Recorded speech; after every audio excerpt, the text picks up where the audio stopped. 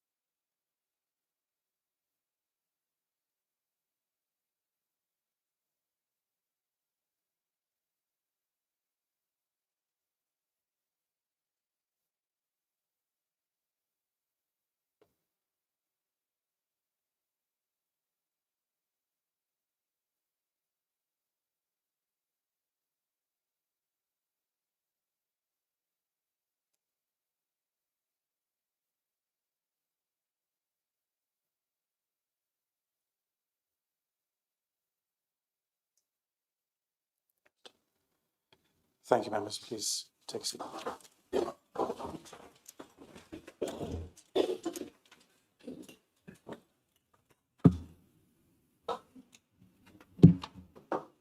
So I'd like to place on record this council's sadness at the passing of former Mayor and Sheriff of Gloucester, Terry Haynes, over the Christmas period. I actually had a good conversation with Terry at a large civic event in late autumn last year, and I found him to be very knowledgeable about the history and culture of our region, sharp-minded and a good listener. Terry was one of those people who didn't just support Gloucester, he belonged to it. He served this city as a councillor for Barton and Tredworth from 1995 to 2002. And even when he wasn't a serving councillor, he stayed active, visible and committed, still caring about the direction of the city he loved. To so many people, though, his public service stretched far beyond the council chamber. Terry devoted years to education as a teacher at Carlton Primary School, shaping lives in the quiet, steady way that truly lasts. He helped bring people together through Gloucester's cultural life too, folk music, festivals, and a lifelong enthusiasm for our history and traditions. And if you spent any time around local running, you'll recall how often Terry's name came up with genuine affection and respect. He was the principal organiser of the Tredworth Road Race and the founding and much-loved figure at 7AC. He was a tireless organiser, an encouraging presence, and a trusted voice across the city, the county and the region. Even right up to the end, he was still doing what he always did, helping others, helping sport, helping community, including supporting the organisation of the Plot Court cross-country relay, where athletes marked his memory with a minute's applause. I know colleagues across parties and residents across this city will feel this loss. So on behalf of the City of Gloucester, I send our condolences to Terry's family, his friends, and everyone in the wider athletics community who will be missing him keenly. Terry served Gloucester faithfully. He will be remembered with great respect and profound gratitude. May he rest in peace. Thank you.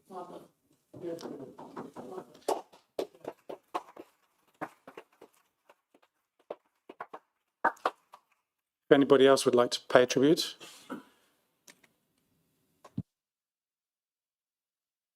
Councillor Lewis.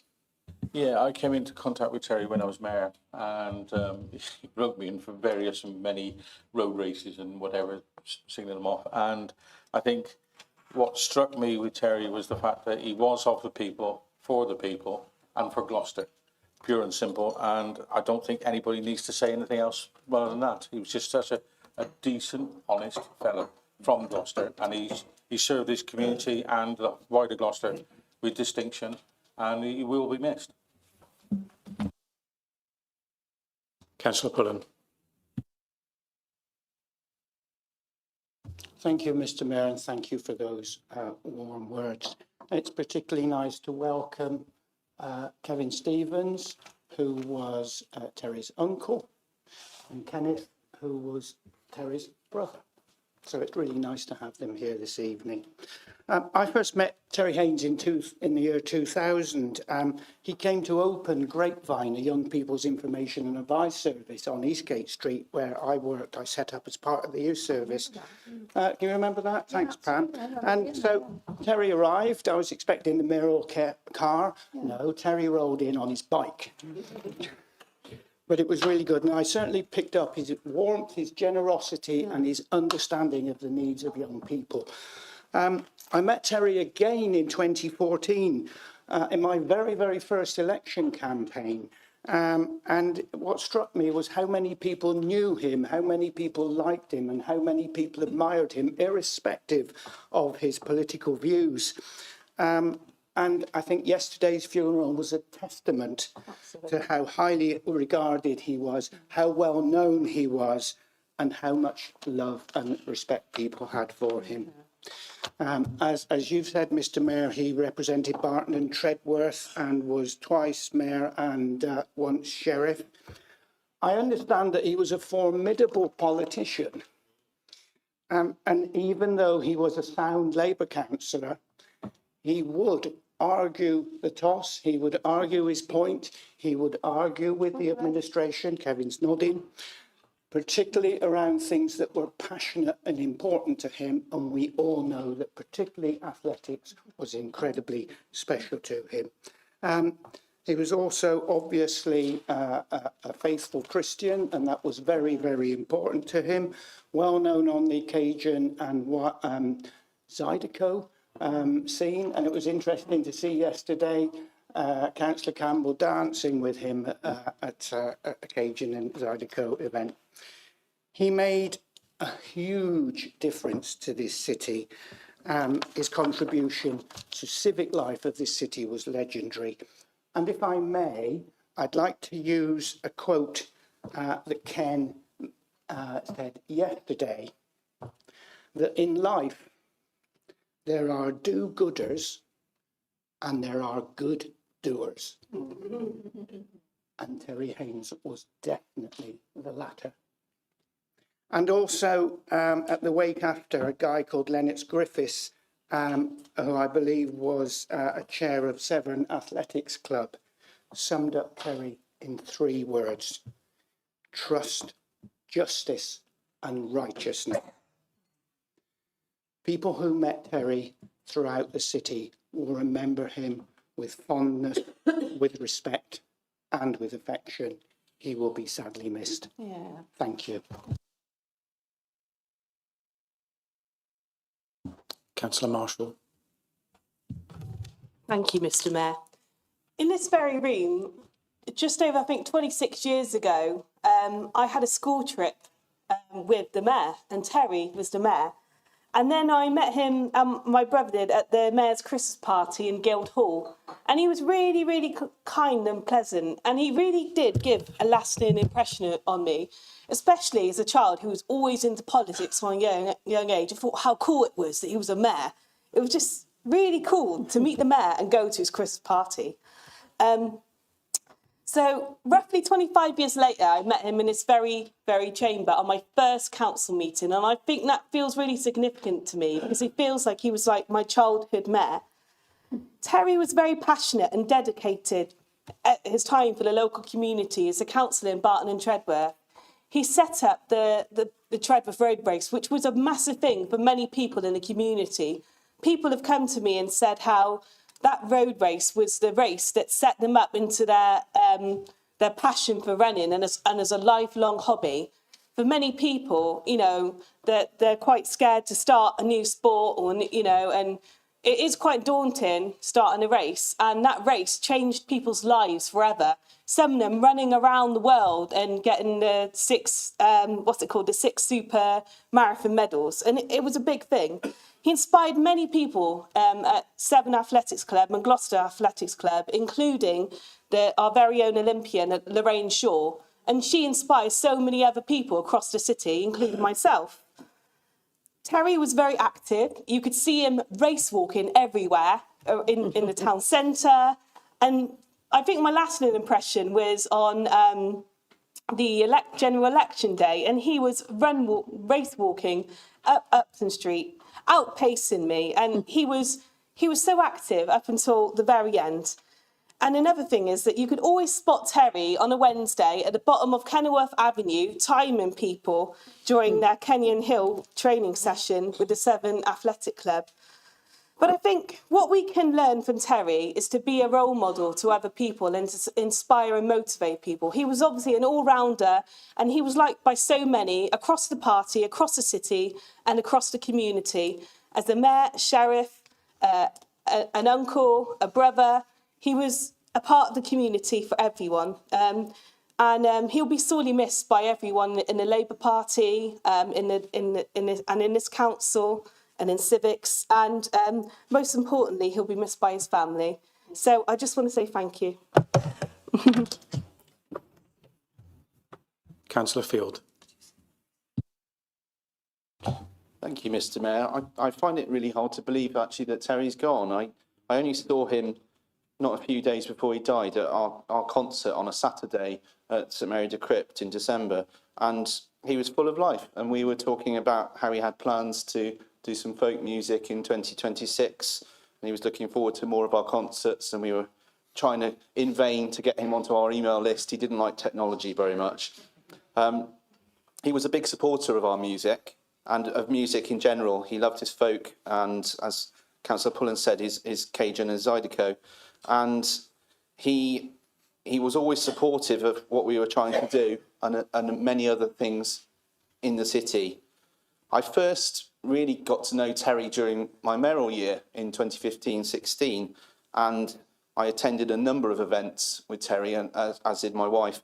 And the first one I went to was a historical association one, I think, and he said, "Don't worry, I won't make you say anything. I won't make you make a speech." And then, not 10 minutes later in the event, he said, "Perhaps the mayor might say a few words." So I always learn when it's an event with Terry, always look it up and always prepare a speech, as I generally did anyway.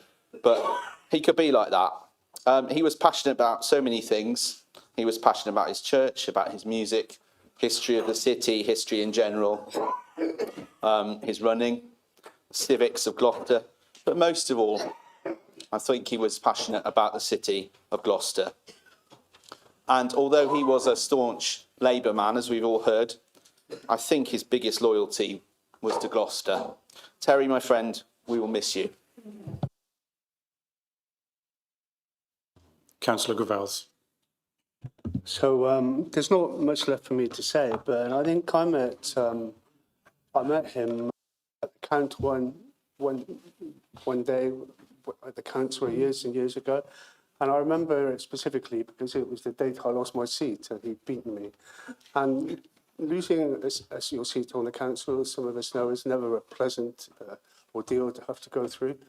But for me, it was made a lot easier because I realised in chatting to him along the account what a decent guy he was. And it's always a little bit easier when you know that you've been beaten by somebody who's an absolutely brilliant individual and is going to make a great councillor. And that was, for me, was the start of a friendship across the political divide. And reference has been made to the Treadworth road race. And I used to live just around the corner from there in Regent Street. And we used to all pile in, whether we were runners, obviously I'm not a runner, but whether we were athletic and sporty. It was just a great community event. And I think Terry invented community events before it became the popular and the in thing to do. He was, you watch him at the Treadworth road race, and to me it looked like chaos, but he always had his clipboard and his bit of paper and the mic in the other hand, and he was just a star at organising these sort of community events in Treadworth, and it was a template that others could follow. And so just look at, sorry, I can't think of the right word, catching on to that word template. We all get told as councillors, here's a template for this, here's a template for doing council work, constituency work and all that kind of stuff. If ever there was a template for the ideal and role model of a councillor, Terry would be on it for so many reasons. So I just think we've all lost a good friend across the political divide. He was he had a great interest in all things civic, and he knew more about the Shrivelty Association, the Ceres Association, up and down the country, more than most of us did. So, and as Sebastian was saying, you look around the room and you don't think, so-and-so don't look very well, I hope they're going to be okay. But when I heard that he died, I thought, no, that can't be right. Every time we saw him, he was so fit, so full of life, so much energy. You would never have believed it could possibly happen. So I think the message to them, for all of us, is to try to treat each other with more respect. Try to be kind to each other, because we never know when we're going to see each other and meet each other again. And as Sebastian said, God bless you, Terry. Thank you.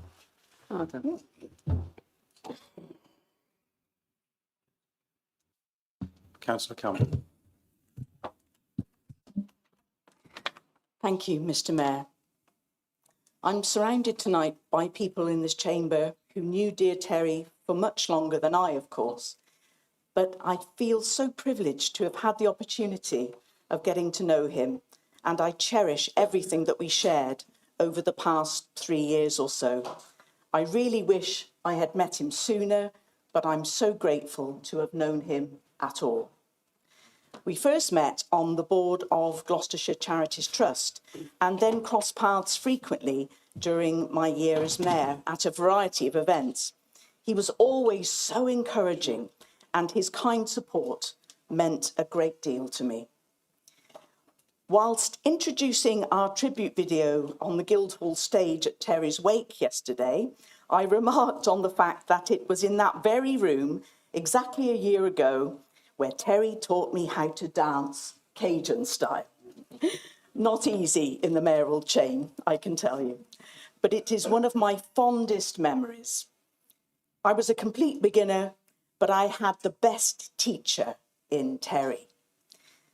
I actually believe that he taught us all in a way, in the broadest sense of the word, mainly by his example, but also by guiding and advising wherever he could, by always caring, and by always being there for people. You only have to view his 2 mayoral portraits on that wall to understand how unique he was. One picture is taken outside by the river, reflecting Terry's love of the outdoors, nature and sport, and the other shows him reading a large book which expresses his passion for history and learning. No other mayors are portrayed like that. Terry had his own style in all things. He truly was one of a kind, and sadly, we will never see his like again. Lastly, I'd like to plant a seed here tonight that Terry should be perpetually commemorated with an annual sporting event in Gloucester. The Haynes Road Race, perhaps? God bless you, Terry, for all you gave to our city. No one has loved or served Gloucester more than you, my friend. Thank you. Thank you, Mr. Mayor. Councillor Sims.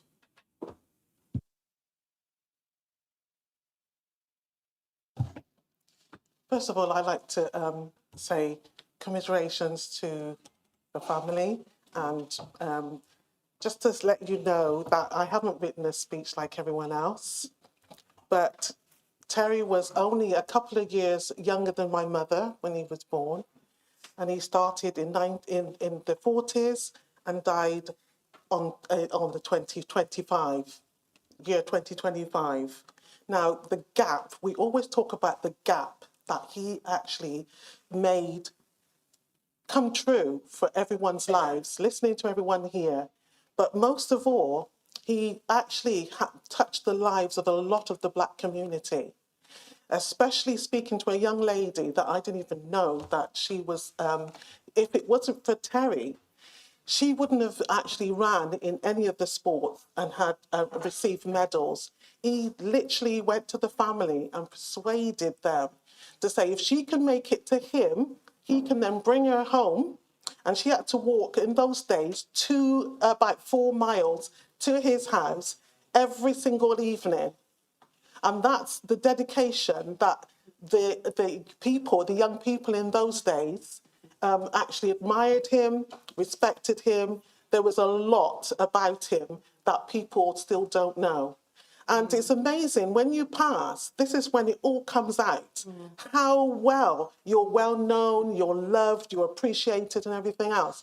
Now, I've known about Terry Haynes from when I was a young person, but I didn't really know exactly. I knew that he was in politics and everything else, but it's when I decided that I wanted to run in 2024 that I saw the other side of Terry Haynes, because everyone's saying Terry this, Terry that. I goes, which Terry? Terry Haynes? No, Terry Pullen? No, Terry Haynes. So it was really lovely to me to get to know him, to work with him, especially when he was canvassing. He was so strong, dedicated, and he knew a lot of the diverse community, and he championed that, and he was such an absolutely amazing man. And yes, I did shed a tear when he actually passed, because I thought he was going to outlive us most of us here. So, to the family again, and rest in peace, Terry, wherever you are. I know that you'll be able to support us in spirit. Now you're gone.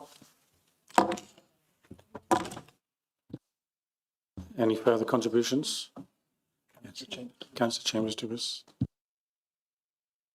Thank you, Mr. Mayor. I think everyone has really said just what an amazing person Terry was. And I, for one, he's someone that I won't forget, ever, because he's had a big impact on me in the short time that I've known him. He's made a huge difference as well. And I'm so grateful that I was able to know him for the time that I did. But something else that I'm really, really grateful for is the fact that he remained active doing the things that he loved right up to the end. And, for that, I am so thankful.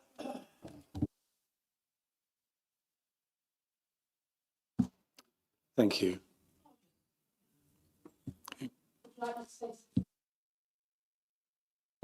Councillor Tracy. I wasn't going to say anything because I echo everything in this room to what's been said, Kevin. I don't want to say when we got stuck in the lift. I've known Terry for many, many years, obviously, on the council. And we've been great friends. He used to take me all over, like straight everywhere for folk festivals and everything. There's no worries, I wasn't after him. And he was a great guy. Like you all echoed what you said. I did go to the occasions festivals. My God, can't he dance? And he had me going round like he said, just do the polka. I said, all right, to do the polka. I was exhausted after his dancing. But he was an all-rounder. I shall miss Terry my beans on my doorstep now this summer. And also, I was very privileged to help him in his mayoral year as an escort with the other mayoresses couldn't help as a consort. And we did have great times on that. I do echo, he would do nothing unless he researched his work or wherever he was going. He would, like it was said, he wanted to know the history before he went to speak to someone so he could relate. Is that right, Andrew? That's fine. And he was really great with the sheriffs. Oh my God, did we have some good sheriffs meetings? But he wanted to make sure it was all done properly. And we were very lucky and blessed. And he organised the sheriffs in the cathedral, didn't he? Yeah. Once a year. Yep. And we used to go there to sheriffs. And like you all said, I'm just going to repeat myself again. Terry, you were a good one and always will be. Very straight, very forceful.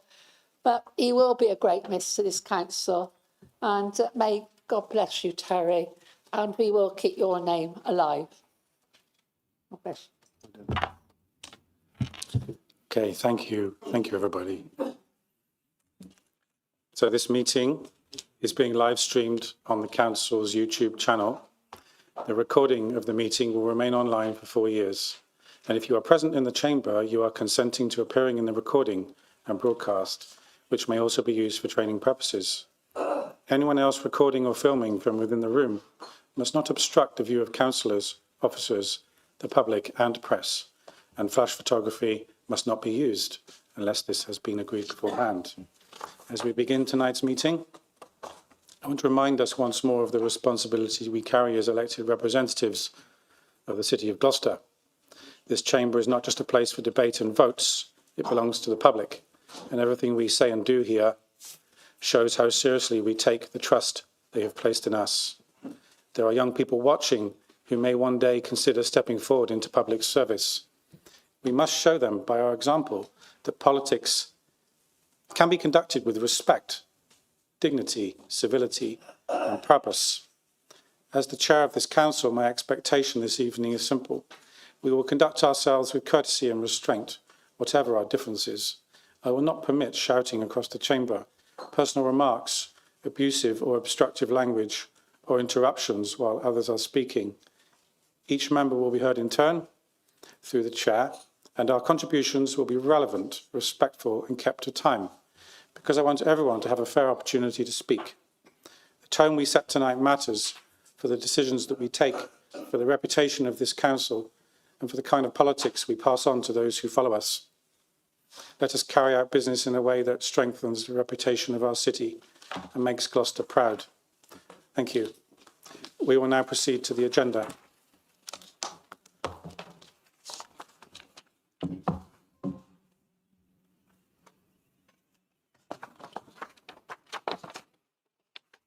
Item number 1, apologies. I have received apologies from Councillor Evans, Councillor Courtney, Councillor O'Donnell and Councillor Knowledge. Are there any other apologies? No. Okay. Item number 2, minutes. I'd like to approve the correct record of the minutes of the council meetings held, 3 of them, on the 20th of November 2026, 2025, typo, and special council meetings held on the 25th of November and the 18th of December 2025. Okay. Can we approve those minutes? All 3? Yep. Thank you. Thank you.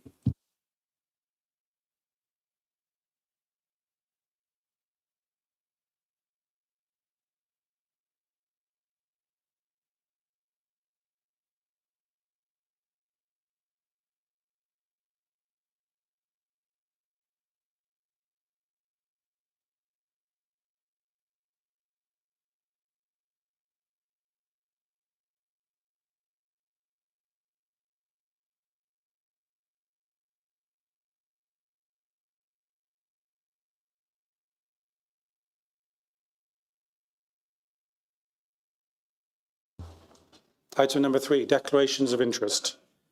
Any declarations of interest? Nope. No. Okay. Item number 4, call over. I will read out the agenda items that are available to be reserved for discussion this evening. If you wish to reserve any items for discussion, please indicate by raising your hand. Let's start with item 9, revised budget 2025 to 2026. Councillor Alistair Chambers, thank you. Item 10, Treasury Management Update, mid-year 2025-2026. Okay, Councillor Alistair Chambers, thank you. Item 11, Local Tax Support Scheme. Council tax support scheme, that should be. Okay. Yeah, tax support scheme. Okay. Councillor Pullen. Item 12, Licensing Act 2003, Draft Statement of Licensing Policy. Okay, Councillor Stephanie Chambers, thank you. Item 13, Constitutional Changes. Okay, yeah, okay. Yeah, Councillor Chambers-Dubus, thank you. Item 14, programme of meetings. Item 15, urgent decision reported to council. Okay, thank you.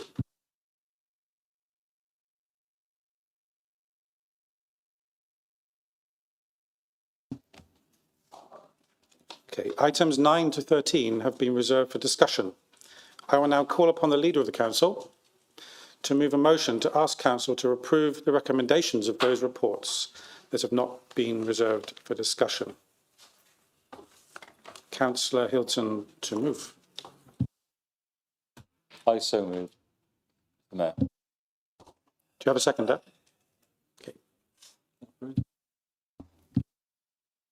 Is that approved? Seconder? Everybody else? Approved? Yep, thank you.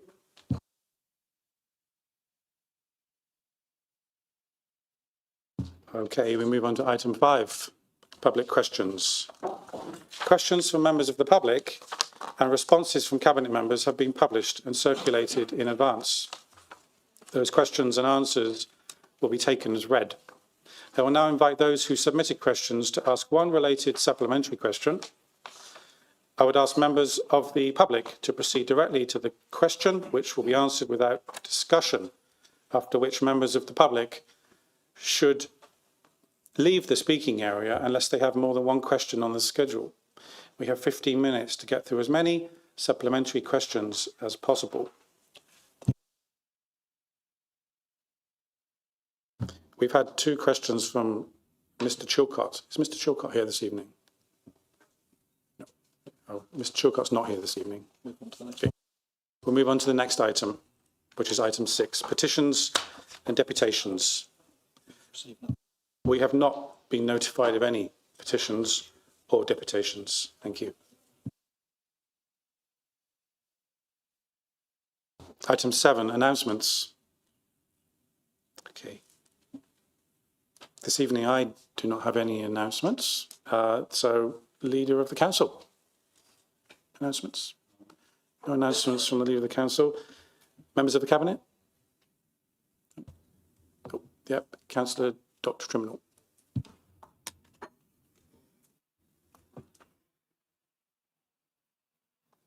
Apologies, I've actually got an announcement from Councillor Caroline Courtney, who unfortunately can't be with us this evening. And this is in relation to her Cabinet member role as Cabinet member for Culture and Leisure. So Caroline says, you may recall last year Museum of Gloucester embarked on a project to rationalise, repackage and improve our inventory for our archaeological collections. We set up the Discovery Centre in Eastgate Shopping Centre so we could allow members of the public to come along and view our collection as we unpacked it, itemised it and repacked it. The TV series Digging for Britain have recently done a feature on this, as many museums are taking in more items than they are able to store and catalogue. The episode that aired last night featured the Museum of Gloucester.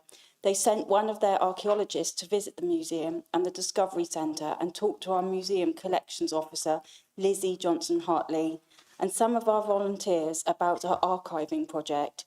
It's a really positive story about the way the project has helped us bring our unseen collection out into the open, allowed people to volunteer to be involved in something they are passionate about, and to help us preserve our collection for many more years to come. Volunteers working with museum staff and specialists from Cotswold Archaeology emptied and examined 3,000 boxes of archaeological materials. This is half of our collection, and critically, we have been able to rationalise this by 50%, down to 1,500 boxes, vastly improving our storage. Material unsuitable for long-term retention was donated to education settings, local artists and archaeological volunteers to use for teaching, creative practice and hands-on learning. You can find it on iPlayer, episode 4 of the current series of Digging for Britain, if you'd like to watch it back. Thank you. Thank you. Any announcements from chairs of committees? Nope, nope, okay. Head of paid service announcement? Nope, nope.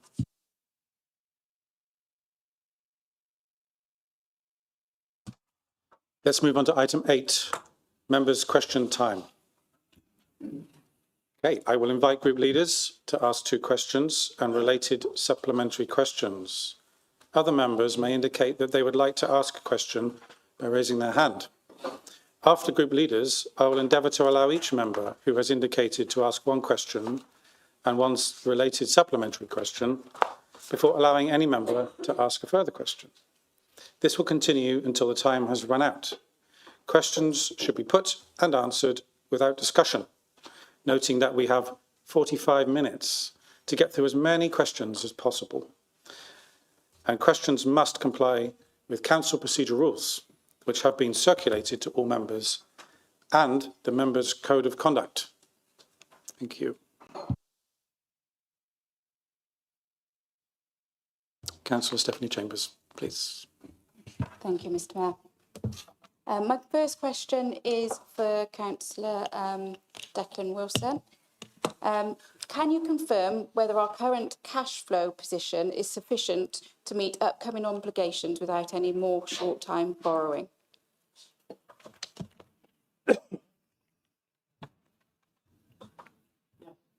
Thank you. My supplementary is, can you confirm that this council has not used any money that has been ring-fenced for specific projects by the government for levelling up or NPO funding, for example? So while we've gone through the cash flow crisis and we've eaten into our reserves, have we eaten into any ring-fenced money provided by the government or anybody else? That's not how accounts works. If you have a lot of money in a bank account, you don't say this amount in the bank accounts for this amount in the bank account for that. That's not how double entry accounting works. Anything that we've had in for any particular grant funding goes booked to account and it sits in the balance sheet and it's reserved, and it's not. It's like when you look at our reserves, that's all still there, irrespective of money's come in or not, because ultimately we protect all of that, and it's our job to make sure that when the money is needed, the cash is there. But when cash comes in, it's not, we don't sit and go through the bank account and actually allocate. No company I've ever worked for ever does that. So anything that's come in for specific reasons, grant money, etc., will always be ring fenced and used for the reason that it's come in for. If we sort of tried spending that money on something else, we would be absolutely crucified by the auditors. So it is never done. Second question. Thank you, Mr. Mayor. And this one's for the leader of the council. Given the leader's constitutional responsibilities for governance, transparency and oversight of senior officers, can he outline how he has discharged these duties? Specifically, how many senior management appraisals has he completed since May 2024? Leader of the council.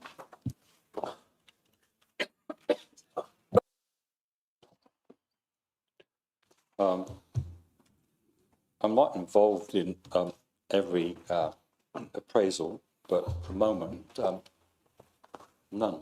I'm halfway through one. I'm not going to say which officer that is.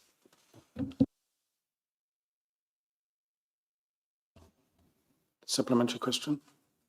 No? Okay. Councillor Terry Pullen, please.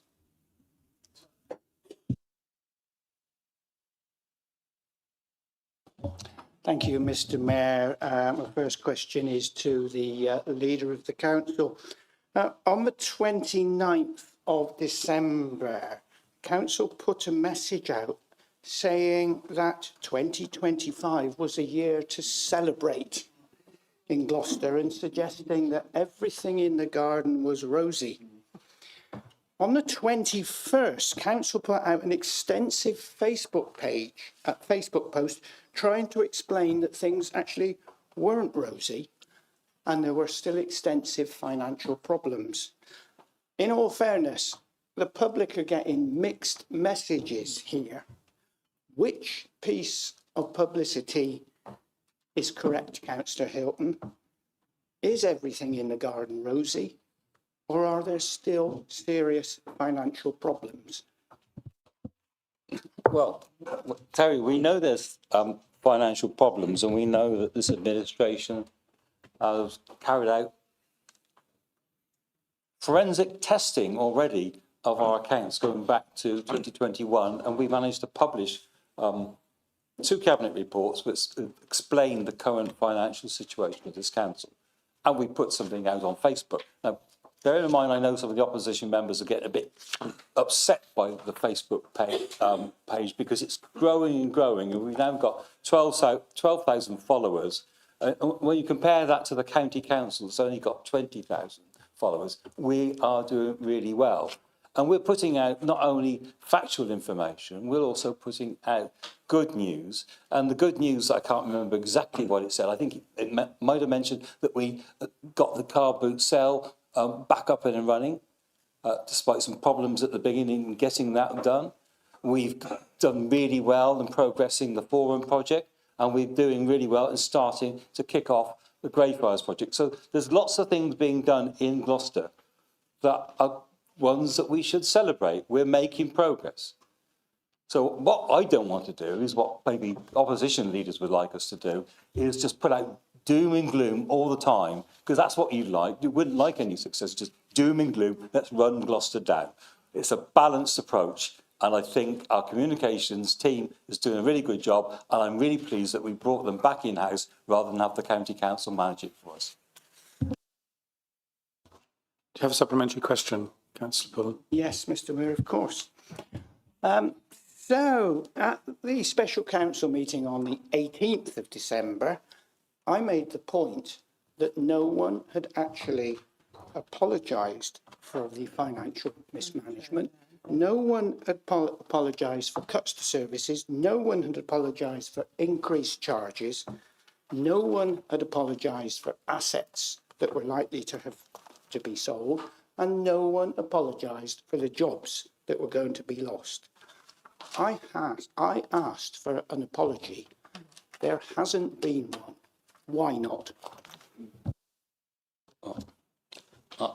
I'm not going to apologise for digging around the financial accounts and getting it right and discovering where this council's financial situation lies. Let's remember, the Conservatives left office with 3 years statements of accounts unfinished.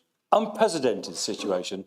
And as far as I'm concerned, we know that the leader of the current Conservative group served in the Cabinet from January 2022, right after the cyber attack, which is often blamed as the only reason for the problems. And I've yet to hear her apologise for the mess that Conservatives left this council in. Second question, Councillor Pullen. Thank you, Mr Mayor. So, in the Facebook post on the 21st of January, question 11 asked, who is responsible for the financial crisis? And the Lighthouse Consultancy report that was published said problems were not due to mismanagement, but a series of systemic shocks. Interesting, that term, isn't it? Wonderful words, but to be quite frank, they're a complete smokescreen. Why doesn't the leader be honest and admit that the issue was mismanagement? There were a number of systemic shocks. We know that there was a cyber attack. It's undeniable. We know that we went through a pandemic. That's undeniable. And we know that interest rates have shot up since we started as a council the Forum project. So we know that those things were a problem. I think what we don't know, and only Stephanie Chambers can tell us, is why during her time in office in the Cabinet, nothing was done about the failure to finalise the accounts for 3 consecutive years. Nothing whatsoever. And we've never had any information from her about what she did in the time when she was in the Cabinet and why this council is in such a financial mess. Because the Conservatives were running the show and they should have sorted it out. You will be finding out in February that we will bring in a report about the finance team. We've had a full investigation by the LGA and we will have proposals on how we are going to strengthen the finance team, so we never get into the situation that we had before. But the Conservatives did nothing. They slept through the situation and didn't resolve it. Declan and myself asked question after question after question at council, just like you're doing now, Terry. Did we ever get anything back from them? No, they never filed the accounts. We were promised that the accounts would be done before the elections. They were never done. We picked up an absolute shocking mess from the Tories, and they're the ones to blame, and they're the ones to explain why they didn't sort it out, because we're now sorting it out.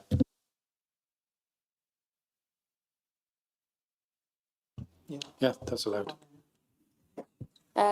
Thank you. Just a point of personal explanation, because I was mentioned there, and I think we'll find out later that the Conservatives in this bench aren't hiding anything, and we are happy for full forensic investigation into these accounts. We're not the ones avoiding that. That's right. That side over there are avoiding a forensic examination. Why?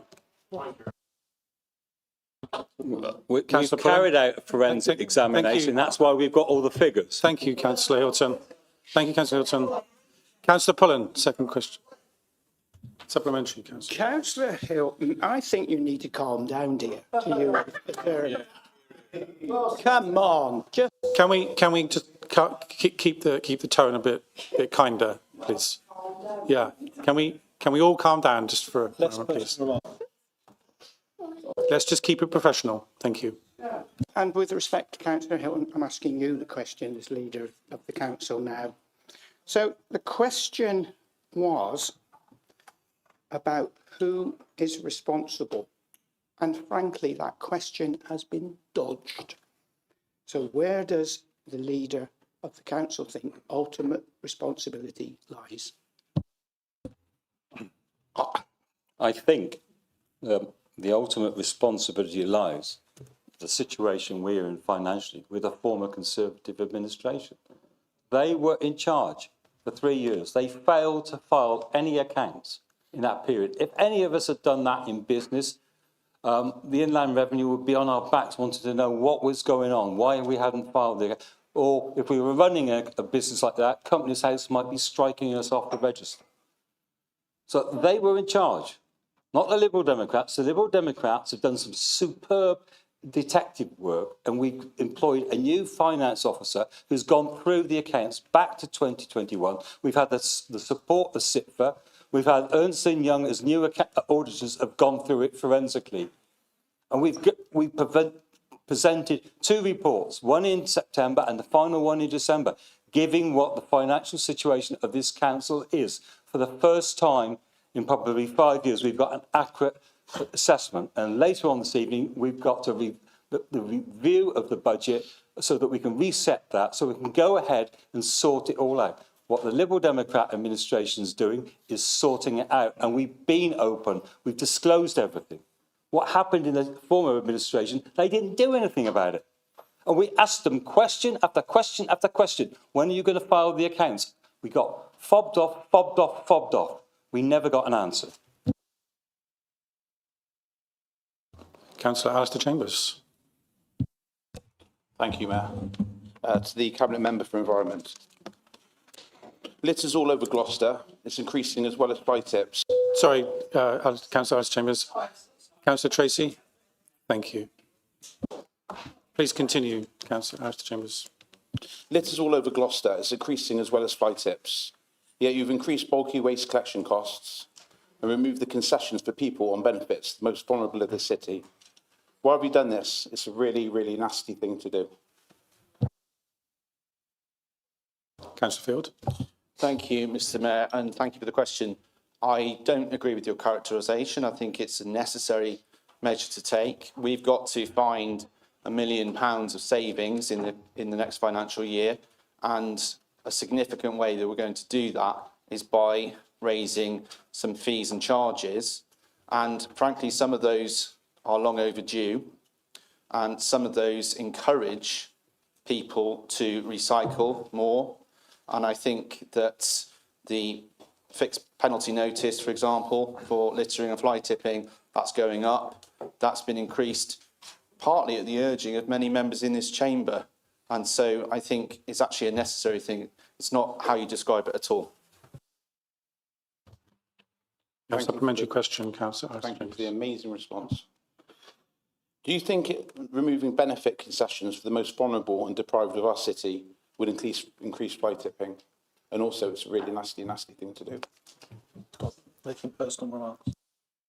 Councillor Alistair Chambers, please keep the tone a bit more gentle. No personal remarks. I'm so sorry. I'm dreadfully sorry, Mayor. Thank you so much. Thank you, Mr. Mayor. I'd quite like the apology to me as well, actually. I don't agree with that characterisation. Repeating it again doesn't make it any more true. The vulnerable people that you mentioned, that taking away the concession, that I think would be happening with this council, and indeed it's happened with many other councils. It's to do more with the way that the benefit system is changing. Most people nowadays are on universal credit, which we do not administer. The current way we administer the concession is by checking housing benefit, whether people receive housing benefit or council tax benefit. We administer those, so we can check that out. We don't administer universal credit, so we can't check that one out. And it creates more administration for us and increases our costs. I think it's unfortunate that we had to increase some things. We had to take some tough decisions. It's necessary. Where we've increased things, it's modest, but it's also going to raise a significant amount of revenue for this council. It will only be a few pounds for some residents, but in terms of the council's budget, where we've got to find significant amounts of money, it's going to make a big impact. Second question, Councillor Alistair Chambers. Thank you so much, Mayor. I really appreciate it. So this question is to the Cabinet Member for Environment. Why are missed bin collections at record levels over December and January?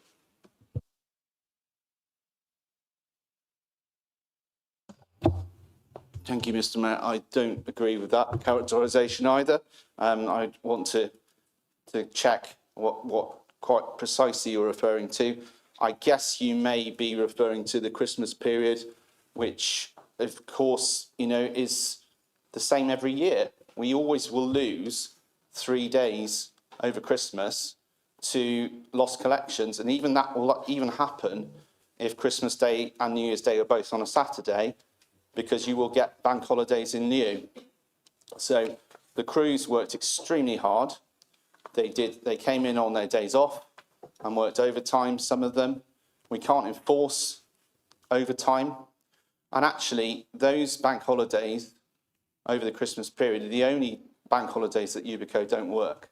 And so I think that they've done a great job. I told them so. I went into the depot and spoke to some of the guys and said, you're doing a great job, gave them some tubs of sweets. I think that actually you should be more positive. And actually, if they are missing collections and trying to work hard to catch up over the Christmas and New Year period, it's because people are presenting much more recycling. And that is going to have an impact on our income. We think that the January figures will reflect that, and that's a good news story for Gloucester, and I think you ought to be celebrating that. You have a supplementary question, Councillor Alistair Chambers. I do, thank you, Mayor. Christmas may be a surprise to children, but it's not like Christmas is a surprise to you. You have 12 months to prepare. You haven't prepared, and you said for the last 3 years it's been the same. That's exactly your word for word. So if you know Christmas is coming, you've got 12 months to prepare, you know there's going to be 3 days off, no different to a Sunday, no collections on a Sunday. Why are you so incompetent? Thank you. Councillor Alistair Chambers, that's a personal attack. Yes. I just thought because the rubbish was being picked up and he's the Cabinet Member for Environment. That's not what I meant. Yeah. Thank you very much. Thank you. He really doesn't want to apologise to me, does he? Very sad.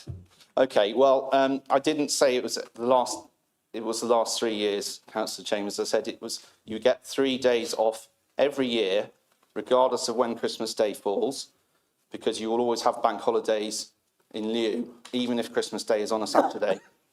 So Yubico work, the only bank holidays they don't take off are at Christmas. And they work all the others throughout the year. They do a really good job. If you are saying that we have to enforce Yubico to work even on Christmas Day and Boxing Day and New Year's Day, I think that's rather serious, and I think that's rather unfair to people who are entitled to have time with their families as the rest of us are.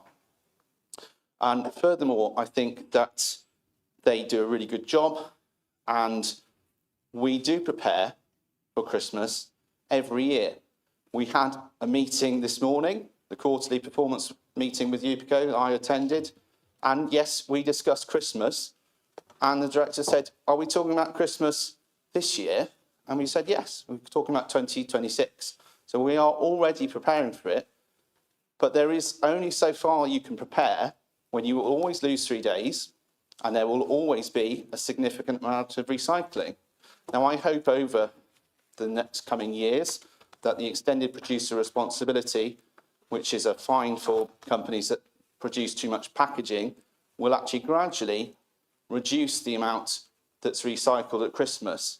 And hopefully that will have an impact on things like Amazon and eBay and things that package at Christmas. But until that happens, and it's gradually happening, there will always be a lot of packaging at Christmas. So it's going to be the case that we're going to have to work really hard to pick up this recycling. And at the moment, it provides a good income for this council. And thank goodness we didn't listen to the group opposite who wanted us to go to big bins for the recycling, which would lose all that income for City Council, which is going into supporting our services and keeping things running.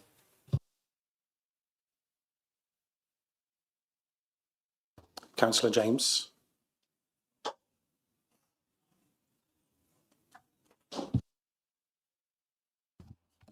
Thank you, Mr. Mayor. My question is to the head of resources, or cabinet member for resources, and it's about Herbert Kimberley and Philpott Warehouse, the former council building in the docks, which has been empty since 2019. In that time, it's obviously been costing the council money in maintenance, service costs and security. I just want to know really, when will the former offices be sold? Okay. Leader of the Council.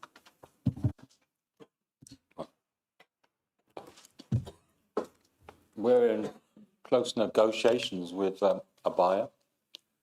They've changed their plans for HKP. I don't know whether we've completed anything at the moment, but they want to develop it in a different way. It's a very difficult site because there's other tenants on the ground floor, and that's been one of the difficulties. But they haven't pulled out yet. Let's put it this way: this is one of the legacy problems that we got from the former administration. They closed the offices there some time ago and put it up for sale.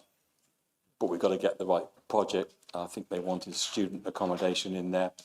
The planners are saying there's not that need in the city for student accommodation. We know that Ermine Hall is being closed down. So I think the developer has revisited what they want to do. But I would hope it's one of the parts of the projects in the exceptional financial support that we've listed as one of the capital sales that we will help cover the £15.5 million that we want to draw down or borrow. If we can sell it earlier, then we don't need to borrow that £2 million, which is what I think what was the original agreed sale price. Do you have a supplementary question? I did have a supplementary, but Councillor Hilton has actually answered it. It was concerning the prompt sale of assets in order to offset the ESF that we are. Yeah, thank you very much. Thank you. Councillor Chambers-Dubus. Thank you, Mr. Mayor. I think this one is for Councillor Wilson. We were told that we currently do not have the capacity to undergo an audit by forensic accountants. Do we have any idea yet when we will have that capacity? Yeah, I'll give you a little background to that. First of all, forensic accountant's a very strange term. I've never actually heard it, and I've worked in the industry for about 30 years or so. The auditors the fees that we pay to our normal auditors that come in for 25-26 is £200,000. Now, for forensic accountants, what we seem to be talking about, if you look at the motion that's before council later on tonight, they want to go into detail several years' worth, which I would have thought transaction-wise would be considerably more than what we would expect from our normal auditors. And I think when auditors do local government work, they do it at a lower rate than they do for sort of normal big commercial companies. So I would say 200,000 would be the minimum you would expect to have to pay. But it isn't just that.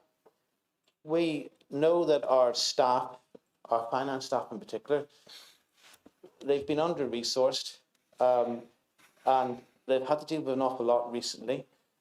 They've had to do the EFS preparation. They've had to deal with the auditors' statutory recommendations, and we've also got the external auditors coming back in again, plus doing the normal day job.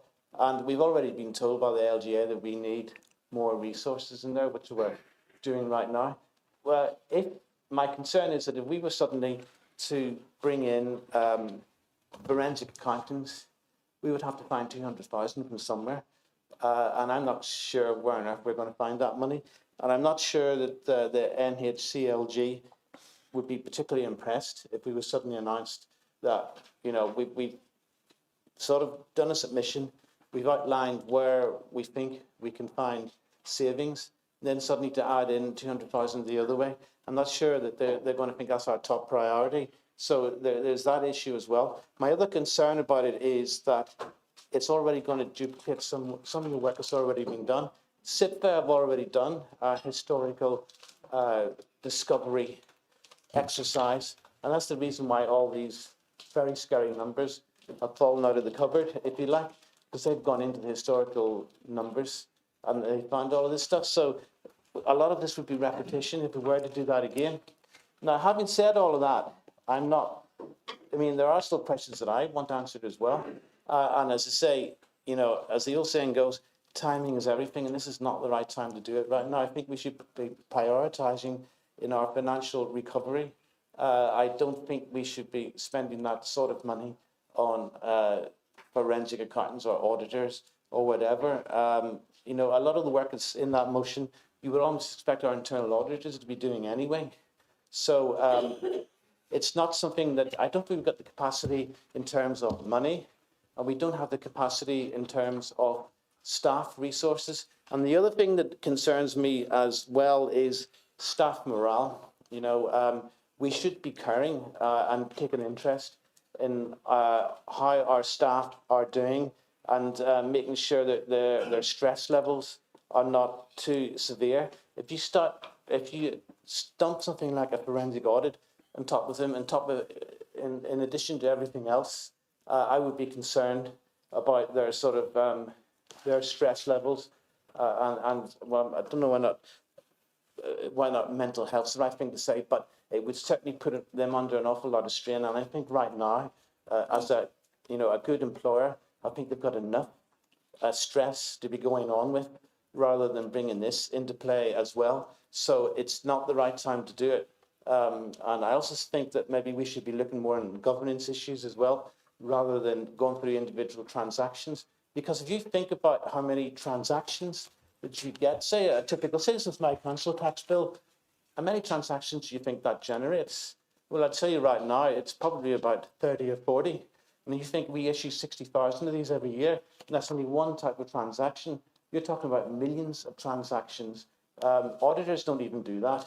What they do is they take samples and they risk assess, but a forensic accountant implies something else. It almost implies criminal activity, and they would be expected to go in and start checking everything. And then how long is that going to take? And this is where the bill starts racking up into the hundreds of thousands. And I don't think that's the responsible thing to do. So that's the reason why. Sorry, that was a bit long-winded, but it has to be to sort of try and explain it properly. Well done.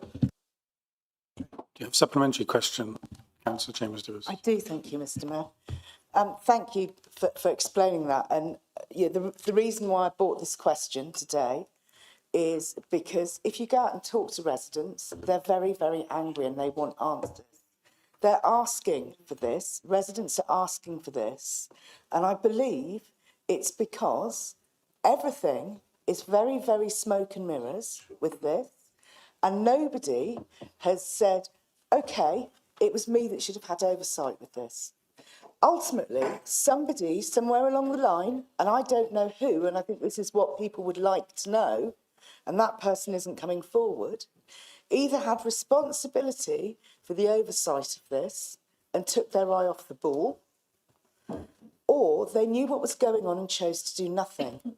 And I think the issue here is that people are feeling that we're not getting any answers. So what would you suggest would be the way that people can get that answer of who should have had oversight and who took their eye off the ball or ignored the problem, instead of going to have an external... Right, there's quite a lot to unpack there. I understand what you're saying, and I'm getting similar comments as well. All I'm saying is, forensic accounting, bringing in a very expensive forensic accounting operation is not going to give you the answer. You're asking the wrong question in many ways.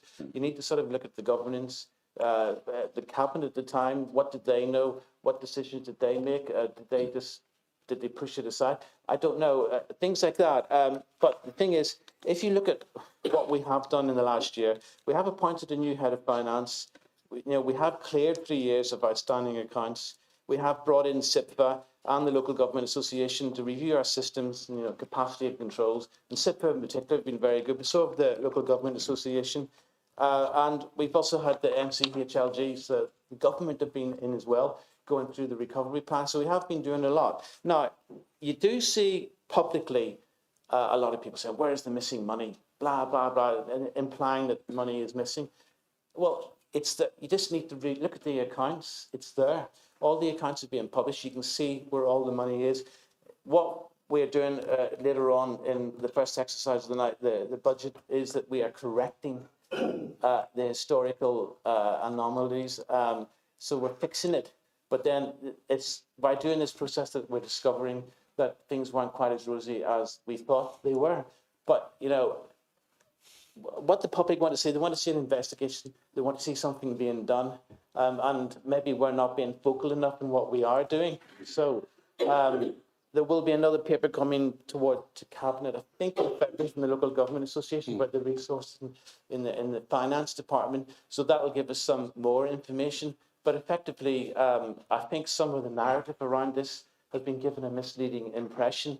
So when people ask me, and they have done so in my own, patch in Hucklecote, I sort of explain, look, we inherited a mess. There was issues, there was a cyber attack, there was a crisis in local government auditing.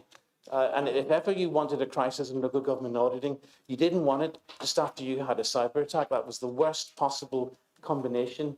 And in effect, well, what we've had to do is, whenever Alison started my first meeting, I told her, look, I want you to dig deep. I want you to sort these accounts out because I'm not comfortable that there isn't something there. And that's what we've done. So in effect, we have this crisis now is because we have gone in deep and we've discovered it all. So this is what we're discovering. So it is all coming to the surface now, and we are sorting it out. But to bring in the sort of forensic accountants, it's an answer to the wrong question, really.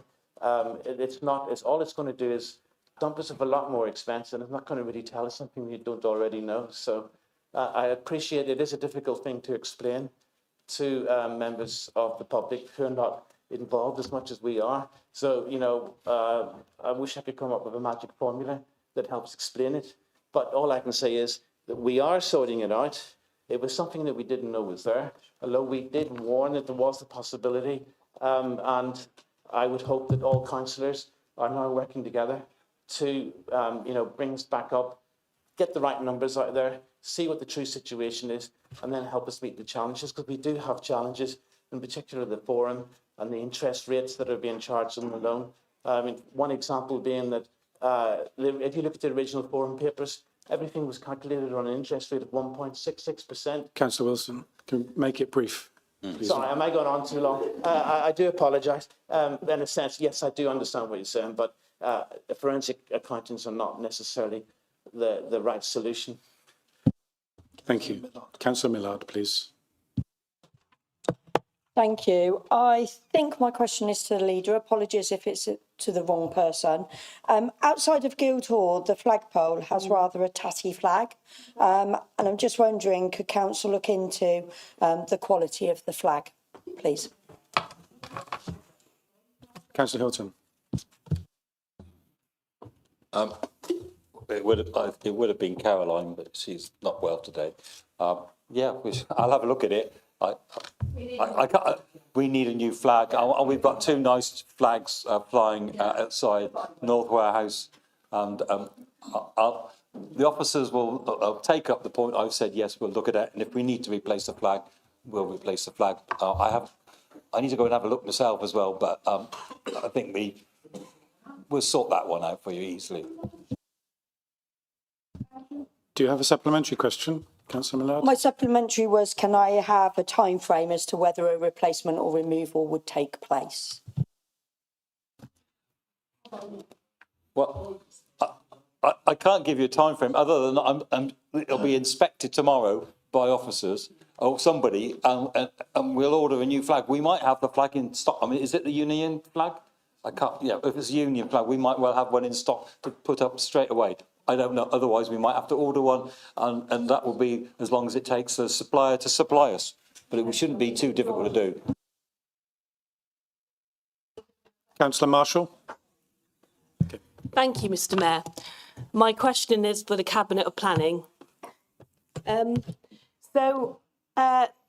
Road, Colwell School, it's been a long day. Yeah. So just asking, what is the situation with Colwell School on Derby Road? The planning application expired in March 2025. It has been sitting empty for years. Councillor Sawyer. Yes, this is an important site for us, and actually it's the applicant that's the problem. They live abroad and they've stopped communicating with their officers. So we've got to the point now where we've been chasing them for a long, long time. They've just got to finish a few little bits and then the decision can be made. But sadly, they seem to have just disappeared and they haven't engaged. So we're going to have a conversation now, because obviously this is an important site. It's an allocated site in the city plan. We want it. We know there's antisocial behaviour. We want to get it moving.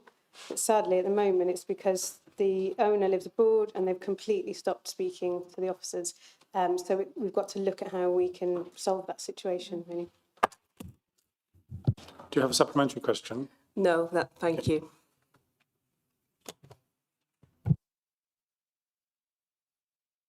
Councillor Bell.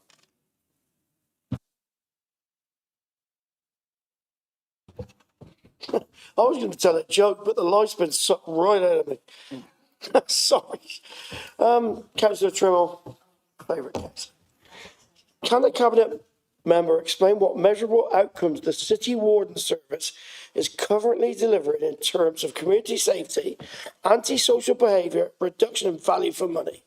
Given the ongoing financial pressures facing the council, would the administration review whether the current City Warden model presents the most effective use of public funds, including consideration of alternative arrangements with Gloucestershire Constabulary or other partnerships that may deliver better outcomes at lower cost? Councillor Dr. Trimble.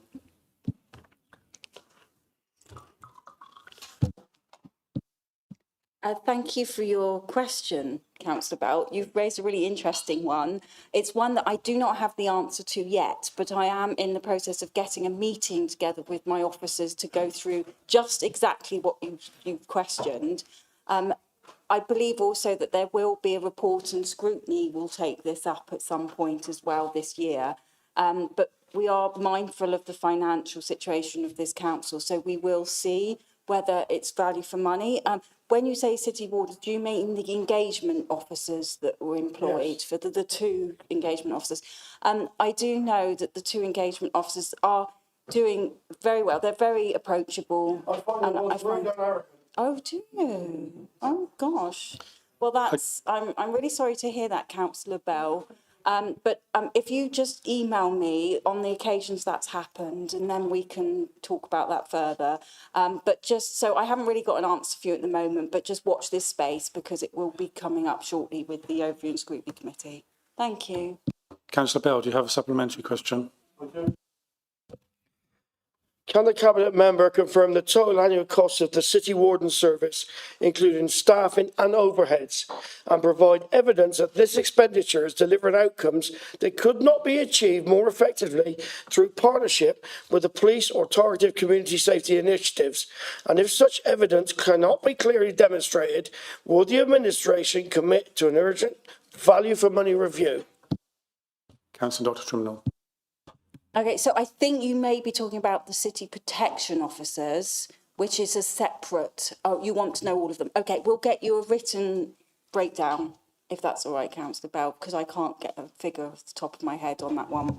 But you've raised an interesting question, so we'll get the detailed answer. Thanks. Councillor Harries. Thank you, Chair. My question's for Councillor Dr. Rebecca Trimnell. I'm aware that there appear to be some homeless people in the area around the cathedral. Is the council aware of this, and what are they doing to support them? Yes, thank you so much for your question, Councillor Harris. I am very aware of the situation with the rough sleepers that are currently under the archway by the cathedral. I've met with the cathedral actually only on Tuesday, and it was a very productive meeting. And we had good news actually. An hour before we met the cathedral, one of the rough sleepers there had taken up accommodation. And so we're now working with the other individual to take up temporary accommodation as well. But I must say, I want to thank our outreach team who are engaging with them on a daily basis. And I really do hope that it's not going to be too long now until we see both of them housed. Thank you. Councillor Harris, do you have a supplementary question? No supplementary. Thank you. Councillor Gravels. So first of all, can I just thank the Vice Chair of Overview and Scrutiny for your line of questioning. I thought you were, and you were really asking the right questions, so thanks, Tree, for that. The reason people are asking for a forensic investigation is because of the magic word independent. People want to see an independent review of how you got to the position where you bankrupted this council. We went from a positive figure. We went from a positive figure in reserves when you took over, and we ended up with a deficit of millions of pounds. And you think you might be capable of doing your own forensic investigations, but sadly for you, Overview and Scrutiny didn't agree.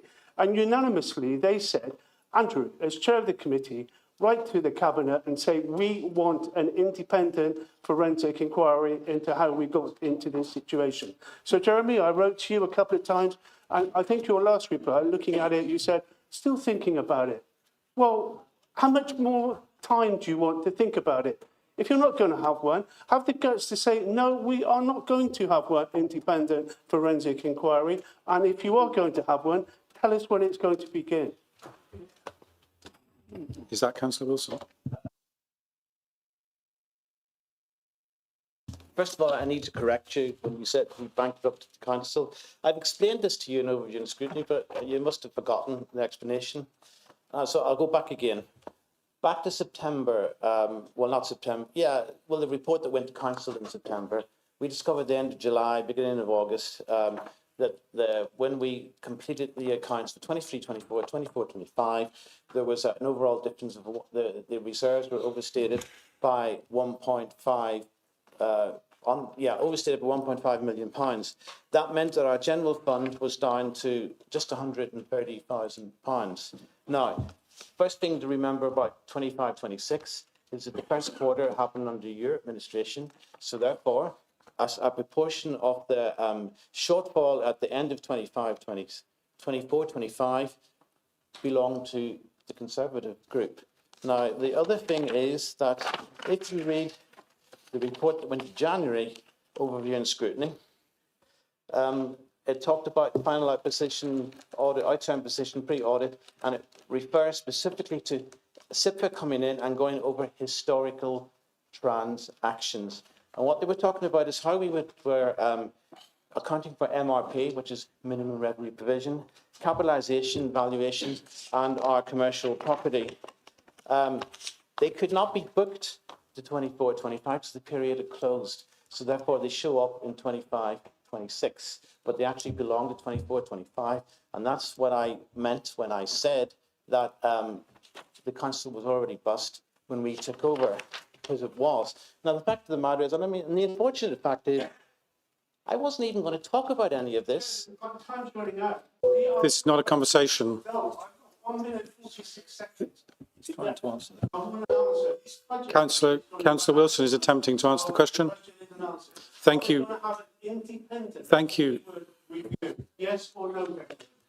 First of all, you made a false accusation, which I was correcting. Yeah. So I had to do that, put it on the record.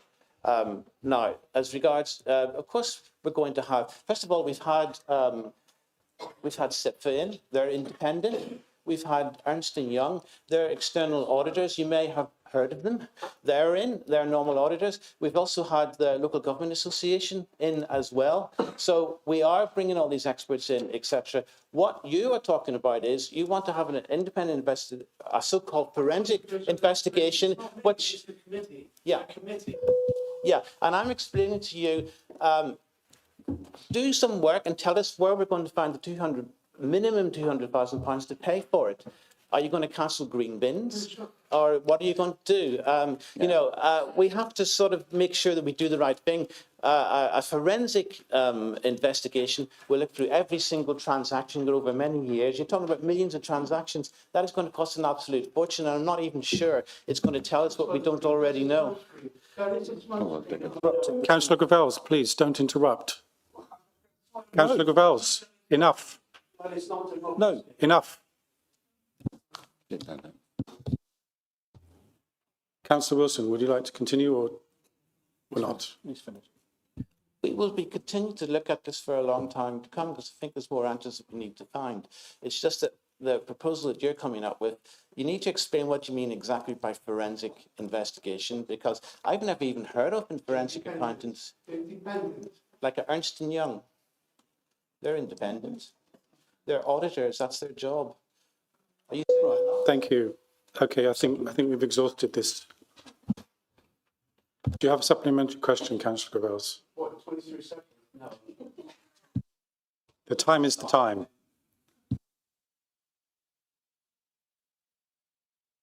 Councillor Patel.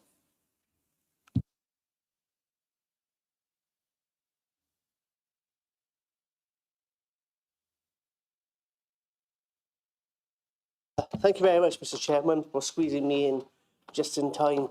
As Councillor Terry Pullen mentioned about the Facebook post on 29th of December saying 2025 was a year to forget, not a year. Well, I'm saying 2025 was a year to forget, not a year to celebrate. By the way, this is to the leader. It seems the council and its comms is tone deaf, has gone tone deaf. The council is on the verge of bankruptcy and had to write to the government with a begging bowl for £15.5 million. Please, what I'm pleading for tonight is stop the gaslighting, stop the spin, stop taking taxpayers for mugs and get in the real world, please. Councillor Hilton was earlier blaming the, sorry, I'm coming to my question shortly. Councillor Hilton was blaming the previous administration for all the problems. And what a superb job that the Liberal Democrats have been doing under him. Well, guess what? Guess how this whole fiasco, the shambles, the financial shambles came about? Councillor Patel, can you come to the question a bit faster, please? Giving yourself a pat on the back, but it came from Whistle. Councillor Patel, if you don't have a question, please ask the question. Please ask the question. In just under 20 months, they've spent £7 million. They've blown £7 million. And I'm not hearing a question, Councillor Patel. whether you can approve the forensic audit forensic independent audit that the Overview and Scrutiny Committee has voted on and supported, and Councillor, the chair of the committee has written to you and requested £200,000 that's going to cost. Thank you. We spent over £100,000 on communication. Thank you, Councillor Patel. I heard the question. Leader of the Council. Outrageous.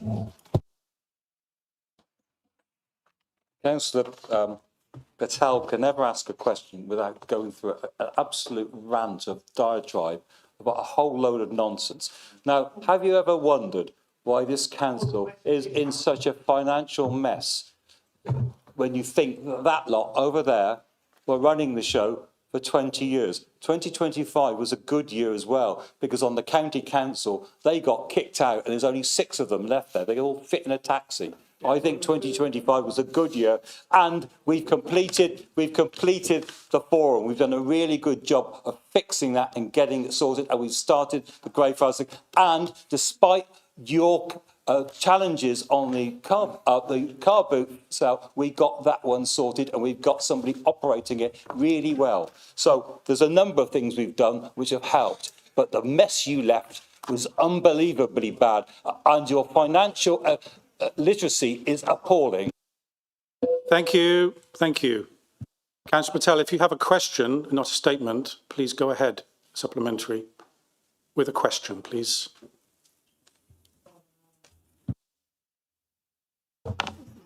Is it true that the Liberal Democrats came into power 20 months ago and blew £7 million of taxpayers' money? Thank you. Thank you. Councillor Wilson or Councillor Hilton? No, I'll answer it. No, it's not true. What we've done is discovered the financial mess that you left. I remember asking the questions before the election and pointing out that if we didn't have financial accounts, the 3 years which were not unfinished, then how did we know what the finances were?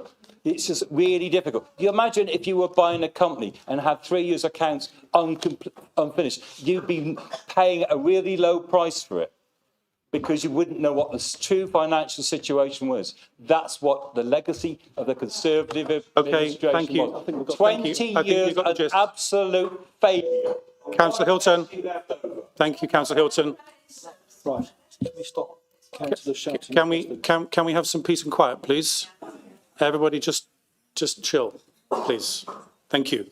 I'm just reminding. I'd not like to hear any shouting while people are sitting down, please, while other people are speaking. Right, we're now moving. We're moving on, okay? We're moving on to questions to chairs of meetings. Members may indicate that they would like to ask a question by raising their hand. As before, I will endeavour to allow each member who has indicated to ask one question and one related supplementary question before allowing any member to ask a further question.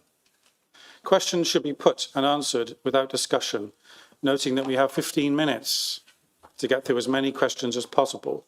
Questions must relate to the business or functions of the relevant committee and comply with council procedure rules and the members' code of conduct. Councillor Alistair Chambers. Thank you so much, Mayor. Chair, would you like to point your question? Overview and scrutiny, please. Okay.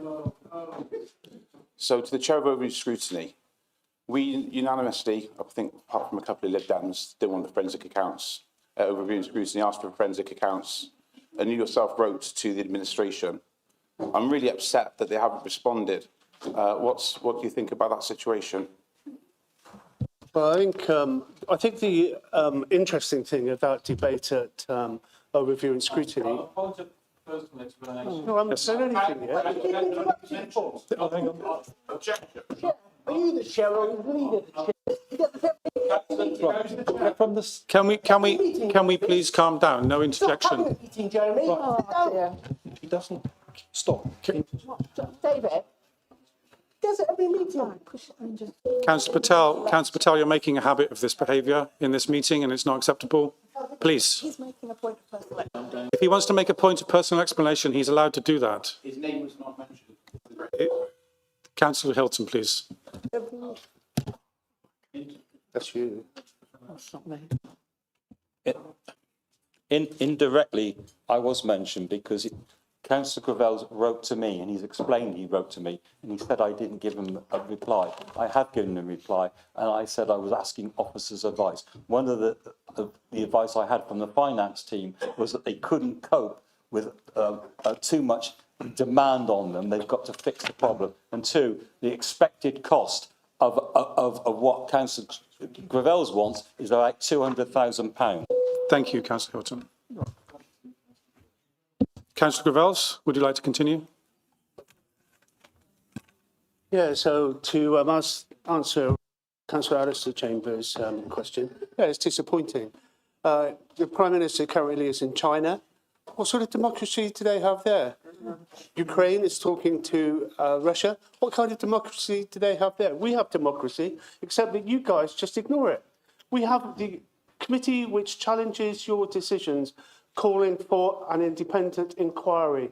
And you say, as a cabinet, collectively, well, I can't find a polite way of putting it, but I think it's so wrong that when a cross-party political party here on the City Council challenges you and says, will you consider an independent forensic inquiry, you say no. And the figure of £200,000, can you give us some written evidence that that's what's going to cost? Because people I've spoken to have said it would be a lot less. So I'd be interested, Declan, to see which companies you've been to for quotes that are that high and what they're getting for that.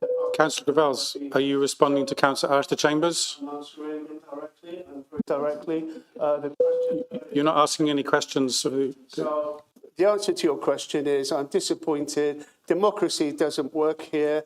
The Liberal Democrats don't want to be accountable. The public are demanding independent answers. Well, the answer this evening is under this administration, under your administration. Thank you. You are denying Councillor Gravels. the right to an independent review. People will not forget that, Mr. Hilton. Well said.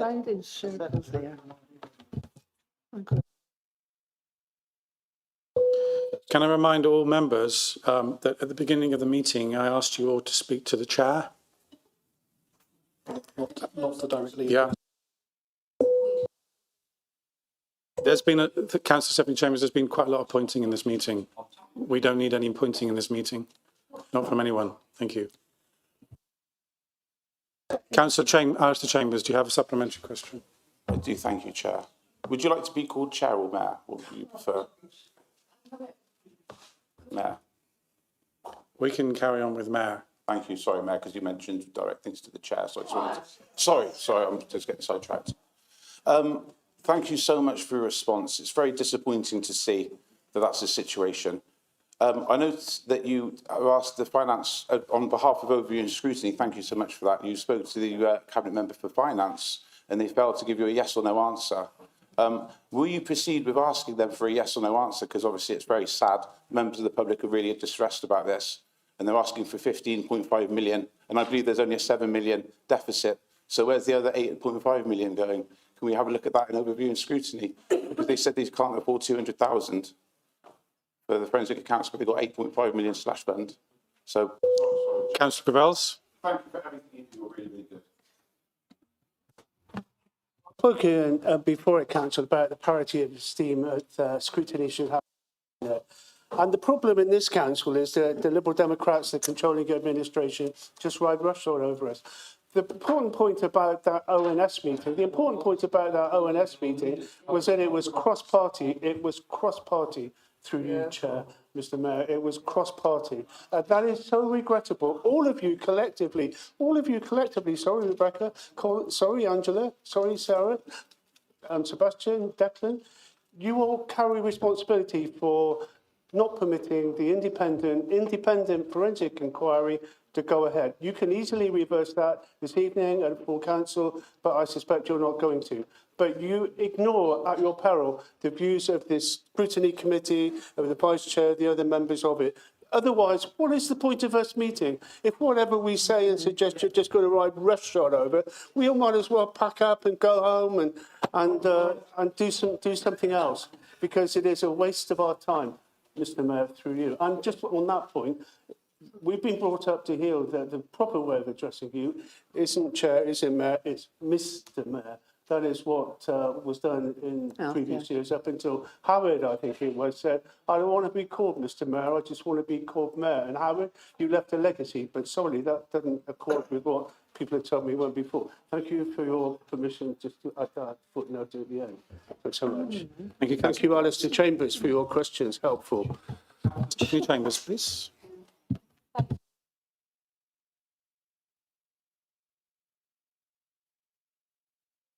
And it relates to the same situation. So can you confirm that no member of the Overview and Scrutiny Committee, when we voted on the recommendation for the forensic accounts, that no member of that committee voted against that proposal? Yeah, I was very surprised. There were Liberal Democrats who took part in the vote, and I was very surprised. And when it came to the vote, I was surprised to see that overwhelmingly it was a vote in favour of approaching the Cabinet and the leader. I think there was one abstention, and I think that was Councillor Condor. I think you abstained. But everybody else voted to go along with the recommendation that we approach the Cabinet calling for this independent review.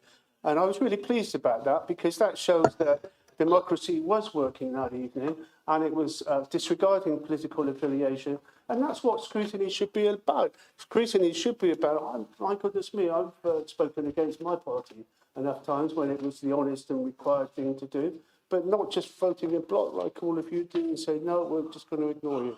That's so wrong, Jeremy. Declan, you need to review how you regard scrutiny and you regard accountability to the public, because at the moment you're scoring very low points. Thank you, Councillor Gravel. Do you have a supplementary question, Councillor Stephanie Chambers? Okay. Yeah. Radley first. Councillor Radley first, though.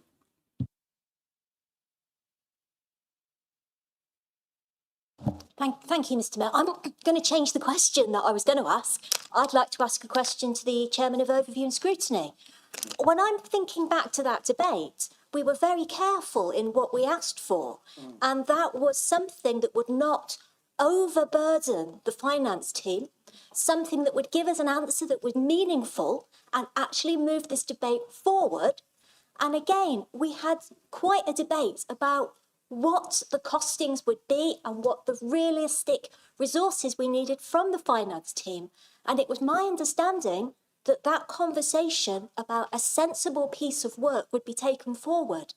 And I would very much appreciate an update at our next meeting about how this is progressing and also how this maintains our priority, which is sorting out our finances and actually getting to a stable position. Yes, we need answers. Yes, answers are very important, but we need to do this in a way that doesn't undermine the stability of our finance team. Would you kindly be able to have that update for us at our next meeting? Thank you. Councillor Gravel. No, I'm happy to answer that question, because I think broadly you're capturing what was said quite accurately.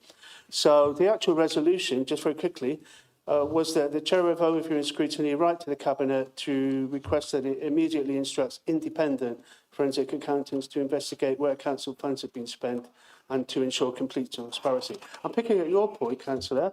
The other bullet points were there, with that the investigation be undertaken in parallel with any other work being done, that the work to proceed urgently, and this is a key one. These are the key ones: for the investigation to be carried out in a manner which is tightly managed with cost, time and independence. And I think when we were talking along those lines, there was the consideration for members of staff, and I think that was recognised. Maybe it's not just, I don't want to read all of it, it's going to take the rest of the evening, but I think that was captured, and I think it was well expressed, and all of us unanimously felt that it was right. And somebody made the point earlier that we have to have due regard to members of the staff who already had it piled on them, and not overburden them and overstress them. And I think you make a fair point. I think that was captured, and maybe it's not really captured here, but I think that was implicit in the tone of our debate, and their work was appreciated. That was made very clear. I hope that's helpful. Councillor Radley, do you have a supplementary question? I'm very grateful to the answer that you've given us, and at the moment that nuance isn't being captured in the clarity and our current debate. So I'm very grateful that that nuance will come through in Overview and Scrutiny which is their job of overview and scrutiny, to go into more detail. So thank you very much for your answer. No, you're right. And I mean, again, the councillor is absolutely right. We discuss important and key issues, and it's not surprising that councillors of all political allegiance at times get really robust and express ourselves in a way that perhaps we wouldn't be expressing ourselves when the debate was slightly calmer. But when we as a committee are met with resistance, then we get annoyed. I dare say it, get slightly angry when we are just ignored and our views across party when we take a vote ignored. Otherwise, what's the point, Chair? What's the point, through you, Chair, Angela, of scrutiny? If we're just going to be, no, I've done it again, sorry, no, don't remind me. What is the point of scrutiny? We deserve to be taken more seriously. And sorry, finally, Chair, Mr. Mayor, to come back with it's not an awful phrase, it's how we should all, regardless of our politics, try to work parity of esteem with Cabinet. At the moment, that's absent. And thank you for bringing us back to a really important point, which hitherto we had ignored. You were right to make it, and I do remember that conversation. Thanks. Councillor Stephanie Chambers. Thank you, Mr. Mayor. And my second question to the Chair is to the Chair of Planning. We've had yet another planning meeting cancelled coming up in this week. And we seem to be getting less applications through. Can you confirm if that is the case? Because we've got such a huge housing waiting list. We've got families that want to buy homes. We've got desperate need for housing of all tenure in this city and around this city. Not getting any housing applications through is quite sad. And the ones that we have got through are not being built. Can you explain why we're having planning meetings cancelled and no applications coming in, please? Councillor Sawyer. Yeah, because I'm not chair, but I think that question. But I think that question's a question. Can I just say that it's unfair? I'm not going to answer it, but I just think that is a question for me and not Angela because she's the chair. No, I'm just clarifying. I think it's unfair. Thank you. Thank you. Okay. Thank you. Thank you. Conversation.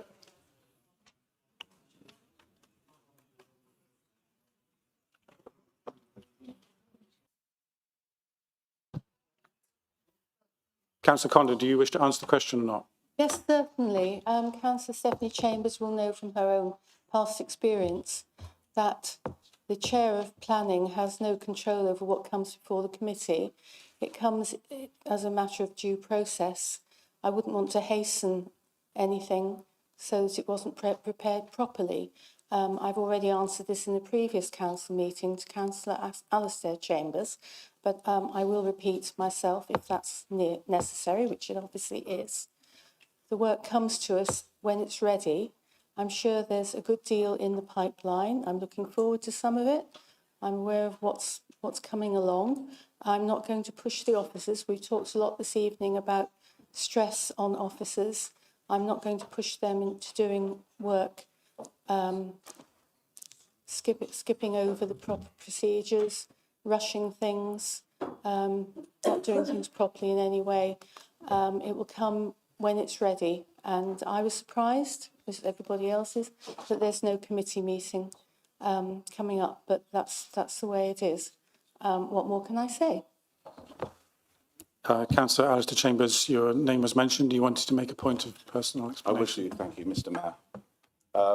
Firstly, you didn't say anything to me. I can't recall any conversation whatsoever. Completely inaccurate. And secondly, if you did speak to me about it, which I refute you did. Councillor Alastair Chambers, can you communicate to me with that? Oh, sorry, Chair. Yes, the Mr. Chair. Sorry, Mr. Mayor. The Chair of Planning did not speak to me. We've had no such conversation. It's absolute fabrication. However, if she did speak to me, it's still not speaking to the member asking the question, so it's a relevant conversation. Thank you, Chair. Mr. Mayor. Mr. Mayor. That was noted. Thank you. Back to the supplementary. Councillor Condon wants to make a point of personal explanation, I presume. Yes, I was referring to a council meeting when I was very newly in the position of being chair, and I'm fairly sure that Councillor Alistair Chambers asked me when the first meeting was cancelled under my chairmanship, and I said more or less exactly what I've said this evening, that I have no control over what comes to committee. It will come when it's ready. There's nothing more to be said. That's noted. Thank you, Councillor Conda. Back to the supplementary question. Okay, no supplementary. Are there any further questions? No further questions for chairs of committees. Oh, Councillor Patel. Thanks, Chair. I can't remember which cabinet member answered the question earlier on. That's got to be to chair. Just for chairs of committees now, Oh, cabinet members. it's to do with the Colwell Centre. What's no? Okay, thank you.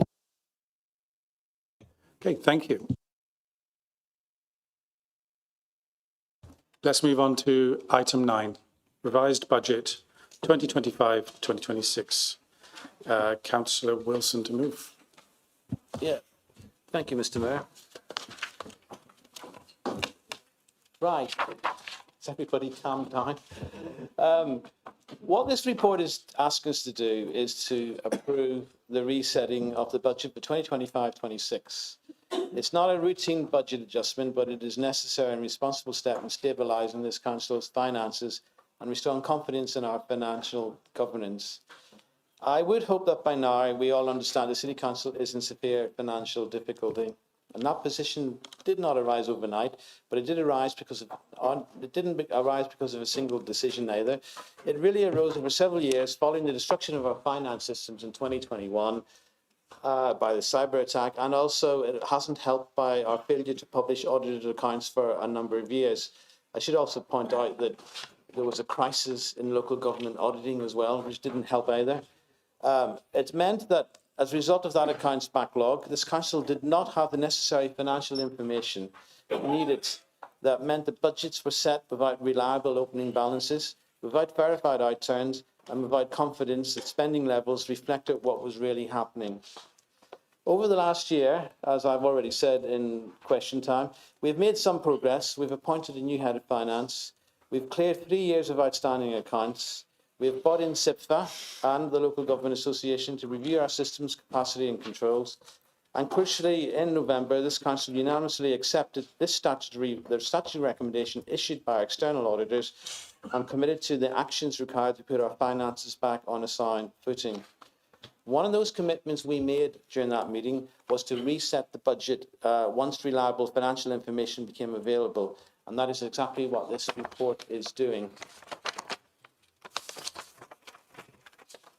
Members should be absolutely clear that this revised budget is what it is and what it isn't. It is not new spending.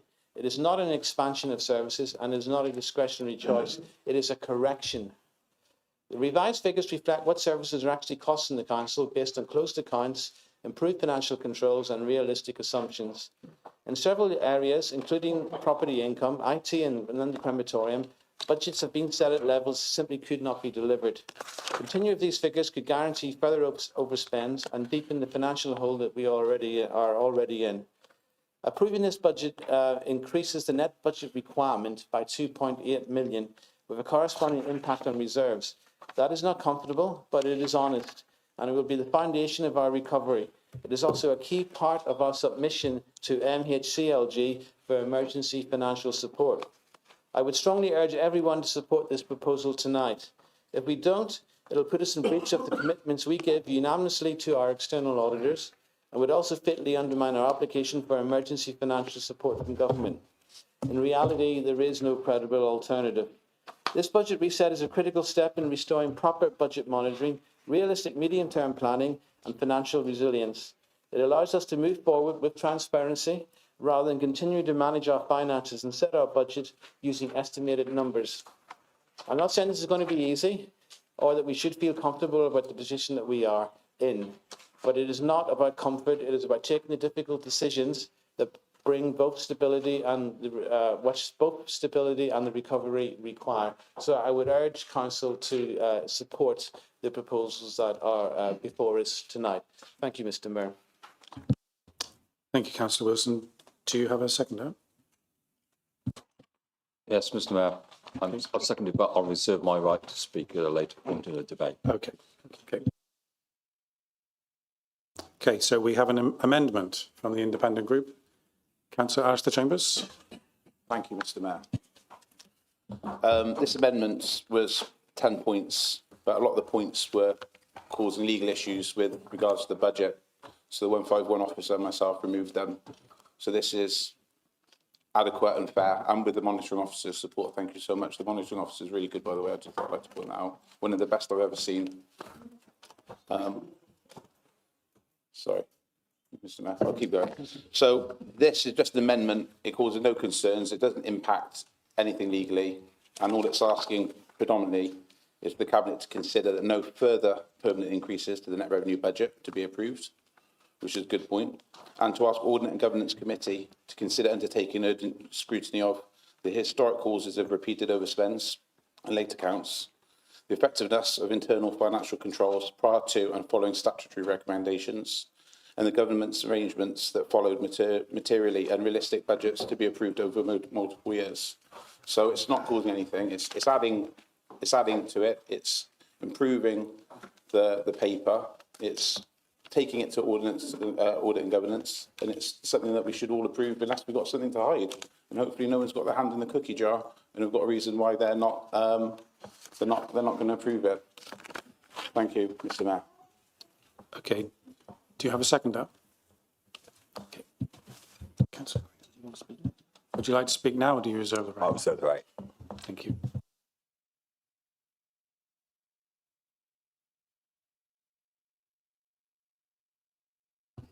Is the amendment accepted by Councillor Wilson? No, Mr. Mayor, I would like to hear the arguments in favour of this. I personally would prefer to keep the motion as simple and straightforward as possible. Okay, let's move on to debate on the amendment.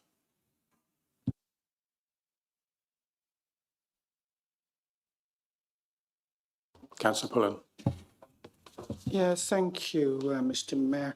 I've got some difficulty with this, I suppose, really, because I understand what you're saying, but I do worry around point 2 of no further permanent increases to the net revenue budget. What troubles me, if I'm honest, through the chair, is we don't know what emergencies may well be coming forward here. You know, there's still issues, we know, with the finances, and I just worry that another skeleton leaps out of the cupboard and there is an emergency and we need to draw some funding on. So I do appreciate what you're saying. The second set on point 3, they look to me as if they're the same as the forensic inquiry that we're asking for and we'll be debating again later. Any further debate? Councillor Stephanie Chambers. Thank you, Mr. Mayor.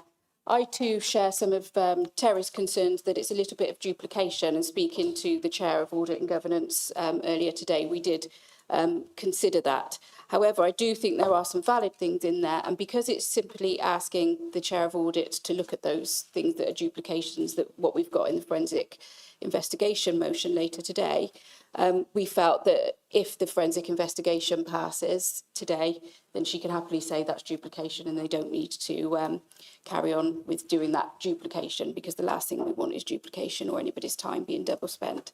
But other than that, we were happy with the amendment. Thank you. Any further debate?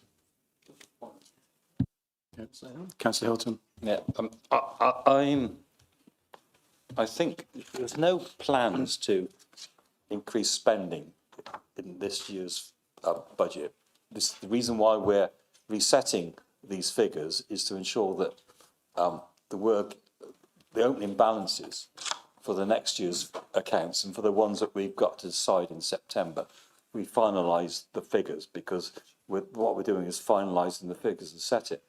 However, we've got 2 months until the end of the financial year.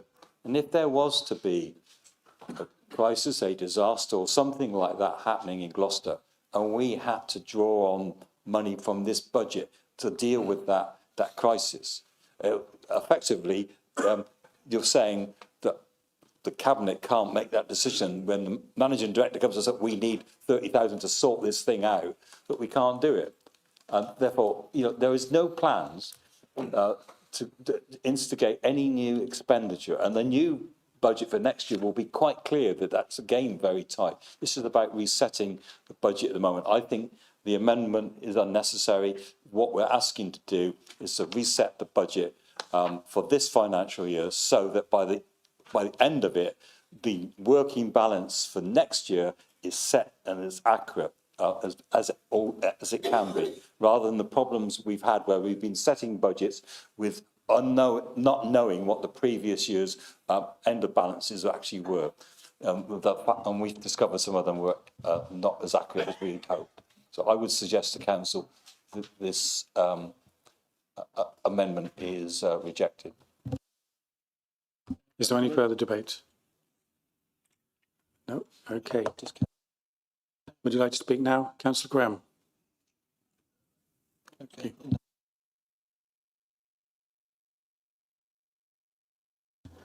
In that case, Councillor Wilson, sum up. Yeah, it's very simple, really. The whole purpose of this particular proposal was to tie in neatly with our emergency financial support submission. And for the sake of neatness, I would prefer it just to be that simple resolution people vote on, tied in with the EFS application, and not tag lots of other things onto it as well. For the simple sake of neatness, I don't see anything there that isn't covered anywhere else. So I would rather we did that, keep it straight, keep it simple, get it through, and not sort of. Well, I don't see any particular hostages to fortune necessarily, and certainly with audit and governance, I would be expecting them to do that anyway. In fact, I think it's slightly insulting to have to put that in a resolution because we know you're doing that. So I would rather keep it as it is. If that's all right with everybody else, thank you very much. Okay, let's vote on the amendment. All those in favour?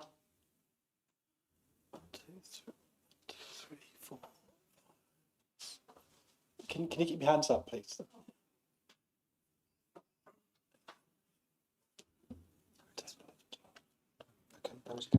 Those against?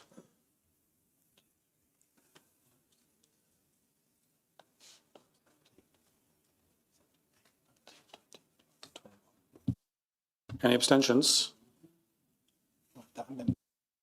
Okay, that amendment is lost.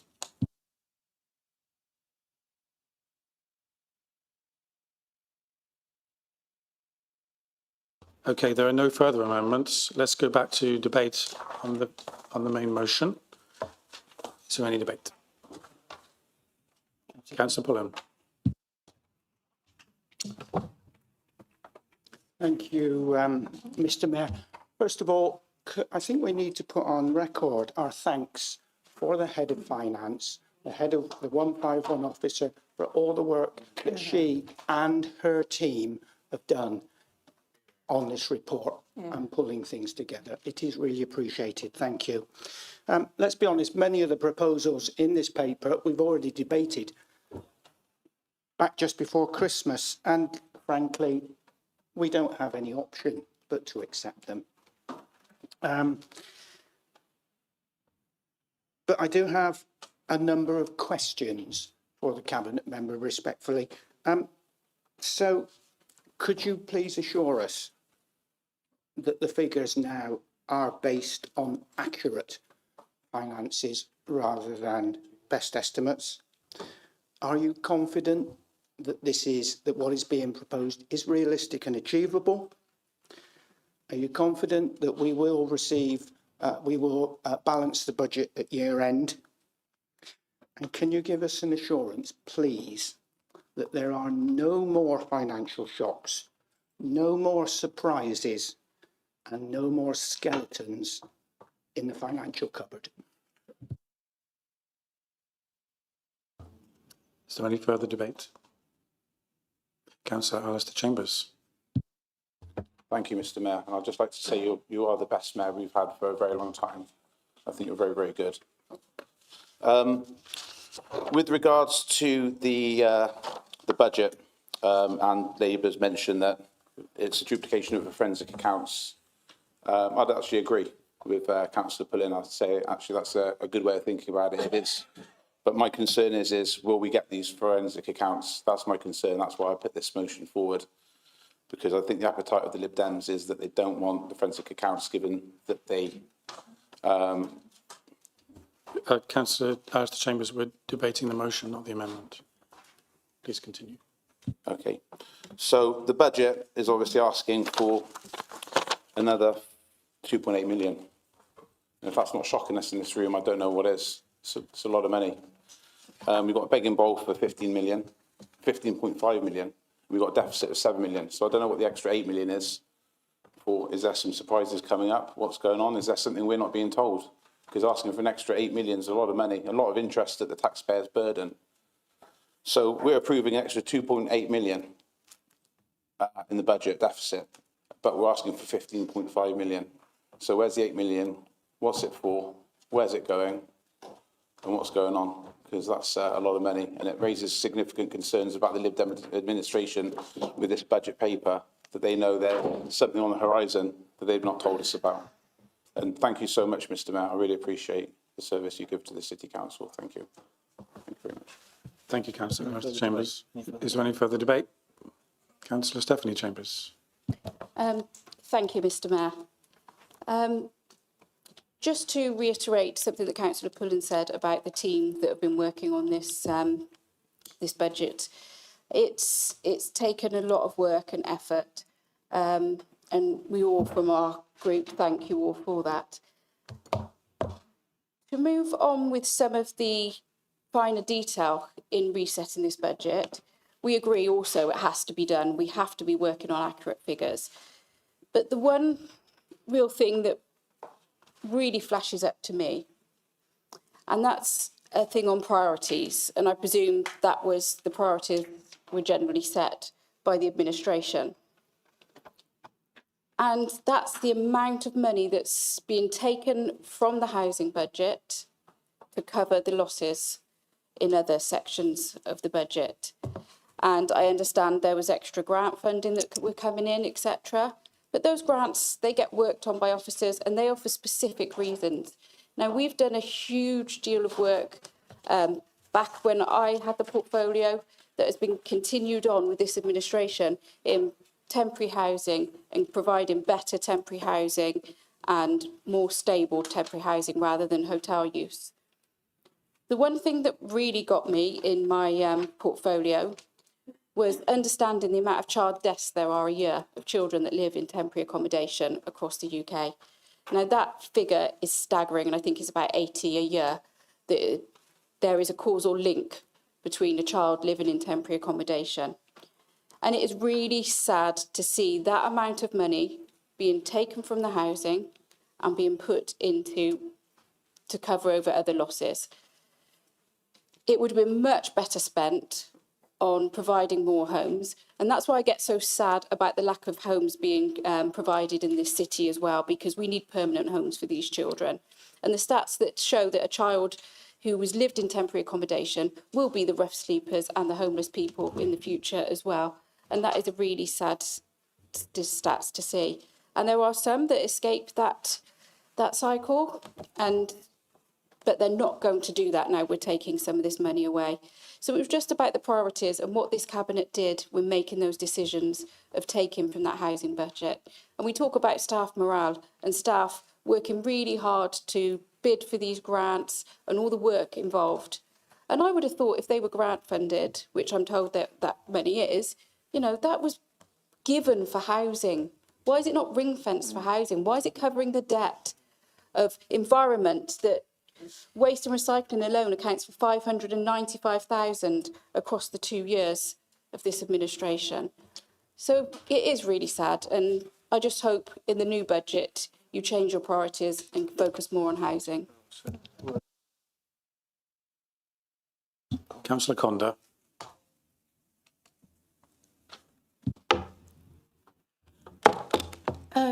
Yes, I was under the impression that we were asking for a larger sum of money as just in case money, which anybody doing a development on a house or planning a holiday, obviously much smaller quantities of money involved, and that if we don't spend it, we give it back. Is that right? Who knows what is coming down the road or indeed coming down the river? A good deal of floodwater, I believe, around Appley at the moment and further upstream. That may hit Gloucester. That would be one of those unexpected but possibly slightly foreseeable events that we might need to look after, take account of, help people, rescue people. And that's just one example. Plague and pestilence maybe as well. Hopefully not the plague of frogs or anything like that, but who knows. So if we don't need it, we won't spend it. That's my understanding. Councillor Hilton? Okay, I just wanted to take the opportunity, along with Terry Pullen and Stephanie Chambers, to thank Alison Turner and her team for all the hard work they put into helping reset the council's finances. It might not have been the story we wanted, but the fact is we now know what the real situation is. And this is part of the actions we need to take, is we need to reset this year's budget so it is spot on accurate. And then we can move forward, and in February, and Overview and Scrutiny, I think, has even got the budget for next year on their agenda. So they've got opportunities to look at all that. So that's really good. And also really want to thank the team from SITFA that came in and assisted our finance team in getting to this situation. We now know that 3 years sets of accounts from 21-22, 22-23, 23-24.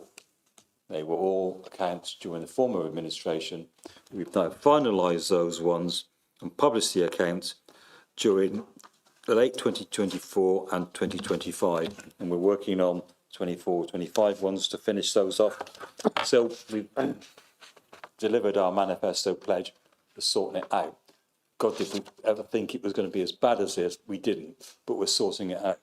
And also, we took on new external auditors, Ernst & Young. I want to thank them again for that letter that they sent, which we debated at one of the November council meetings. And their recommendations were very similar to some of the additional recommendations that we put into the September cabinet meeting.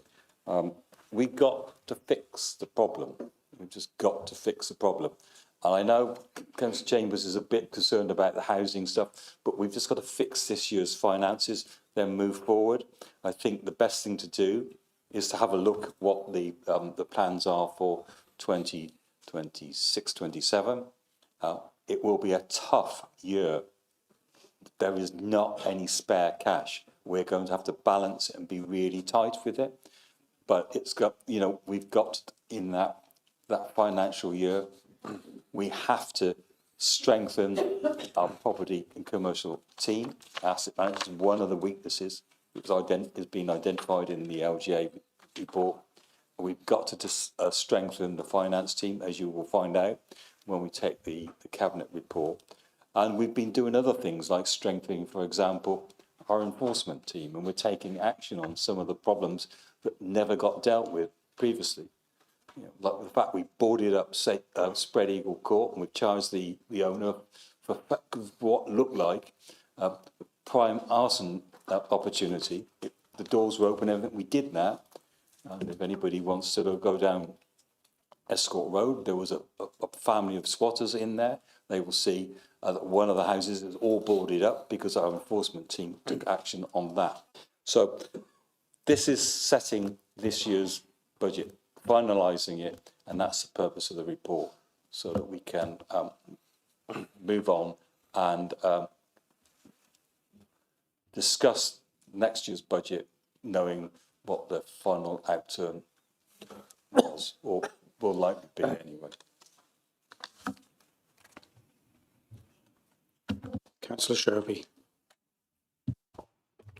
Thank you. It was just to raise some points on the housing budget. What we've done is utilise the grant budget in the best way we possibly can. And in doing that, it actually saves on the base budget for staffing costs. Many councils put 100% of their grant funding into just running the service and not providing any additional services like prevention. The year before, we were spending 100% of the grant budget on temporary accommodation and none on any meaningful prevention that you were alluding to. This year, it was ring-fenced and we had an additional $500,000 that we were not expecting at all. 50% of that was ring-fenced for temporary accommodation, 50% was also for staffing costs or prevention. So it's been spent in the most appropriate way that we can possibly do. And I think that's a good thing. Is there any further debate? No.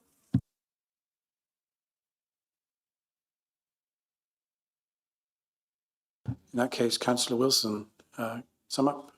Yep. Yeah, thank you, Mr. Mayor. I thought that was actually quite a good debate.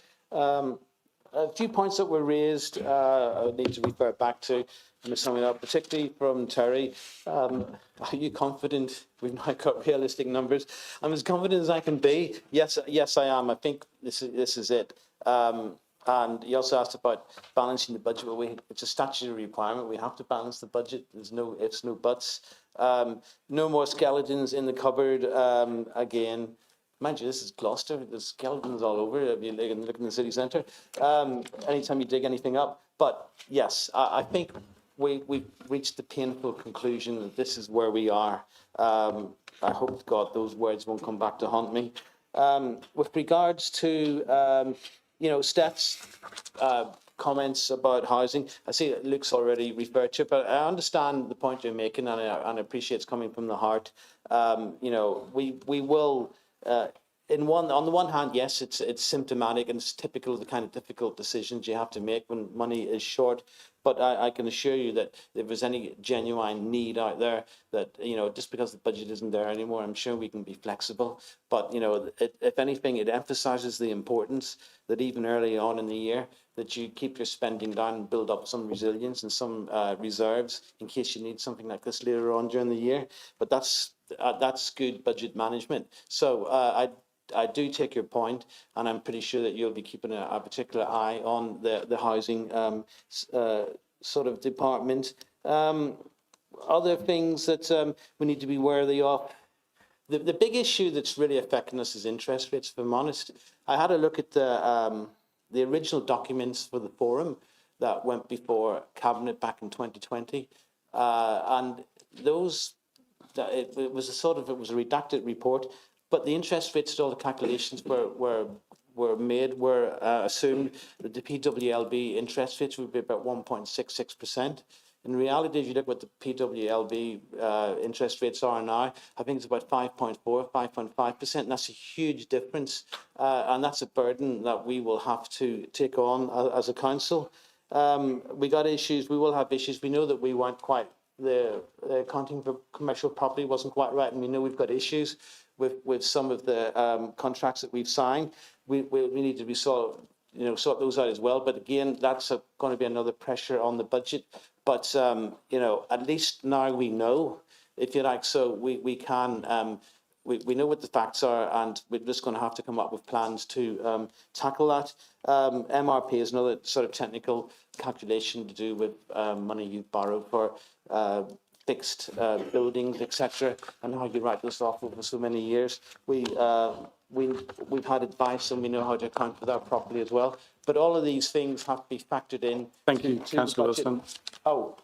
Okay, so I was just going to sum up and say it's essentially all we're doing here is making sure we got the correct opening balances for next year, and that's our start. At least we're starting from a firm position. Thank you. So thank you very much, everybody. Thank you.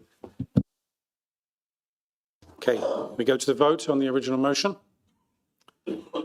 All those in favour?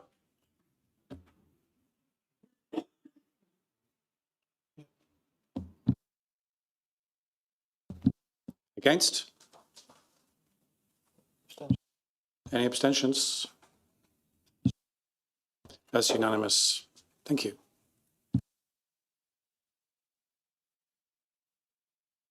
We move on to item 10, Treasury Management Update, mid-year 2025 to 2026. And that's Councillor Wilson to move. Just trying to find it in my file. If you just bear with me. Okay. Right, okay. This is a Treasury Management Update. It's not normally something that is too controversial. The SIPFA chartered, that's sort of the Chartered Institute of Public Finance and Accountants. I'm only saying that because there'll be people maybe watching the live stream, don't know what that is. Code of Practice for Treasury Management recommends that members be updated on Treasury Management activities at least quarterly. So the report therefore ensures the Council is implementing best practice in accordance with the Code. The report also highlights issues specific to this Council, an interest rate forecast as provided by the Council's Treasury advisors. The body of the report provides an overview of the Council's performance for the first half of the financial year 2025-26. Appendix 1 highlights the key performance indicators in line with the Council's Treasury Management Strategy. And Appendix 2, interest rate forecast. Appendix 3 summarises the Treasury investments held by the Council. The Treasury Management Strategy Statement for 25-26, which includes the annual investment strategy, was approved by this Council on the 27th of February last year. It sets out the Council's investment priorities as being security of capital, liquidity and yield. The Council will always aim to achieve the optimum level on its investments, commensurate with proper levels of security and liquidity. In the current economic climate, it is considered appropriate to keep investments short-term to cover cash flow needs, but also needs to seek out value in periods of up to 12 months with highly credit-rated financial instruments, using our suggested creditworthiness approach, including a minimum sovereign credit rating and debt default swap overlay information. As at the end of September 2025, the Council had 7.85 million invested in short-term call or MMF funds. During the first half of 25-26, we had an average of 20.98 million invested short-term, which were available on a temporary basis, and the level of funds available was mainly dependent on the timing of precept payments, receipt of grants, and progress on the capital programme. The Council holds 10.523 million with the CCLA as a longer-term investment, i.e. over 1 year. CCLA, in case anyone's wondering, I've mentioned before, stands for Churches, Charities and Local Authorities. It's an investment management company that serves non-profit and public sector clients. The company is known for its sustainable investment approach, focusing on environmental, social and governance factors.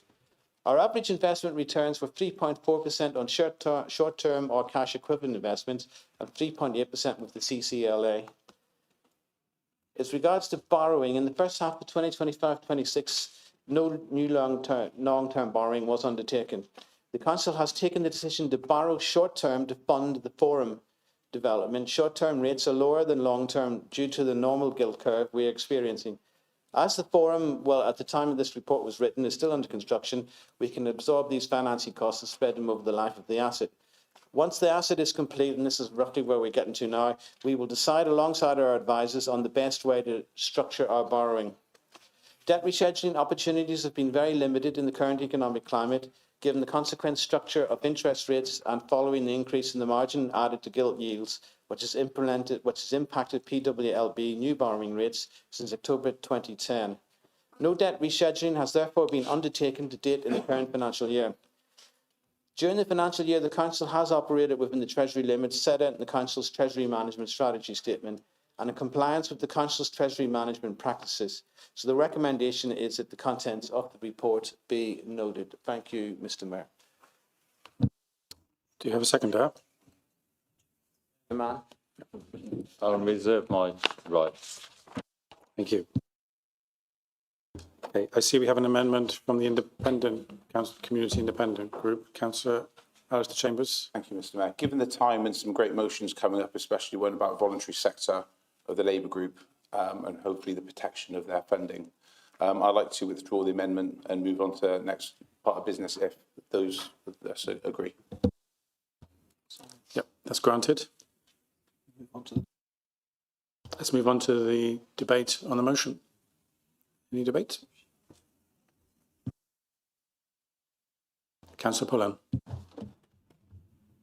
Thank you, Mr Mayor. And I respect withdrawing that motion. And it seems to me that this is going to come to Audit and Governance Committee later on anyway. So what you've suggested, I think, is going to happen. I had a briefing from an accountancy manager because I had to get my head around all this, and I would strongly urge people as well, if they don't understand, contact an accountancy manager. They will walk and talk you through it. The Appendix 2 gives an in-depth narrative on interest rates. Appendix 3 shows the amount of detail. It's all good stuff that's in there.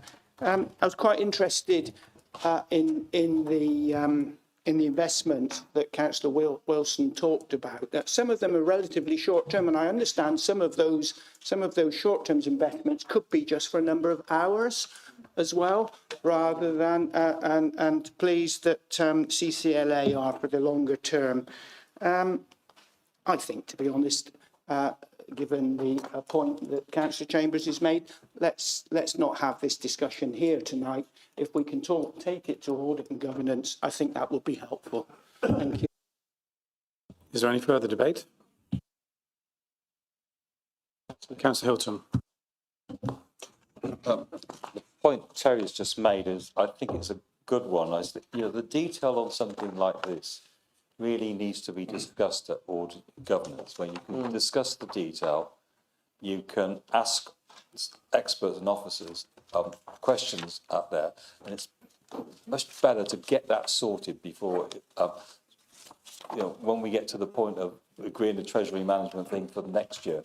It's having all that discussion early on at Audit and Governance, so we get the feedback when we come to full council. But I think some of these things are quite difficult to accurately discuss in full council. They're much better done in committee, and that's where I think it's going to next anyway.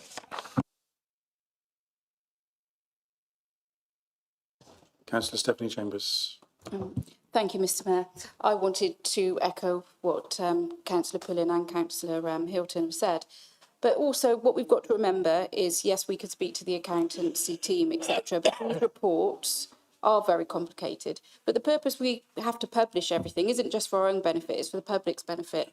So it would be great to have some sort of something that went alongside this, that had some short explainer notes that just help the public explain a little bit more and understand it a little bit more. So if they do and are interested in looking at it on our website, then they can and understand it a bit better. Councillor Grells. Just very quickly, Terry was making a fair point about the complexity of the the fact that he had to go and talk to some accountants to understand it all.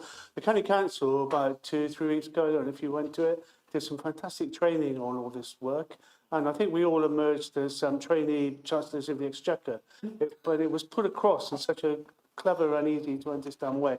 And my point is, I hope we can do joint training on complex issues like this, because it certainly was beneficial. There's no reason why it shouldn't be opened up to elected members from Gloucester or the other districts, I guess. Does Tanya or the Chief Executive know how that works in practice, in reality? Do we get invited to joint sessions with the County Council on training issues? If not, I'm happy to take that away and talk to the right people there. It really was good, Terry. Officers can't take part in the debate. Officers can't take part in the debate. Thank you. No. Is there any? I never stopped asking questions. Is there any further debate? Well, I don't understand now. I don't want to prolong it, but it's up. Councillor Wilson, to sum up. Yeah, thank you, answer Andrew's. I think Andrew makes a good point there. That if there's good training going on in the County Council, it'd be good to be part of that. certainly would save a lot of money. I do agree that a lot of the terminology of the reports such as this is quite technical, and it's hard for the lay reader to get their head around. So I think what Steph suggested there was a good idea. I think you suggested about something that maybe have a glossary at the back. Like, for example, what exactly a gilt yield curve is. It would be a good one. And even PWLB, I don't know whether or not it actually explains what that is there in the report. Just things like that, you know, a simple glossary that then it becomes a permanent fixture, just explaining what some of those terms actually mean would be quite helpful. Other than that, I don't have anything else to say on the recommendation is to note the report, really. So, and it's also probably worth mentioning that our treasury management strategy is up for renewal soon. So that might be a chance that if anybody wants to have an input into it, it'll come before full council anyway, but it'll come in either February or March. So that might be a useful exercise as well. So other than that, it's just I think we just need to note it. And if everyone's happy to do that, that would be pretty good. Thank you, Mr. Okay, let's go to the vote on the original motion. All those in favour? Any against? Any abstentions?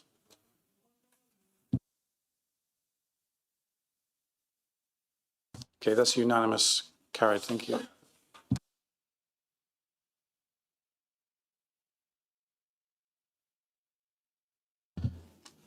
I think it's fair that we have a short adjournment. It's a bit warm in here. Maybe 10 minutes? Let's be back at 11 minutes past 9. Thank you.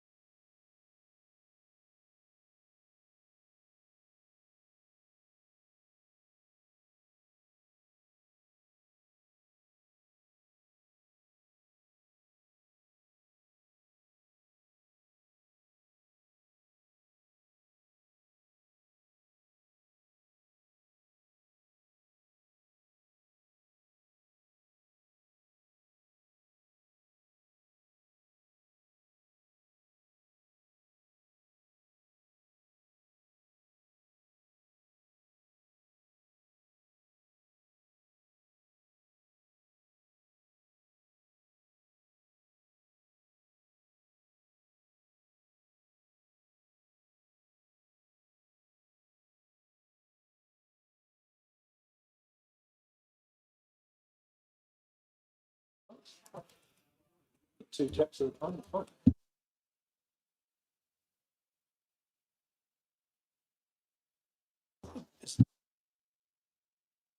Okay, yeah, yeah.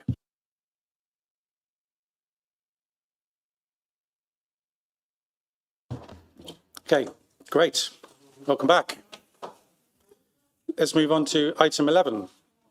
Local council tax, council tax support scheme. Councillor Wilson to move. Yep, thank you, Mr. Mayor. Okay, local council tax support scheme for 2026-27, so the year is really starting soon. This is actually quite a good news story because it's something that we do that I think, and you know, previous administrations too, we've kept it going since 2012, and I think this should be commended. The purpose of this paper is to consider the local council tax support scheme for 26-27. This is one of the most important tools we have for supporting residents on the lowest incomes, and it's a statutory requirement that we adopt a scheme before March each year. The proposal should be reasonably straightforward, and it's to maintain the existing scheme for a further year, effectively, ensure it is updated for any national legislative changes, and give us the flexibility to make urgent amendments where required in the event of a national emergency, but only when these are authorised by a government. There are several reasons why continuing with our current scheme is the right choice. First of all, Gloucester is one of the most supportive and generous local schemes in the county, offering up to 100% reduction in council tax for eligible working age households on the lowest incomes. That level of protection matters. 83% of our working age caseload currently receives the full discount, which shields those families from additional financial stress at a time when the cost of living remains a significant challenge. Secondly, maintaining stability is critically important. Since the National Council tax benefit was abolished in 2013, many councils have significantly reduced support levels. Yet here in Gloucester, we have protected residents by broadly mirroring the original scheme for 12 years now.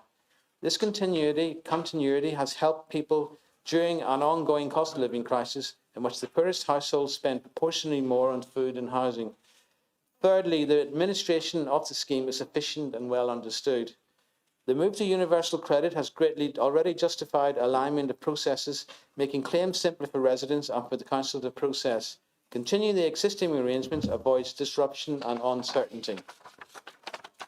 It is also worth noting that the consultation process attracted no objections, and major precepting authorities were supportive, including the County Council, which explicitly backed retention of the current scheme. The financial implications are also manageable. Whilst government no longer fully funds the system, having reduced subsidies since 2013, the report makes clear that there are no changes proposed for 26-27, and the annual review confirms that the scheme remains operationally and financially viable. So the recommendation is the Council approves this proposal and adopts the local council tax support scheme for 26-27, with the attached provisions to reflect legislative changes and provisions for emergency amendments where required. And I hope we can get a unanimous support here for this tonight. Thank you, Mr. Mayor. Do you have a seconder? Yeah. I'll reserve my right again. Okay. Okay, there are no amendments, so we move on to debate. Any debate? Councillor Chambers de Bruce. Thank you, Mr. Mayor. It's just really, I wanted to say something quite positive, and that is that I'm really glad to see it continuing. Yeah, it's not just us that's having a financial crisis, it's many of our residents. And I was really, really worried that we wouldn't be able to do this year. So thank you to everyone who's somehow found a way of pulling this together for us. Councillor Pullen. Thank you. Just to reflect what Councillor Chambers de Bruce has said, and Councillor Wilson, yes, this is a good news story, and can we say thank you for making sure that this really important scheme is protected and will go some way to help people experiencing hardship, cost of living issues. I hope it will continue for many years forward. It is good practice, and I would hope the model that we've got in Gloucester can be carried forward into whatever new unitary authority that emerges in a year or so's time. Thank you. Is there any further debate? Councillor Patel. Thank you, Mr. Mayor. Can I just echo Councillor Pullen's words as well? Representing a deprived ward, schemes such as these are fantastic and benefit the residents, especially the most vulnerable in our communities. And it's schemes like this that is why many of us here, if not all of us, become councillors to make a difference. Thank you. Councillor Conda. Thank you, Mr. Mayor. Just a point of information. One of my very elderly residents, a lady over 90 years old, received a revised council tax bill, and she thought it was additional to what she was already paying. I was happy to put her mind at rest, but I got in touch with the officers involved with preparing the documents that are sent out to people to make it clearer that it was actually a revision. It was a new reduced amount that she had to pay. So people may see there's a slight change in the council tax statement that they receive in a couple of months' time. But I hope it will be helpful for people. Thank you. Thank you, Councillor Conda. Any further debate? Councillor Hilton. Thank you, Mr. Mayor, and thanks for members saying it's a good news story and the support of members around the chamber. I hope this good news story will be okay to put on our Facebook account and maybe even a press release and the news on our City Council website so people know they can claim for it. So I'm hoping this good news story won't be criticised by opposition leaders when we do put it on our Facebook account. We've now got 12,000 people, and I'm sure some of them will take up the opportunity that they didn't know they had. Councillor Stephanie Chambers.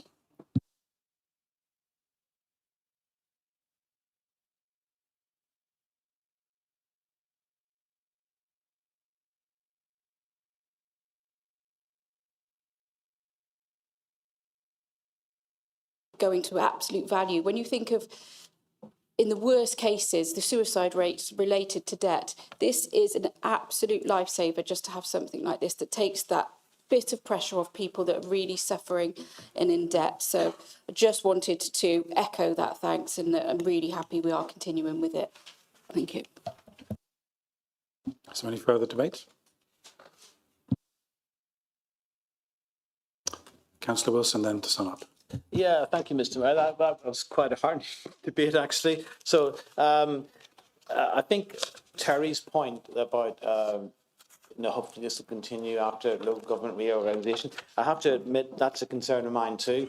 But other councils do have similar type schemes. They just don't seem to be quite as generous as ours. However, in one case, in a sense, that's beyond our control. But in the other is that there will be members here, I'm sure, will be elected onto the unitary authority. So it's up to us to keep on battling, really, for our own residents and making the case to make sure that this scheme survives and continues in its present form, irrespective of what the outcome of local government reorganisation is. So with that in mind, I'm hopeful that everyone can support this proposal. Many thanks.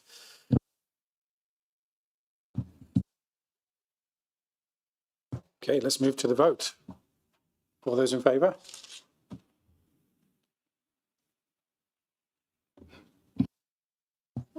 Against? Any abstentions? That's unanimous. Carried. Thank you.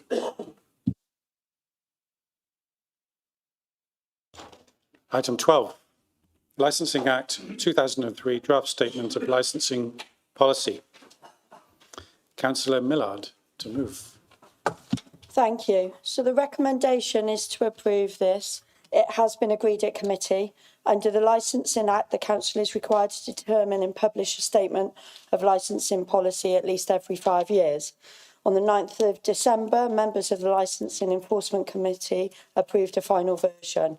Council has a statutory duty to have a statement of licensing policy, and therefore Council are asked to adopt the Statement of Licensing Policy 26 to 31 as set out in Appendix 1.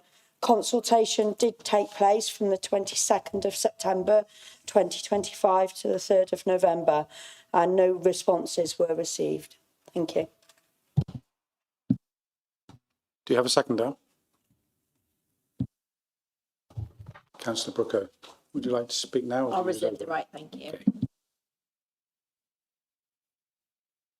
Okay, I see we have an amendment from the Conservative group. Councillor Stephanie Chambers. Thank you, Mr Mayor. This amendment, I hope it's not controversial, and it's more of an awareness campaign, and it builds on a lot of the good work that was already in the policy. Our nighttime economy is part of Gloucester's identity, and we want it to thrive safely. The draft statement of licensing policy already updates good practice on spiking, Ask Angela, and the forthcoming requirements of Martin's Law.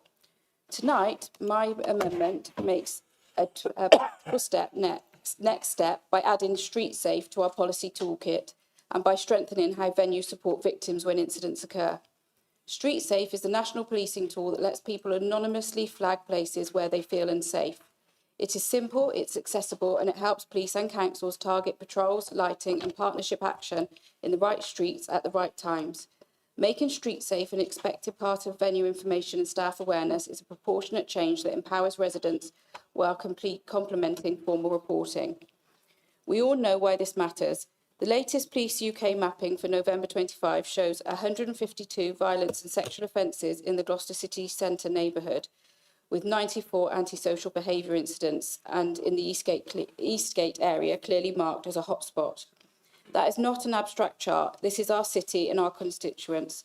We should respond with clear expectations and modern tools. The evidence also tells us that alcohol is a direct contributory factor in much of the violence that people face at night.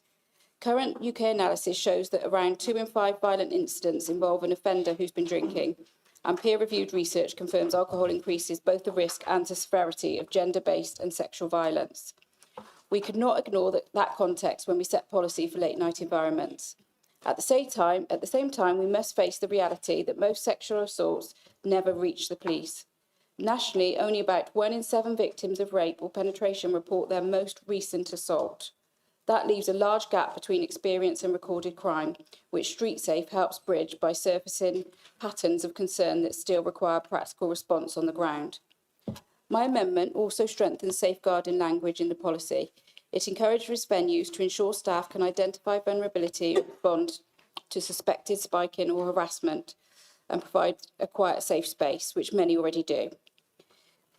This is very much in the spirit of the draft policy sections on spiking, Ask Angela and enforcement, and it is what our best operators already do. The police support retained in the cumulative impact policy for the Eastgate areas, with the policy analysis showing crime overall has risen since the last review, even as alcohol flagged incidents have reduced. The conclusion was clear. The cumulative incidents have reduced. The conclusion was the impact zone should remain.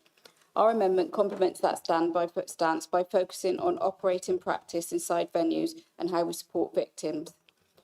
I've worked with the licensing officers and the Police and Crime Commissioner's Office with this amendment to place safer communities, preventing violence against women and girls and supporting victims at the centre of this work.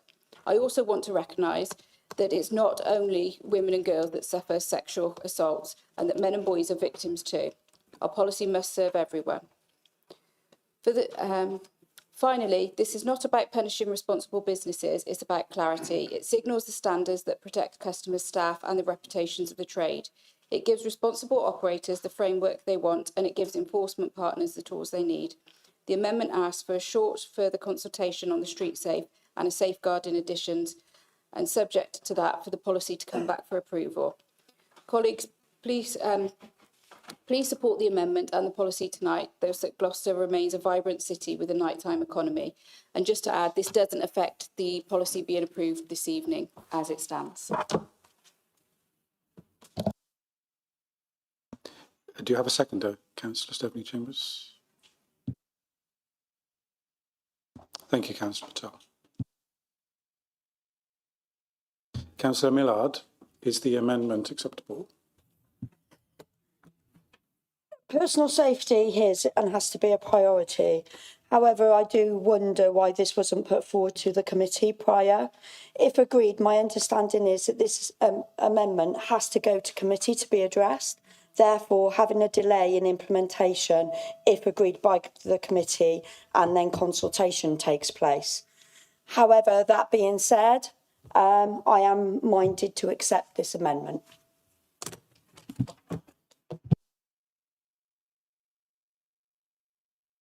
That becomes the substantive motion. Councillor Hilton. Yeah, it's just on a point of order, because I don't want to see the key policy not approved this evening.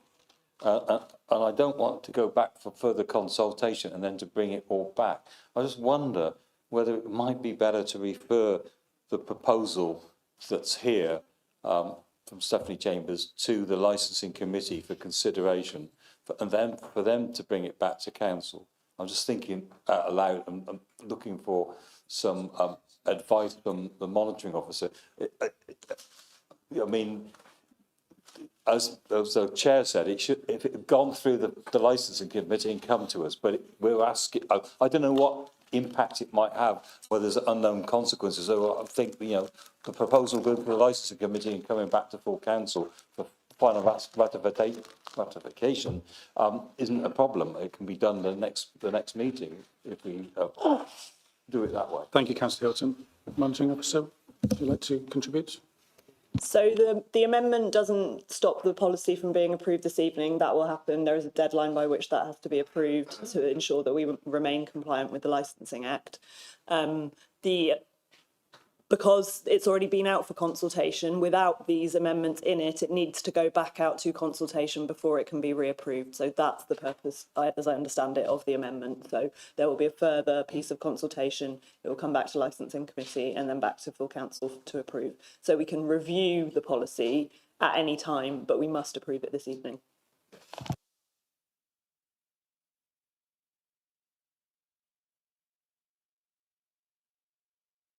So the amendment has been accepted and becomes the substantive motion.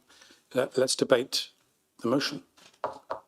Anyone for debate? Councillor Stephanie Chambers. Just quickly to respond to a couple of things and to explain a bit of a background. This couldn't come to the previous consultation because it came from a resident that directly come to me, a young woman that was sexually assaulted in the city of Gloucester, and she spoke to a door person, felt she was being victim blamed, and then wouldn't go further with reporting it officially to the police. So after that, I've done some talking to other people, other young people, and found that yes, and some more research, and there's so much unreported. So I felt it was something that really should, when this came up, I thought this should really be in it. And I spoke to the licensing team who were happy with it going in. There are some certain ways it has to go through because the policy has to be approved tonight. But I think we really, really need to listen to any victims in our city that have suffered with any sexual violence or any violence at all, but particularly this kind of thing that goes unreported.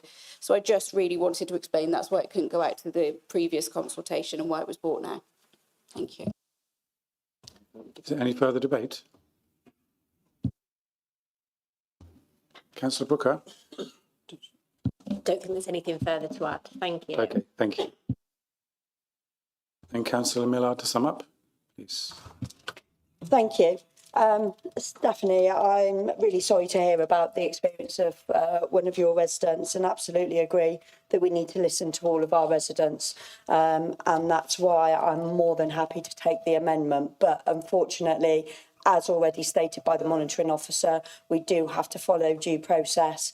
So if everyone could support the document as is, and then we will then do with the amendment in the way that we need to. And I certainly will be supporting your amendment through the whole process. Thank you. Okay, thank you. Let's go to the vote. All those in favour?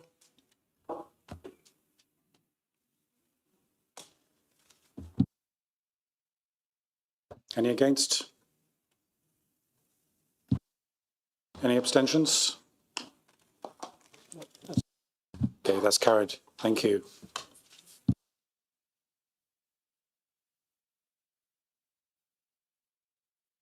Let's move on to item 13 on the agenda, constitutional changes. And that's Councillor Hilton to move. Yeah, thank you, Mr. Mayor. These are the recommendations of the General Purposes Committee to alter the Constitution. I'll just go through some of the proposals that are here. If you go through the report at 3.7, it talks about members shouldn't, this is a change to the procedures at full council when the guillotine drops, is that with regard to debates that we would not start new business in future if it was just 15 minutes to the when the guillotine drops. It might be 5 minutes, unless, of course, members indicate that it's something that's not controversial, there's no amendments. But if it's something that's going to be debated and run over the time, what we don't want to do is have that vote without proper debate. So that wouldn't happen in future, and that would change from the end of this meeting if it's approved. The second one is on 3.12, and that's to change questions from members of the council from 15 minutes to 30 minutes at Cabinet. The next one is that the deadline for notice of the motion be changed to 12 noon on the 10th clear working days before council meeting to enable assessment of the implications of each motion to be published on the agenda. I mean, what that's basically going to do is when there's a motion put down, is that there will be an assessment by the officers on what the possible commitment of officers will be and whether there's a budgetary implication on that motion. So that it's something that happens at the county council. Similarly, it just means that members have an understanding, because we've had questions today about proposals and what the cost would be. So it's important that members know what the cost is before they cast their vote, or what the time and effort might be in officers' time, and whether there are work that's being planned that might slow down because of the implication of a new resolution. It's about trying to make sure that we don't make decisions in full council, although they would be referred to Cabinet, but we don't make decisions ahead of that without understanding what the resource implications are. Then 3.25, that subject to changes, the General Purposes Committee and webcasting protocol be noted, and proposed changes to the council procedural recording of meetings and protocol records be approved.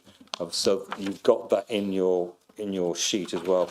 I think that's all the recommendations. There are some, if you go through the other pages, you will see highlighted changes to the Constitution, which incorporates the decisions made by and recommendations made by the General Purposes Committee. I so move. See, Councillor Stephanie Chambers is seconding. Vice Chair.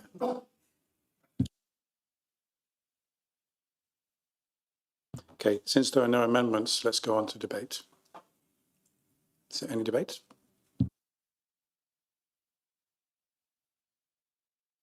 Councillor Chambers to Bruce. Thank you, Mr. Mayor. Yeah, I sat on the Ordnance and Governance Committee that evening, and it was nice to see that there was general agreement that actually we needed a bit more continuity, across what actually happened within meetings. Especially things like the extra question time, where it had been unofficially allowed, within Cabinet. To actually be able to make that official, I think will benefit everyone, and everyone knows where they stand. And likewise, with the thing with the guillotine, people knowing exactly what the protocol is, I think will be a great help for everyone. Is there any further debate? Councillor Stephanie Chambers. Thank you, Mr. Mayor. I just wanted to also, yeah, I was on the General Purposes Committee where we debated this. One of the things I was slightly disappointed that didn't make it into this report, and especially following Councillor Wilson's comment today about how the governance needs to be strengthened, was there was a change to the Audit and Governance Committee, which I wanted, which increased the size of it, because I just thought generally more eyes around the table, more people reading these reports would be a much better thing. Unfortunately, the whole committee didn't agree with that. However, they did agree to extra training of audits and governance, because they are complicated papers, and so we can strengthen our governance in that way. I would have preferred that audit and governance had been increased. Particularly seems one of the first things that this administration did when they came in was make the committee smaller at audit and governance.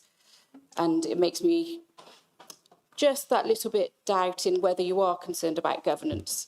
So I would have liked to see that bigger, but I wasn't supported in that. The other thing that we discussed was the recording of meetings, and it was good to see a good policy addendum to the Constitution now, which deals with that. I just made it very clear in that meeting that we should always be recording meetings in full. And if any time they are redacted or cut out, there should be a really strong reason, and there should be a really clear method of why that's done. So why freedom of speech has been inhibited. I'm not saying that there won't be any points where that does need to happen for various reasons, but that should be done under strict conditions, and it should be logged for inspection. I think the other thing that I made clear at that meeting was, with the motions, with us having to look at the cost is a good thing, because we all need to be looking at costs at the moment. So we need to cost out what that's going to cost.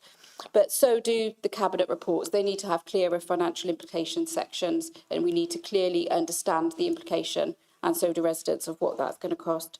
So other than that, I was in support of this paper, and that's all I have to say. Thank you. Is there any more debate? Councillor Patel.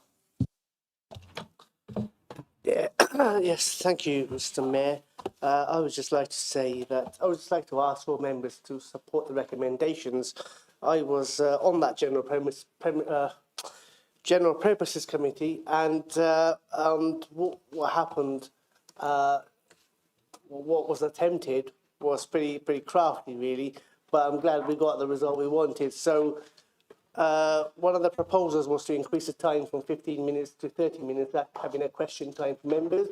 The leader was completely against that, and he got outvoted on it by 4-3. And then we have 5 questions for cabinet members, and the leader tried to reduce that to 3 questions, and that failed miserably as well. So please support this. This is the way forward. This is what democracy is all about. Thank you very much. Any further debate? Okay, then Councillor Hilton, sum up, please. We did discuss the issue on the size of the Audit and Governance Committee. I mean, it is a committee that fewer members want to sit on, because it is a specialist committee, and you need to understand a lot of the financial aspects of it.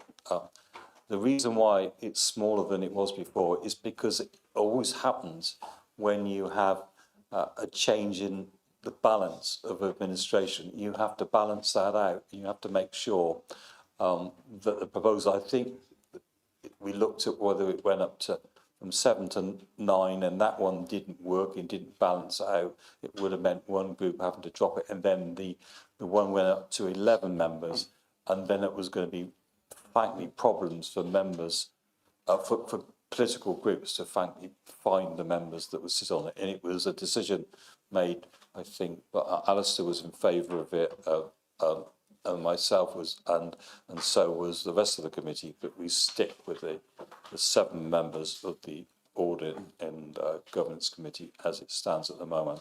I know we've got a very good chair operating, and she keeps it in order.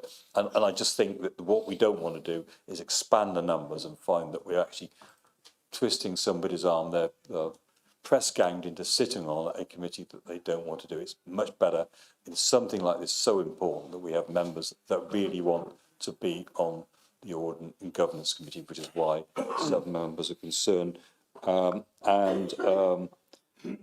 Yeah, there was a bit of a debate about the time limit for question time.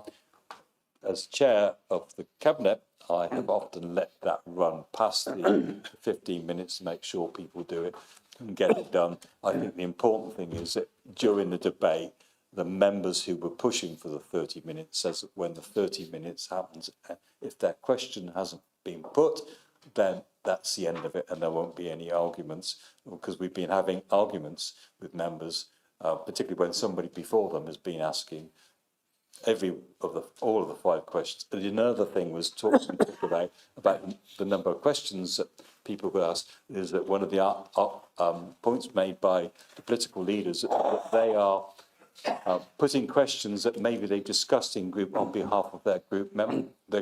I do think it would be much better to share that out. So I'd like to see other members of the council coming along to cabinet, if they really want to ask that question, to ask it, and we can then respond to it. It doesn't have to be done through your group leader or through the ones that usually turn up. There's an opportunity there for other members to put a written question in and come along if they want to, and ask a supplementary question as well. So I would like to see more members of this council. Thank you, Councillor Hilton. Turning up. But I recommend that we support the recommendations of the General Purposes Committee without any amendment. Thank you.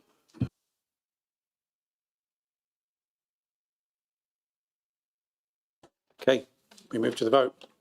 All those in favour?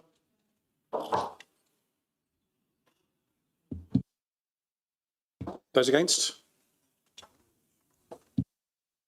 Any abstentions? Okay, that's unanimous. It's carried. Thank you.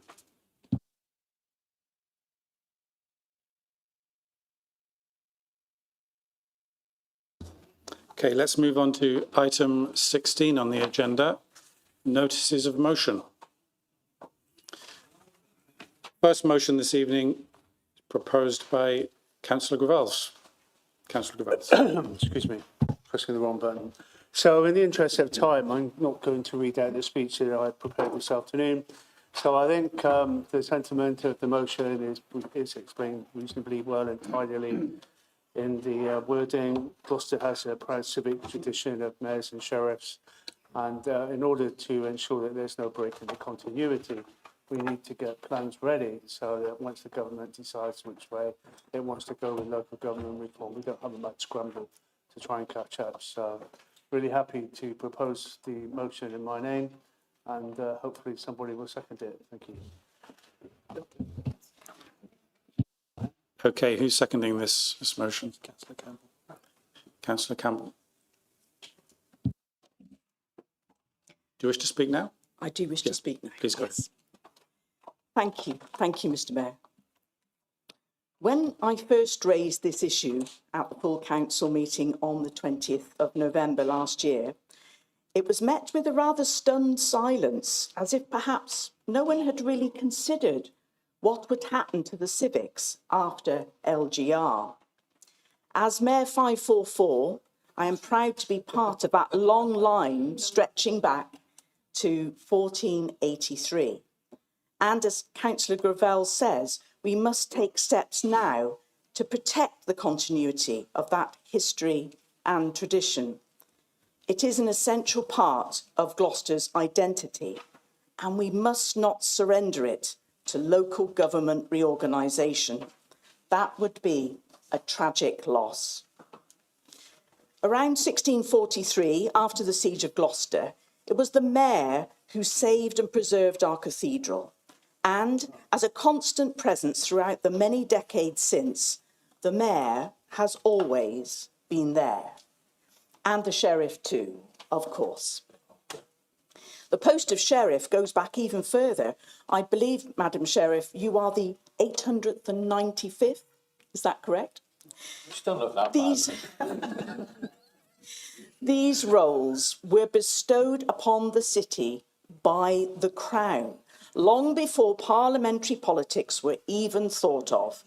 So my question is, why should our city allow politics to potentially rob us of our royal gifts. I don't believe the people of Gloucester would be happy to see those chains put behind glass and never worn again. And why should we even consider accepting such a fate for our civics? I think we can all guess what our esteemed late colleague Terry Haynes would have to say about all this. Just as the mayor fought for our city's cathedral back in 1643, we as citizens now need to fight for the mayor and sheriff in return. Please ensure, whatever happens, that our civics prevail. Thank you, Mr. Mayor. Thank you. Okay, I see we have an amendment from the Liberal Democrat group. Councillor Hilton, to speak. Yeah. In general terms, I welcome this motion, though we are in this position because of local government reorganisation. We would better protect the position of Mayor and Sheriff of Gloucester if the government wisely decides to go with the Greater Gloucester option. So when we get to the public consultation, we understand all three options are going to be discussed. I would suggest people recognise that the fact is that the Greater Gloucester option is the best for protecting the civics, not only for protecting them because it would be straightforward chair and vice chair, but they would be far more important. Their position would be enhanced. Parity of esteem would be much greater, as Councillor Gravels has always gone about, in the Greater Gloucester model. So that we don't know about at the moment until the government makes a decision. Under the single unitary or the east-west split, that didn't get as much support in this council chamber, the only option you really got, sensible option, would be to have a town council status like Salisbury's got or Hereford's got. The chair of that authority and the vice chair would take up the civic roles as part of the remit of that town council, though that position would be diminished from what it is at the moment as a district council, where we've got a lot more responsibility. Now, I believe that civics should always be funded by the taxpayer. I do not want to see them funded by so-and-so local businessman who wants to sponsor the mayor and sheriff and on the hope that he might or she might get some special deal on some contracts for the future. I think it's very dangerous to think about that we want sponsorship. And do we want the same sort of sponsorship with, like we've got at Gloucester City Football Club? Andy, we're there watching it. Malvern Tyres across the sponsored by Malvern Tyres or somebody else.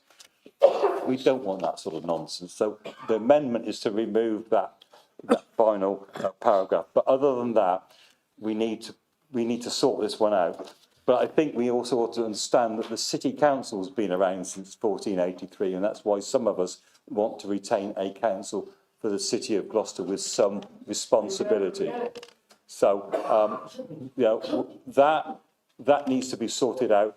I'm not sure exact process, but I think it's one of those things that is going to be discussed by the county leadership when we've got to the point of knowing what the final outcome is. And I think we can then, there's going to be negotiations ahead of that about what sort of locality working you might have and how these things will be operating. Because if you've got the single county unitary, you can also have issues to do with the Mayor of Cheltenham and other civic leaderships that's already there at the moment. So it's not going to be simple, it's going to have to be looked at.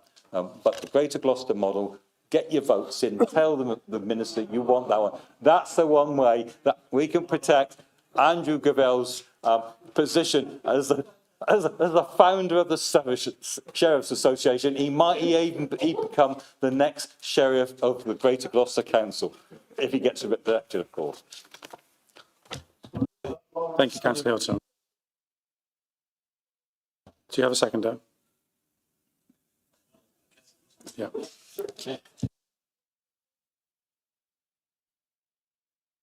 Okay, is that amendment accepted by Councillor Gravels? Absolutely not. Okay. No, absolutely not. Okay, let's go on to debate on the amendment then. Any debate? Councillor Stephanie Chambers? Thank you, Mr Mayor. Just to respond briefly before I go into my main speech to Councillor Hilton's comment on Greater Gloucester. Now, we can't bankrupt any future city council by destroying this city's long-term financial stability. Sorry, we can't destroy any council's long-term financial stability with a Greater Gloucester model just to protect the civics. There are other ways. We don't need to get that dire. Talking about sponsorship, I think if you actually read the amendment, it says look at historic grants, etc., lottery funding, those sorts of things.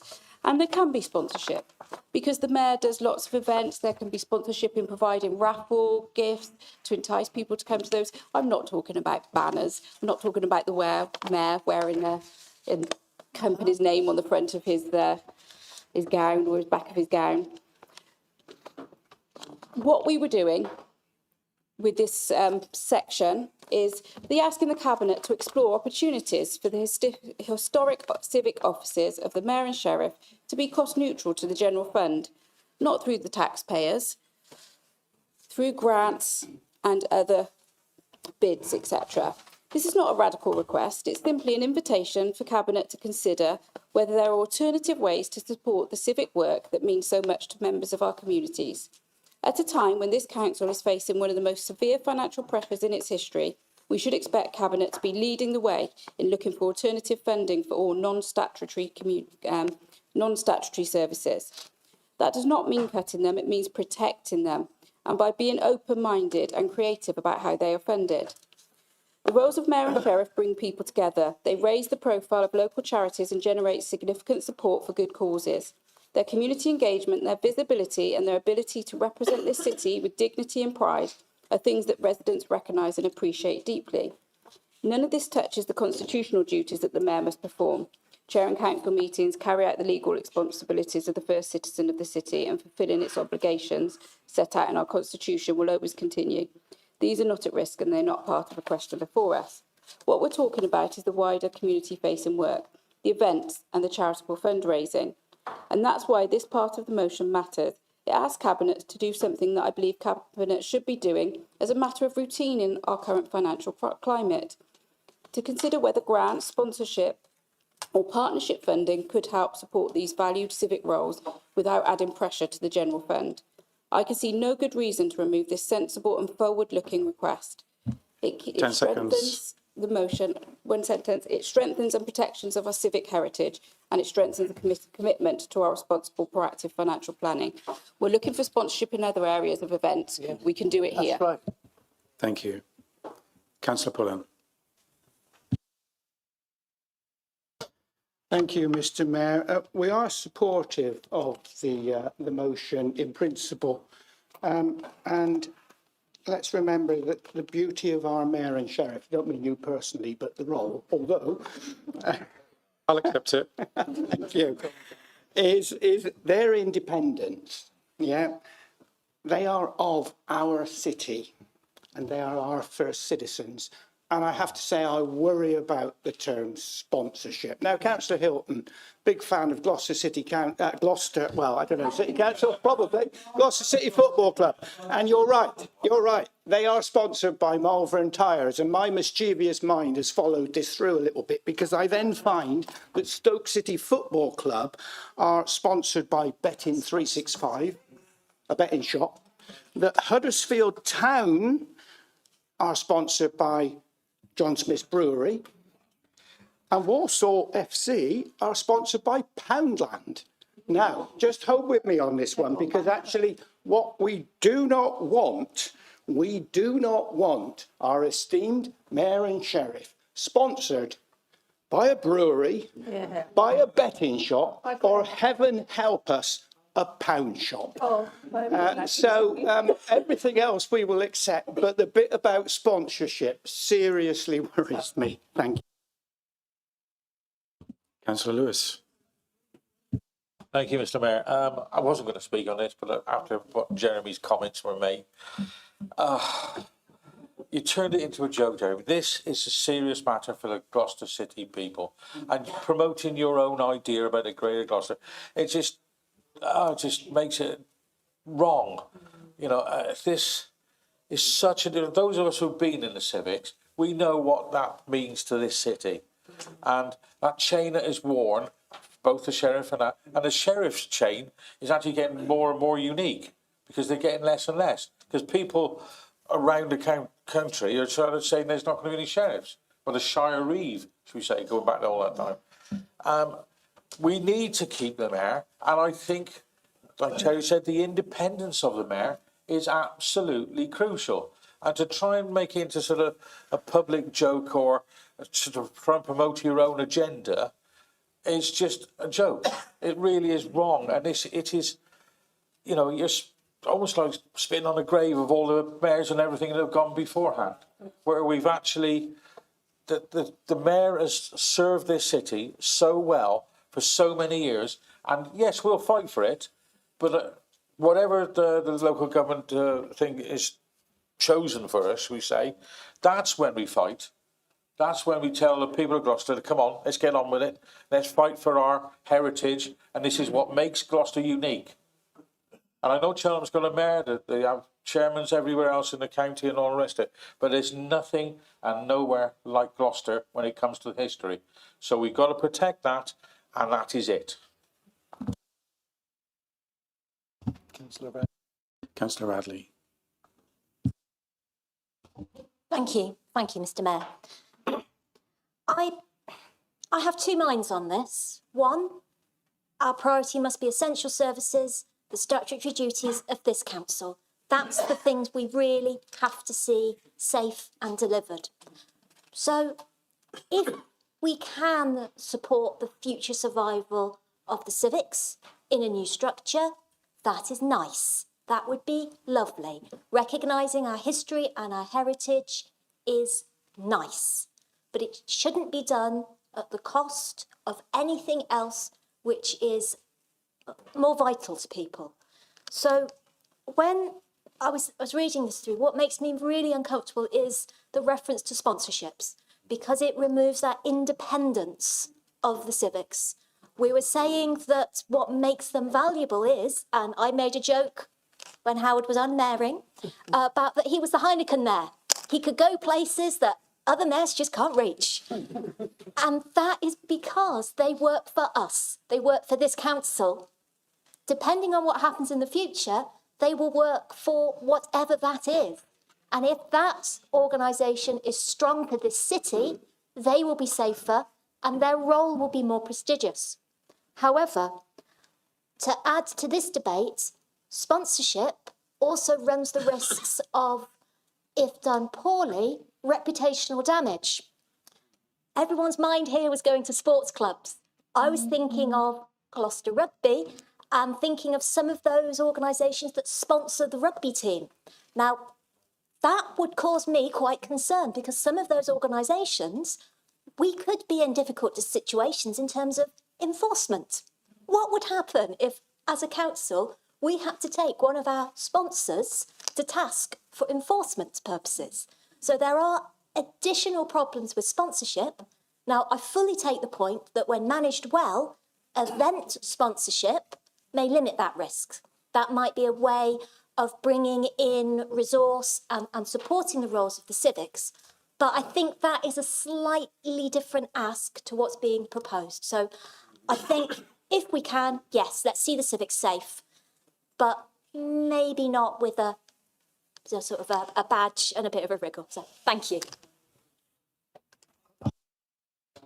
Is there any further debate? Councillor Patel.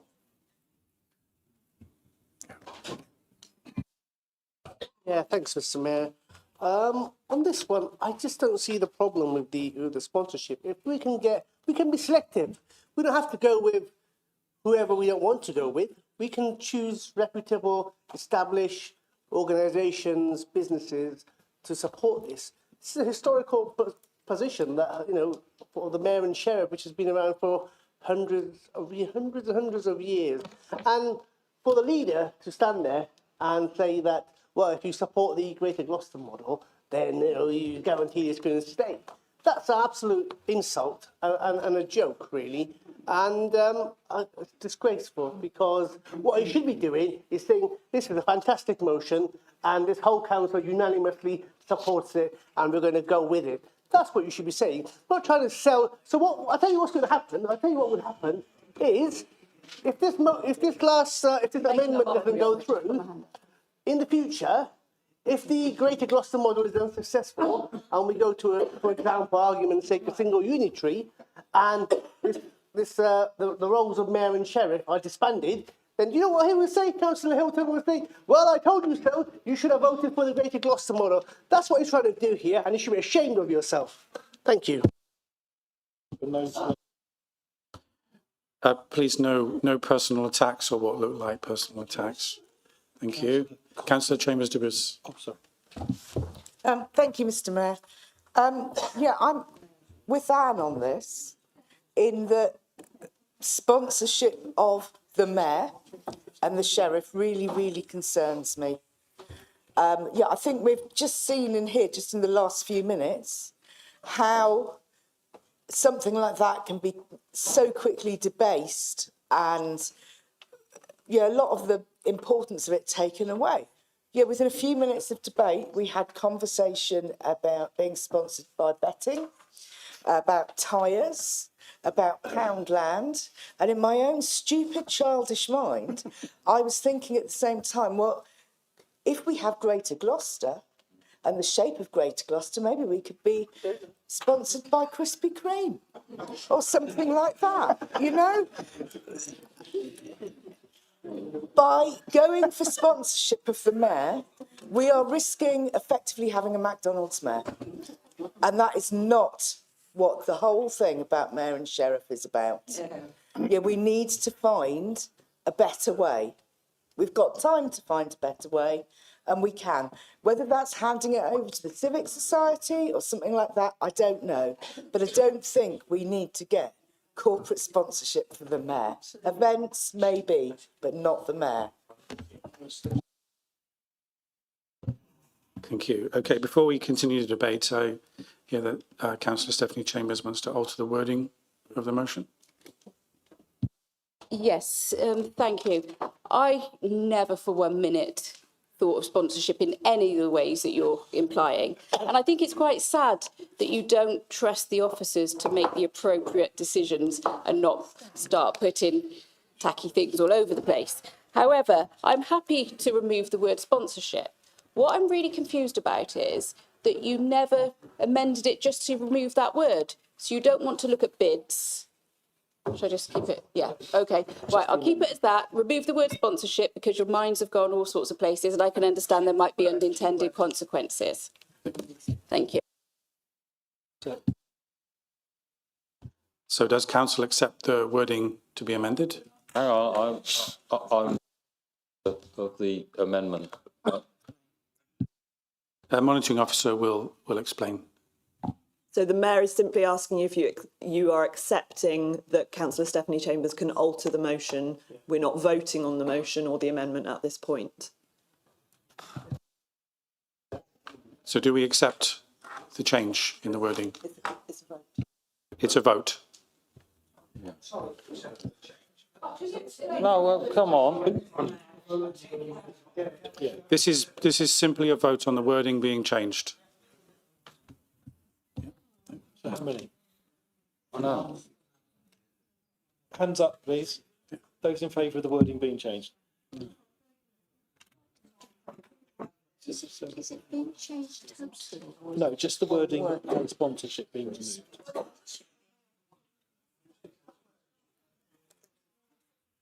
I just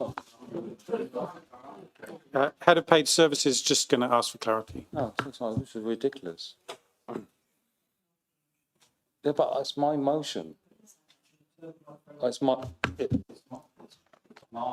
But she's altering the motion, and your amendment will still be taken. Okay, there was just too many uncertain wavering hands there for us to be certain what the vote was.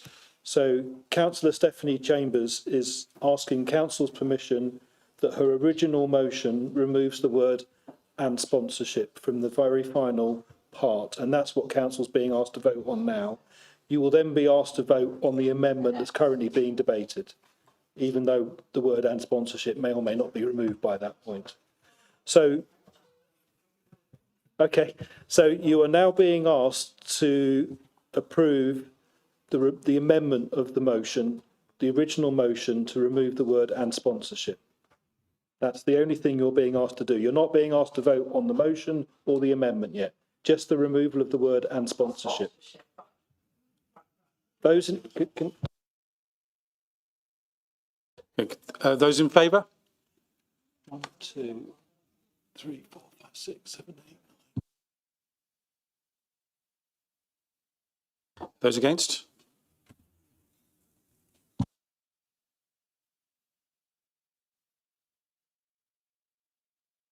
Any abstentions?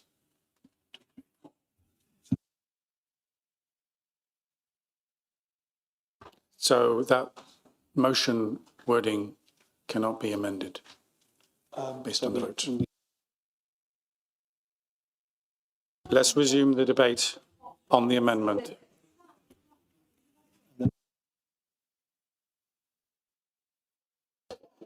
So councillor Conda to speak next, please. Thank you. Thank you. Thank you. Quieten down. Thank you very much. Councillor Conda. Thank you, Mr. Mayor. If we'd taken the word sponsorship out, it would still leave external grant funding in the motion. And we've talked earlier this evening about officers' workload. I've already mentioned it before, I think. And this is another instance. If you're looking at grant funding that might only last for 1 or 2 years, officers are going to have to spend time searching every year, every couple of years, and that's probably a very involved procedure, and it would increase workload for people who are actually being reduced in number at this moment.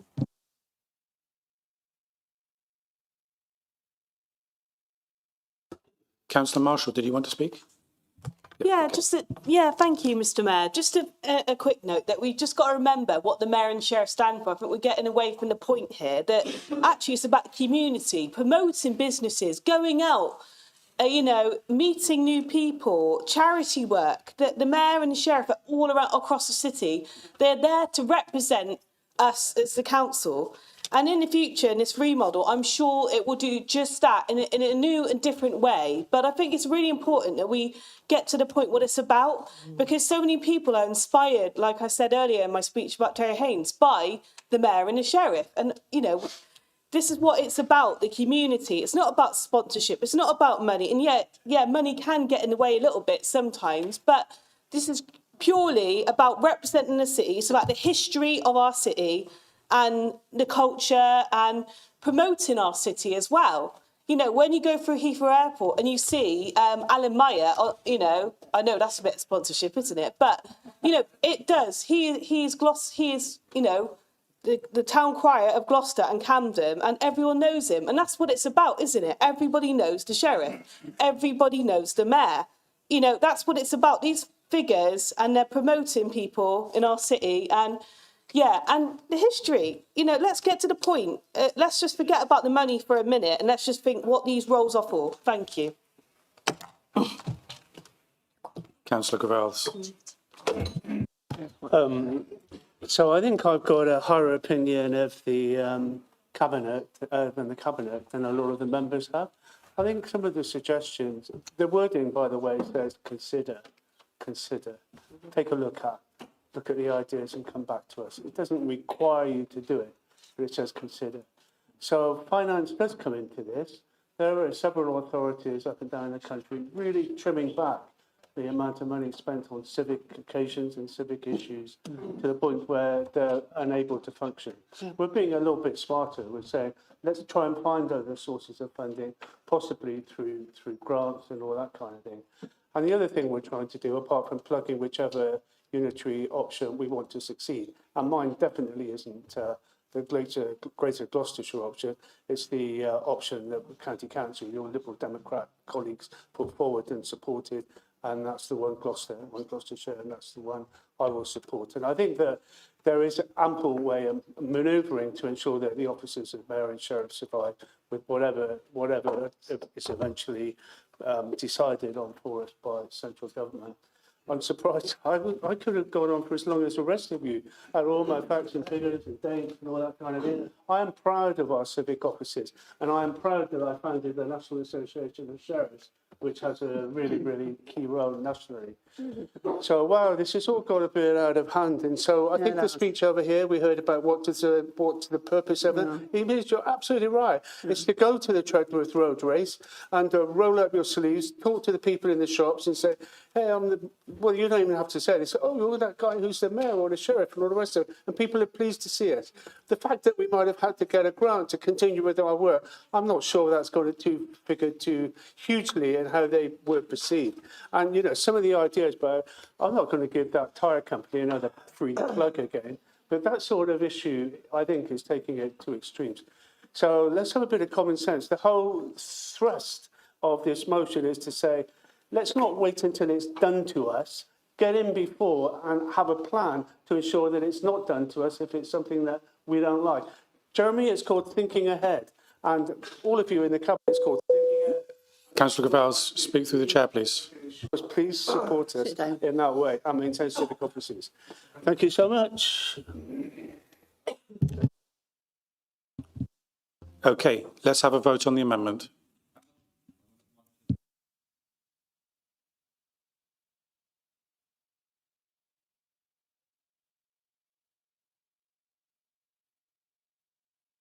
So it's the vote. Vote on the amendment. All those in favour?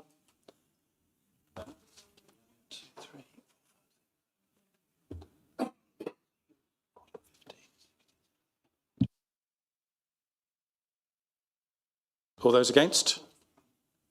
And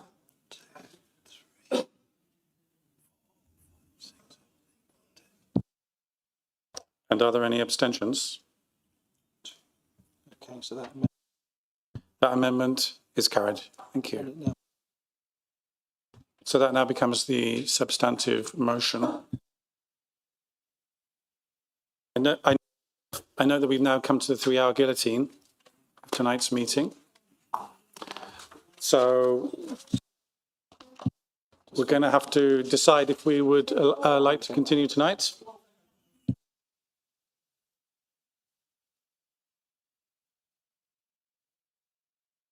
Okay, so we have to decide whether we want to close the meeting tonight or not. No, depends. If we close the meeting, it won't be finished. Okay, so we need to vote on whether we're going to close the meeting tonight. Point of order. But the trouble is with that, we haven't finished that motion, which stops us, like, if we wanted to vote to close the meeting, then technically it means we don't vote on that motion. But that's ridiculous. Surely the motion should be heard. That's what the Constitution allows up to now, according to the guillotine. That's ridiculous. So, but that means we've debated this. We've gone through the substantive, but now we're going on to the substantive motion. But you're now putting the guillotine in, which means that some of us who probably would vote to go home now feel we can't because we've still got to vote on the motion. That's absolutely ludicrous.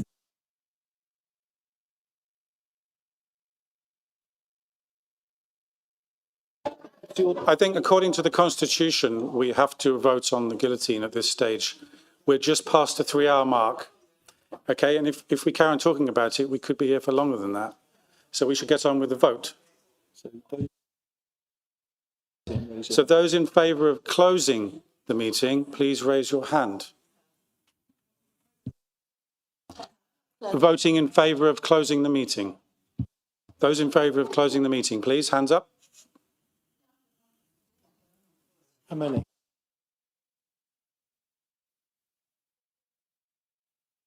Those against?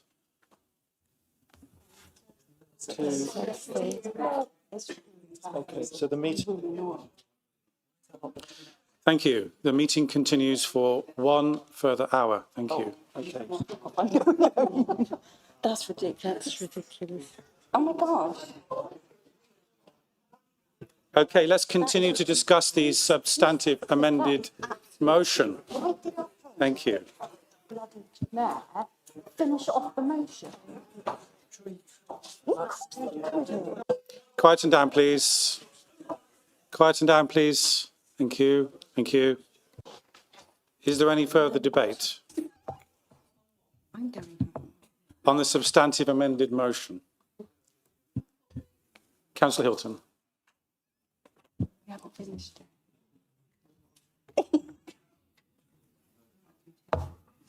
I can't believe that.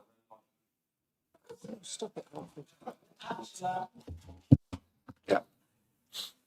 Somebody had their red light on. To Councillor Andy Lewis, it's really good to see you again.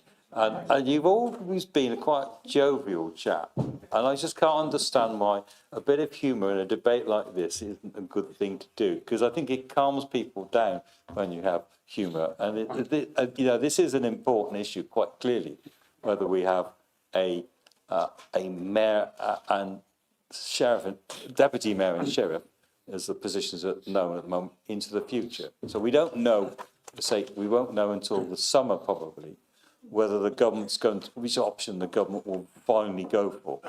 And it will mean at that point in time that we will have to look at how that would then operate in the future. And the point I was making given that answer to Andrew Gravells a couple of times when he's asked questions about cabinet, is that I think the Greater Gloucester model is more helpful to retaining the office of mayor. But also it means that that local authority would have a budget of £200 to £300 million and would easily be able to afford the offices of mayor and sheriff without having to go out to sponsorship. The difficulty in funding it would be with the town council, but then, of course, they'd have their own precepting powers. But the reason why I struck out the whole lot wasn't just to do about sponsorship. It was also to do with it, ask the Cabinet to consider exploring opportunities for the current delivery of the historic civic offices of mayor and sheriff to be cost neutral to the City Council's general fund. That was the point that was also there, which I didn't mention when I was in debate, is that I don't want to spend time as a cabinet going through the procedure of trying to find money that's cost neutral to this council. We always covered the cost of the civics. We cover the not only the mayor's allowances, but also the chair's allowance, which is paid for exactly the same from everybody. It comes out of the funds of the council. We cover the cost of the office down there, and we cover the cost of other things down there. What we don't want to do is start looking for that to be cost neutral to this council. It's got to be reasonable, it's got to be affordable. But there was a time when the mayor had a big Daimler and used to got ferried around everywhere. As we've heard at the evening, Terry Haynes got on his bike, as Norman Tevitt would have said, to do his civic duties. And I know others have got on the bus. I think, did you not get on the bus, Howard, at times to other things, or walk to an event? So that was the reason why I didn't want I wanted to strike out the whole of that paragraph. But the point about making sure that we end up with a civic position, mayor and sheriff, into the future is something that I'm sure we're all committed to, and we'll get to the point at some time of knowing exactly how that's going to be delivered. It's a bit early to decide that, and that's the purpose. So I'm quite happy to support the proposal for the mayor and sheriff, and I'm sorry that I used a bit of humour and it's upset Andy Lewis, but there you are. Councillor Stephanie Chambers. Thank you, Mr. Mayor. I think possibly it's my fault for not explaining things properly, and possibly some people haven't understood. This paragraph would have protected the mayor and sheriff more. It would put in much better protections, because we don't know if we're going to get that exceptional funding from the government. We don't know. We could have commissioners walk through that door and they're not going to share the same passion we all do for the mayor and sheriff. And what they'll do, if we can't show it's cost neutral to the general fund, it'd be bye-bye mayor and sheriff ceremonial duties. You can't say whether they wouldn't.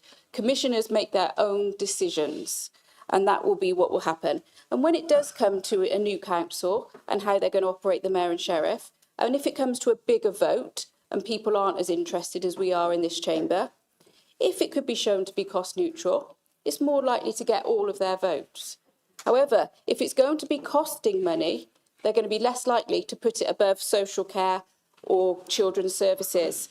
So this is where we now stand, with the mayor and sheriff's office less protected without that paragraph. So anybody that didn't vote for that has put them at more detriment now. Sponsorship can come in all forms, and we would have been in control of that as a council. We could have had our businesses that really support the city and the mayor and sheriff's offices. They go round now, they open businesses, they favour certain businesses by doing that have asked them. And to suggest that it could cause corruption in getting a contract, then why are you looking at sponsorship in the cultural services? That doesn't make sense, because you run the same risk there. So your argument to me falls flat at every point. So this would have protected them. Now they are more at risk. We all appreciate what the mayor and sheriff do, and it's a community function, it's community engagement, it's culture, it's everything it brings to this city, and it's historic, and everybody in here appreciates that. So I hope, if we do get commissioners in, they don't chop the mayor and sheriff, because it can't pay for itself. Councillor Pullen.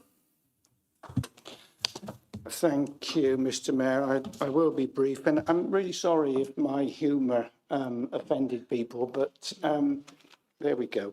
And I wasn't genuinely making a joke about the role of the mayor and sheriff. Whatever the outcome of LGR, local government, whatever the result is, we absolutely must preserve the historic role of the mayor and sheriff. And we know that there are mayors and sheriffs in other districts, and we need to be clear that the mayor and sheriff of Gloucester are of Gloucester. Don't muddle them up with the mayor of Tewkesbury and whatever. Just keep it to whatever we are in Gloucester. And I think we also need to remember, or we need to bear in mind when we're looking at the future role of the mayor and sheriff, it's not just about having them. It's about why we have them. It's about what they do. And as you said, Lorraine, it is about the added value that they bring to our communities in Gloucester. Thank you. Is there any further debate?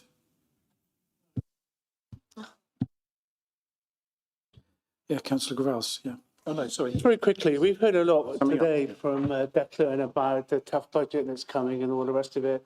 And Steph Chambers has mentioned that our money from the government isn't yet guaranteed, is it? And if they do send commissioners in, they will cut us to the bone, and there will be no funding for lots of projects, including the civics. So all this is doing, all we were trying to do this side of the chamber was to look ahead, talk about getting plans in place, and also finding alternative sources of funding.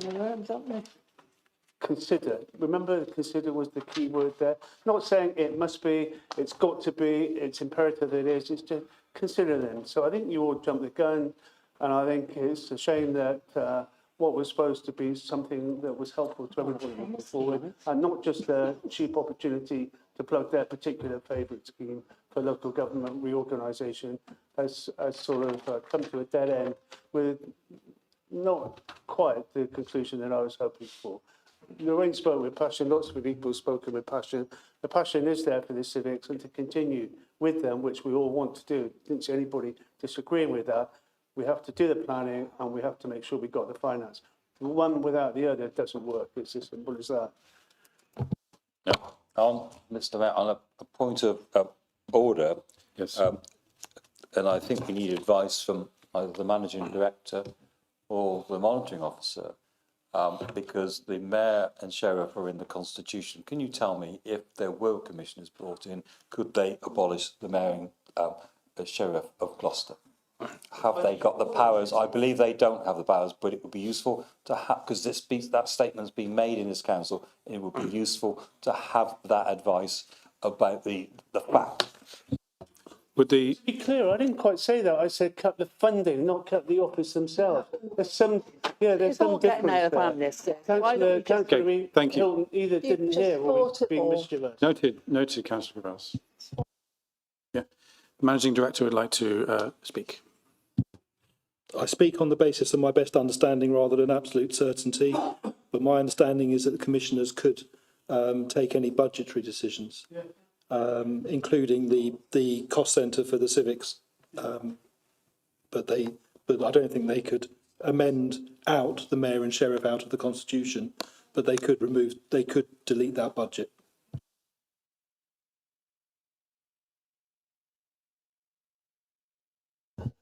Thank you. We've summed up. Okay. Okay, let's move to the vote on the amended motion. Okay, all those in favour? All those in favour.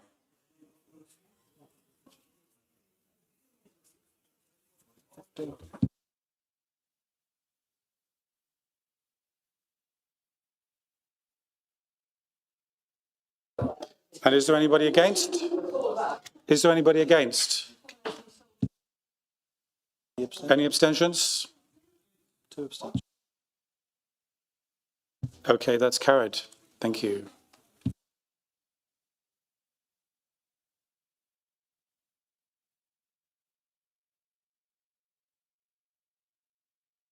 Okay, let's move on to motion number 2 this evening, proposed by Councillor Sims.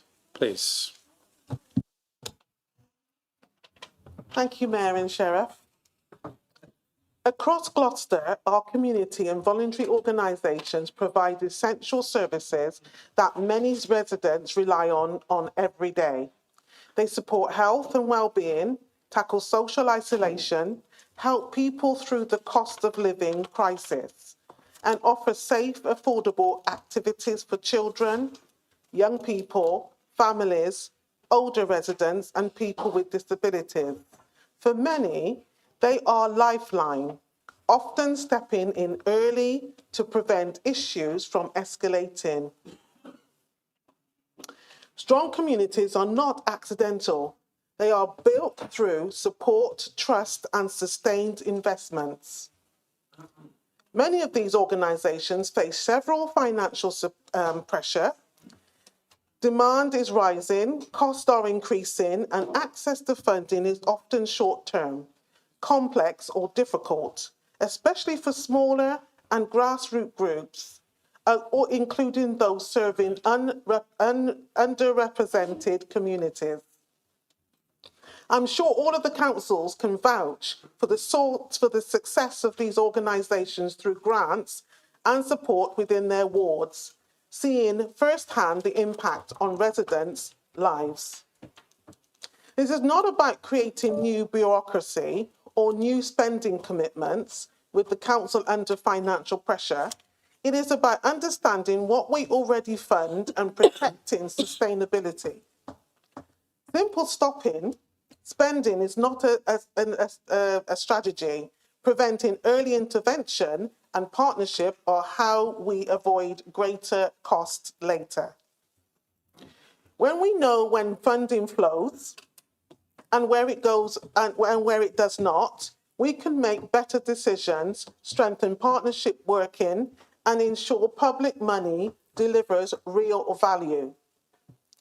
Community organisations are highly cost-effective, drawing in volunteers, match funding, and in-kind support. Looking after the pennies matters, but responsible leadership creates the conditions where pounds can grow. This matters for our future. Supporting the community and voluntary sector invest in prevention. I'll just say that a bit again. Got a few more minutes. This matters for our future. Supporting the community and voluntary sector. Invest in prevention, reliance, and belonging. It creates local jobs, volunteering opportunities, and stronger communities while reducing pressure on the council and the NHS services. Gloucester is rich in diversity, talent, and lived experiences. Our funding approach should reflect that, ensuring support reaches young people, older residents, people with additional needs, and communities whose voices are not often unheard. Are too often unheard. The motion is about doing things properly, transparently, and together. Community and voluntary organisations are not optional. They are essential infrastructure for a sustainable city. I urge the council, us, to support this motion so these organisations continue to deliver vital services to our residents. Thank you. Okay. Is this seconded by? Yeah. Thank you, Councillor Marshall. Would you like to speak now or reserve the right? Reserved right, thank you. Okay. We have two amendments. The first amendment is from the Independent Group. Councillor Alistair Chambers. Thank you, Mr. Mayor. The independent amendment's very, very small. We've not changed the original motion. We left it as it is because it's very well written. We've just added in point 6 to ensure that the council voluntary funding pots and grant opportunities are clearly signposted, easy to locate and simple to access on the City Council website, with up-to-date information, clear eligibility criteria, application deadlines, and named officer contact details, so that community groups, charities and volunteers are not disadvantaged by digital complexity or lack of visibility. So that's our amendment, which is very friendly, super friendly. I heard it's one of the most friendliest amendments there is. But yeah, thank you. Do you have a seconder, Councillor Alistair Chambers? Councillor Graham. Would you like to speak now or would you like to reserve the right? I've said right. Thank you. So is that amendment accepted by Councillor Sims? Yes, it is, definitely. Okay, thank you.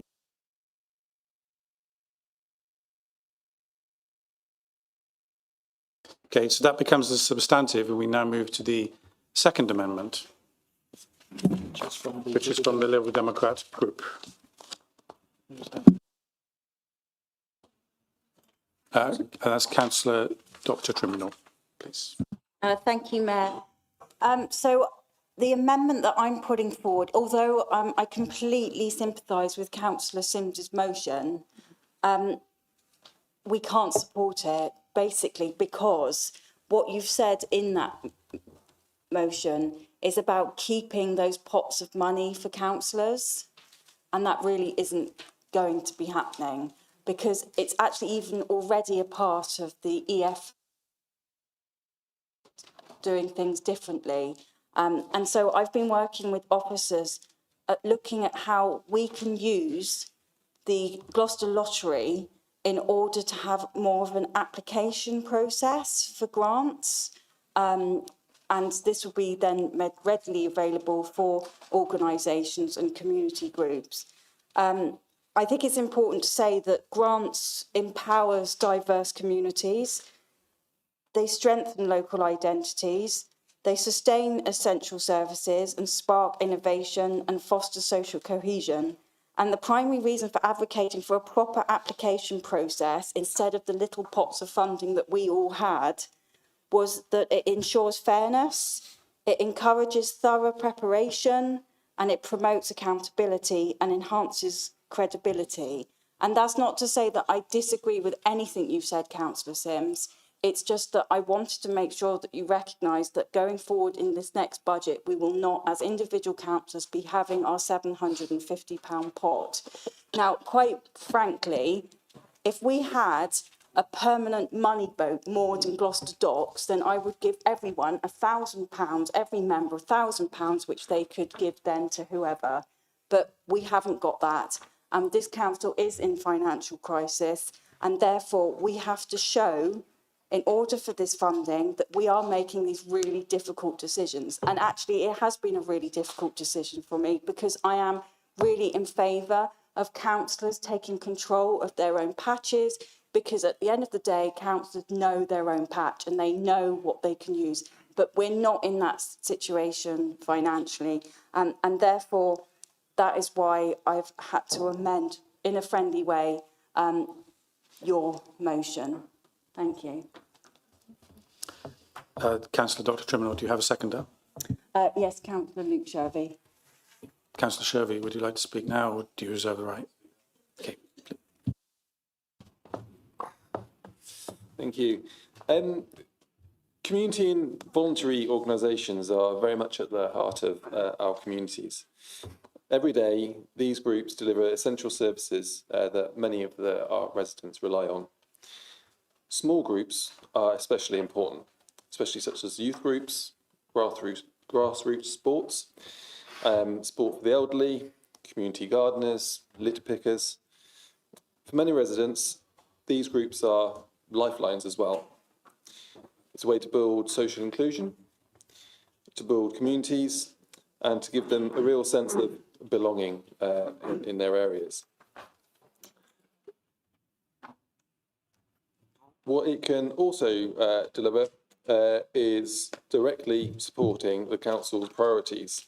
By offering these small pots of money to community organisations, it helps residents, sometimes in ways that aren't necessarily measurable. This can, at times, reduce demand on councils. These groups demonstrate exceptional value for money, using modest financial support to achieve big community outcomes. The amendment that we've put forward recognises all of those important factors. However, it does also address the fact that we need to be financially sustainable in our approach. So, this council can continue to support these organisations at levels that are both responsible and realistic. By reaffirming our commitment to the community groups, but by funding them in a more sustainable way, it's critical that we continue to develop the Gloucester Lottery Fund as a tool to generate additional funds for the community. The more we plug the Gloucester Lottery, the more we'll generate, which will be which means we'll have more to spend on these local groups. Rather than at the moment, we have £750 each year, which doesn't change, it's fixed. So with inflation, it's essentially a cut. What we are also proposing is establishing a cross-party panel to consider the grant applications made through the Gloucester Lottery. This includes that everything will be fair, everything will be transparent, and we'll have shared ownership amongst all of us in all of these decisions. So I think this is very friendly. It's a change in the way that we want to fund it, but the outcomes, I'm sure, will be the same. Thank you.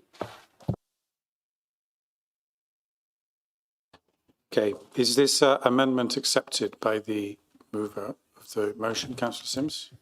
No, it's not accepted. For one... Okay, thank you. I can't... Thank you very much. Okay. Okay, we can move on to the debate on this amendment now. So if you'd like to speak, Councillor Sims, you can. Councillor James. Councillor James, you have your hand up. Please continue. Yeah, thank you, Mr. Mayor.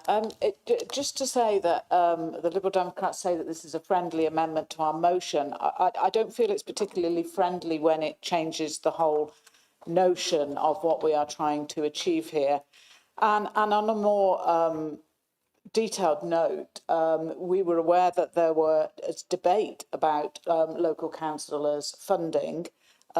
Is this not something that would need to be debated at council before changes could be made? So I'm just concerned that it's something that really could have done with more discussion and more collaboration on what the outcome would be going forward.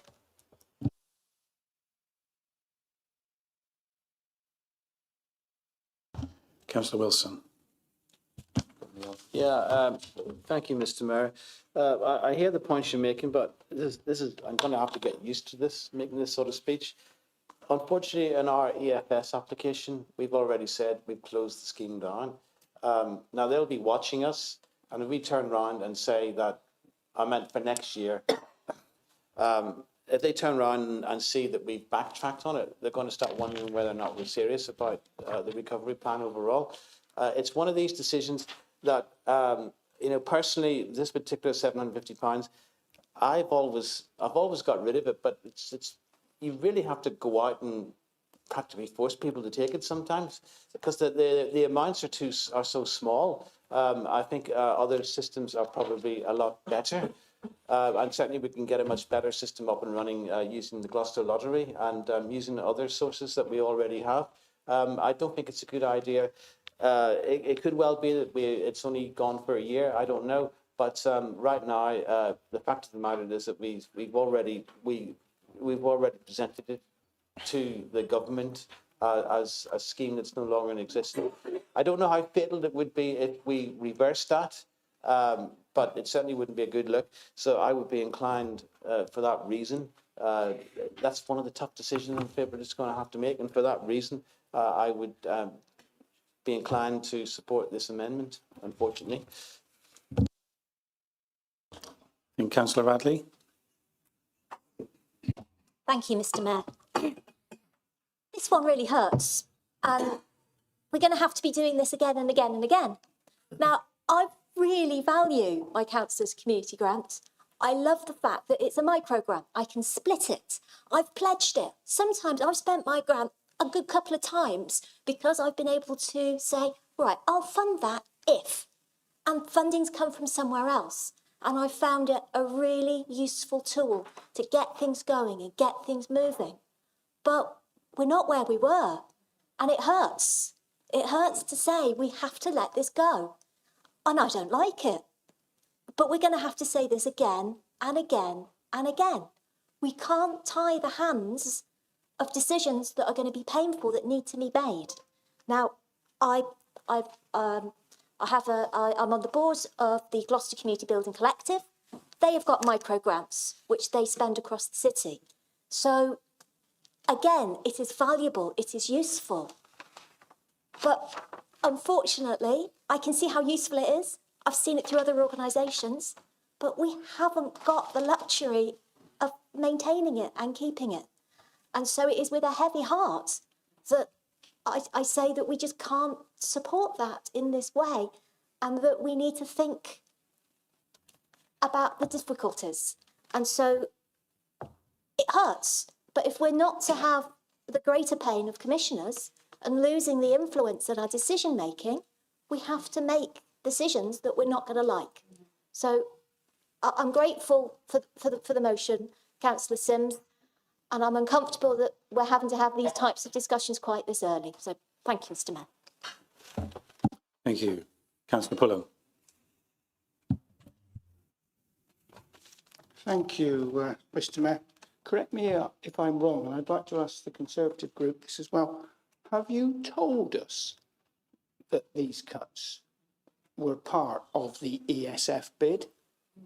Because I'm not aware of that, and if an ESF bid has gone forward that we're not aware of, you're not. What else is? Thank you. What else is going on? Look, you don't have control of this council. You're again supposed to be working collectively and cooperatively. And here is another example where you've just stormed ahead, made a decision and not told us. In fairness, some colleagues here will remember that it was Councillor Jenny Watkins who introduced this scheme, and she introduced it because she wanted money to get to the roots of our community, to those people who absolutely needed it the most. So yes, it hurts. I'm not surprised it hurts. This is incredibly painful. This is incredibly unfair, incredibly unjust about the way you've done things. And in terms of a lottery, are we really expecting our communities to rely on a lottery? Really? Come on. Okay, if the lottery is doing well, then maybe communities will benefit. If the lottery doesn't do well, then our communities will be the victims. That's disgusting. Thank you. Briefly. I probably phrased that rather badly. It's still in existence now. It'll be in the budget for next year. So that's where you get your transparency. So it'll be there. So you'll be able to, if you don't support it, you can bring it up then and propose amendments. So that's what I meant, and I didn't phrase it very well. Thank you, Councillor Hilton. Councillor Stephanie Chambers. Thank you, Mr Mayor. Now, I understand what some of you are saying this evening, difficult decisions, etc. We need to look at all options. That wasn't the case with the last motion, was it? Nobody was willing to look at other ways of funding the civics, but were happy to cut the community budgets. This really, really vital, often seed funding. Now, this money generally goes to people that don't know about it. There are people in our communities that we all get to know because that's why we have our wards, because we know our communities and we get to know what's going on. So we have people, and they might just say to us, oh, we'd really, we're doing this basketball group and all the hoops are damaged. And we go, do you know what? We can actually help you with that. And that means so much. Or it might mean that it's a bit of seed funding and then, oh, well, that's really helped us grow this community. That's really helped us grow this group. Now, remember, these size of voluntary organisations are voluntary. They've not got professional people running them. They haven't got a clue. They're parents or groups of people that get together and just think about how can we make this better for our community today. And that's what they do. They make things better. And they are now being told, no, you've got to go through a formal process. You've got to have more bureaucracy because you want a basketball hoop. You've got to complete all these things. When we know, we can see with our eyes, we can visit them. You should trust us. We see them, we can talk to them, and we can say, yeah, they do need that new hoop. That's right. That's what we'll do. And it's just taking that trust away from us as councillors, putting all the control into officers that aren't, some don't live in our city.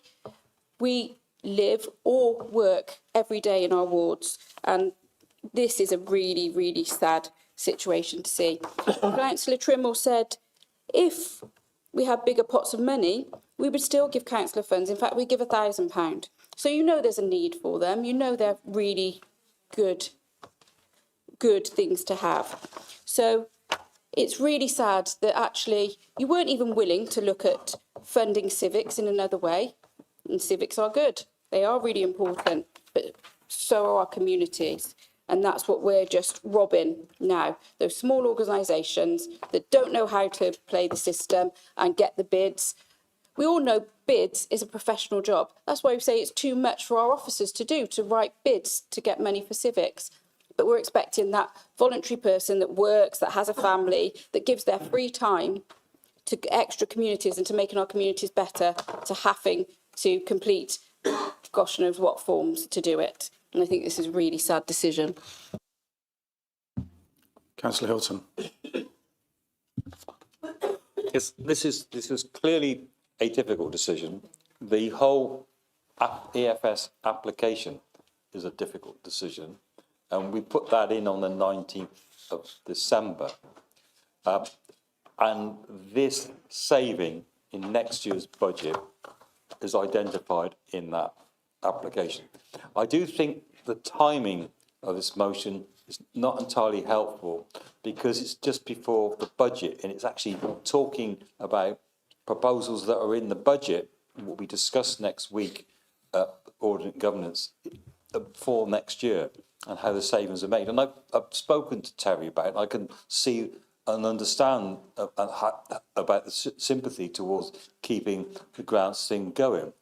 like I said, the real issue is whether we could find that funding to do it. Now, we talk about whether this was done underhand. Well, it wasn't, because the December council report mentioned it in the papers. It mentioned that the community grant scheme was going. It's not just the grant scheme that's important, it's the cost of administration, because there's slimming down the community team, I think, from 4 to 2. And it takes up a lot of time. So if you start saying we're going to give 50 quid there, £100 there, that you're actually asking officers to spend time doing that. Now, I always make sure that I did a big chunk of money from this, so that I didn't have to keep putting in lots of small bits. It might seem enjoyable for the councillor, but it takes up a lot of officer time, and it's not very productive. This year, I've given £500,000, or I agreed to give £500 for £500. I keep thinking about the county. Spent on football from Gloucester City Football Club to play on Seawood Street Round. I've got 250 quid left over. I'm not going to spend it. I'm going to hand it back because I don't have a project to fund. What I've had, and I know Angela will have the same thing, we put out in our Spotlight newsletters that there is money available and would you like to bid for it? And often we get no contact. Nobody requests it. What I often get is that request for a lot more money, and that usually means the county council's got to fund it, because the county council's got much more substantial grants. And there is a much more rigorous, frankly, check on how the money is being spent, and checks on the accounts and everything else. So we've got that thing. We are going to establish a cross-party committee, much like the old lottery subcommittee that I sat on in the 1980s, which looked at the lottery grants. I understand, to give you, there's £15,000 in the pot at the moment, and we think that's the members of the council of a committee, cross-party, will Can you wrap up, please, giving Councillor that Hilton? allocation out. Yeah, I was just trying to get to that point. Thank you, about Councillor the Gloucester Lottery Subcommittee. Understand. Thank you. And what we had before. Thank you. And we want to. Councillor Patel.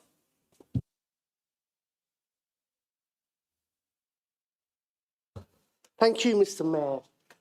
The cost of the members' fund, if I'm not mistaken, would be £27,000 a year. Now, earlier we were talking about the importance of the roles of mayors and sheriffs and the civics, and several colleagues on the other side talked about, we don't want sponsorships from betting companies. Right. So on the same token, you want to promote the council lottery further, so more people in our communities and deprived areas like mine and Matson and Lynn and other areas are going to get into gambling addiction problems. And do you know what gambling leads to? It leads to family breakups. It leads to alcohol problems. It leads to other addictions. And what else it leads to? Suicide. And you want to promote that? You should be ashamed of yourself. Seriously, is that what it's coming?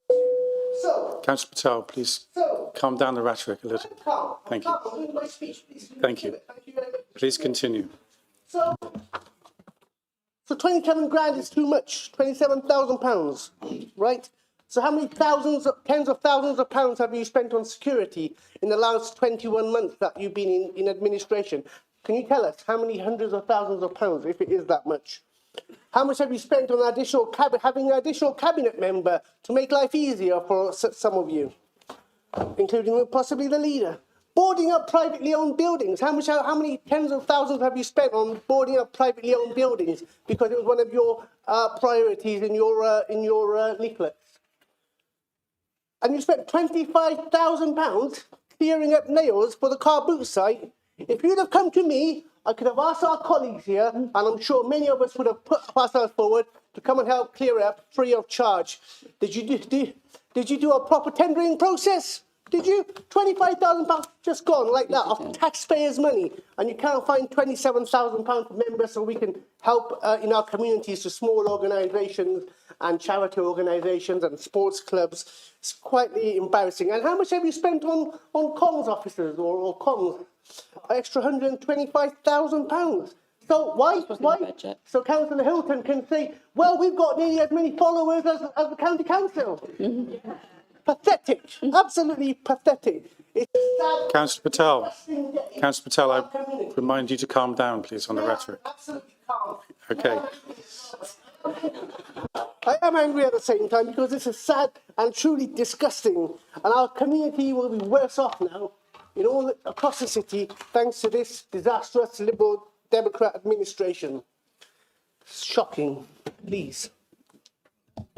Councillor Harries. Thank you, Mayor. I'm kind of casting my mind back to when I was on Quedgley Town Council, and they had a similar kind of structure where local groups could bid for amounts of money.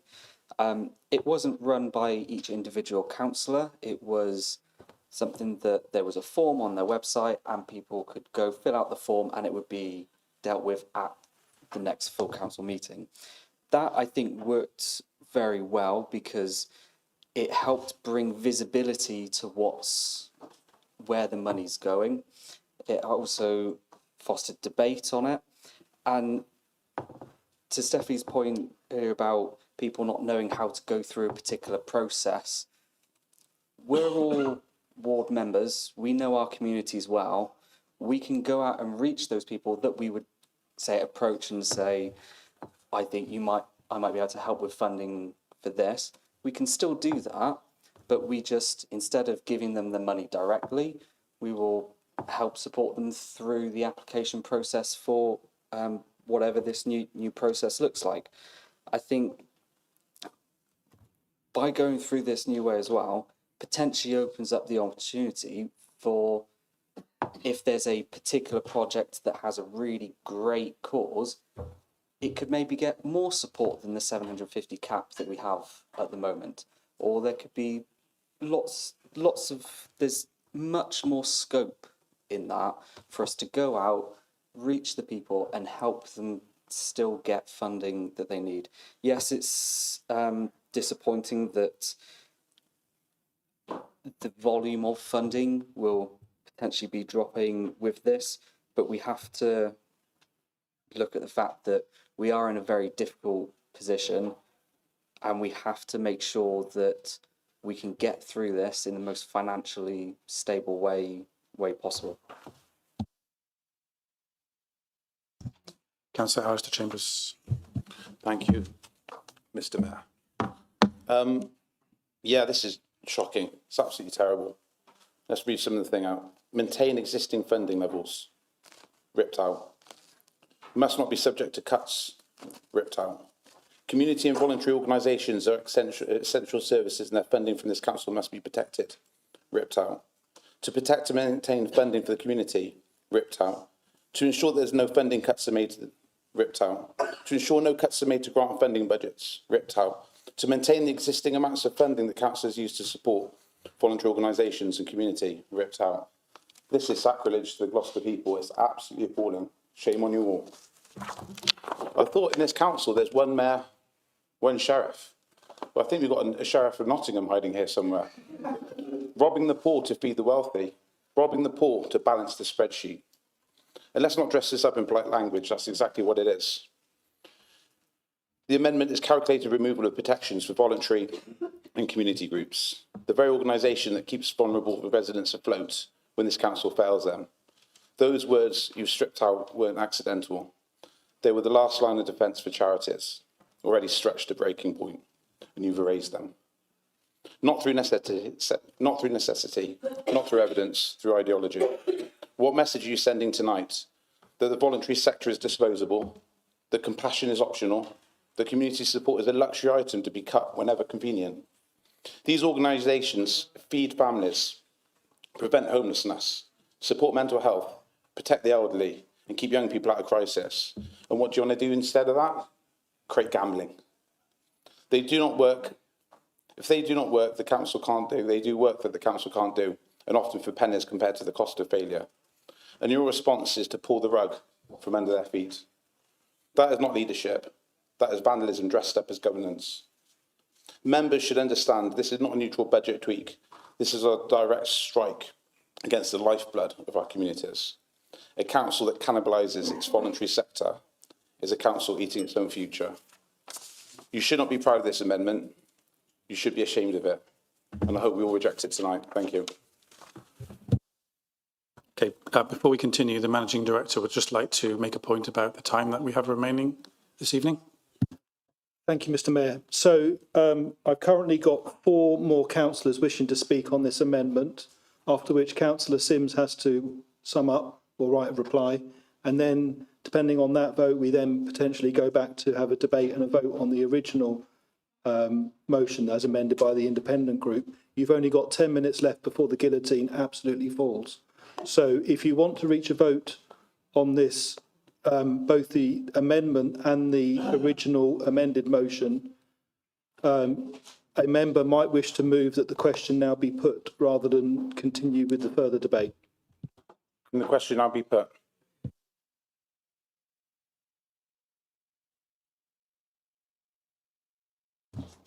Okay, yep, that's allowed.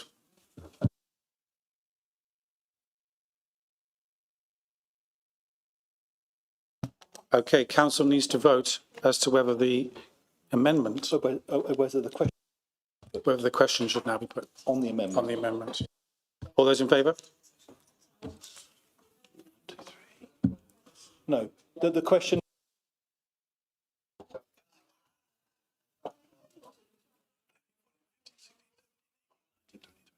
Okay. Okay.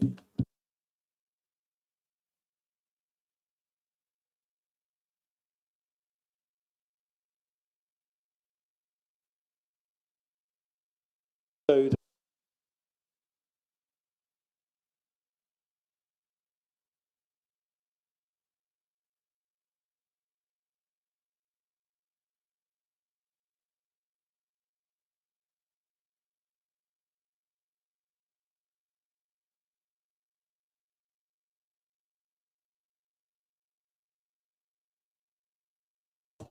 Okay, now that we've done that, we are going to vote on the Liberal Democrat Group amendment.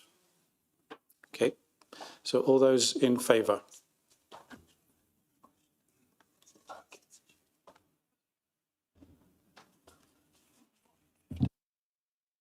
Those against?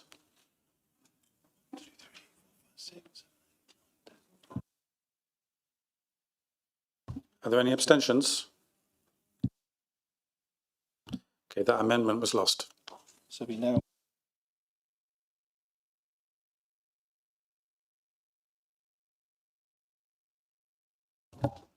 Okay, so we now move back to debate the substantive motion as amended by the independent group. Could we propose that the question be put on the amended motion now, please? That's the independent motion, independent amendment. Yes, we are. That's correct, yes. Would you like to go to that directly without any further debate?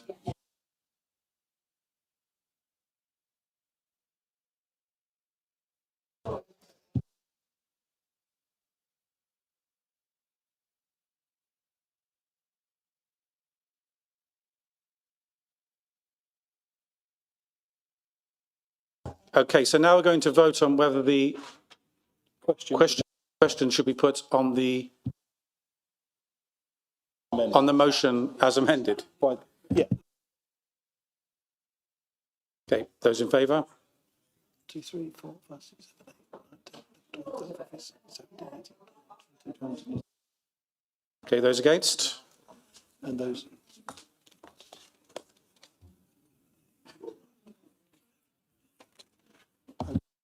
Abstentions? Right.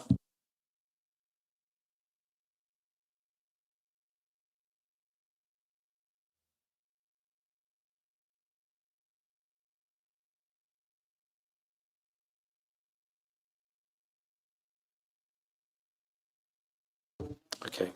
Okay, thank you. So now that we've done that, Councillor Sims has the final right of reply before we go to the vote.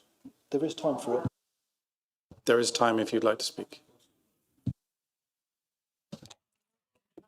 No, I reserve the rights for that.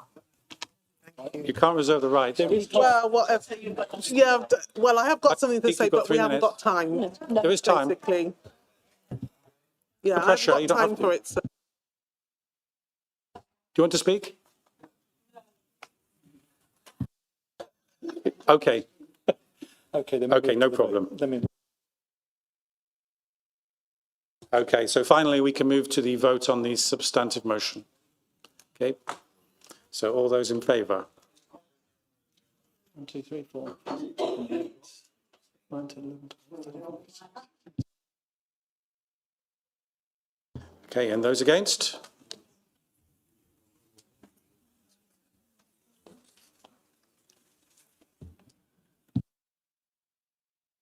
Are there any abstentions?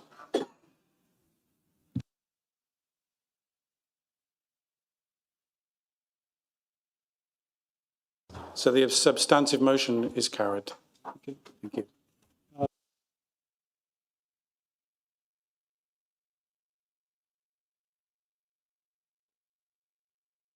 Yeah, I think we've got 2 minutes before the end of the meeting, before the end of the guillotine. So I propose that we don't continue with the next motion. There's just no time to cover it. 2 minutes. So we'll wrap.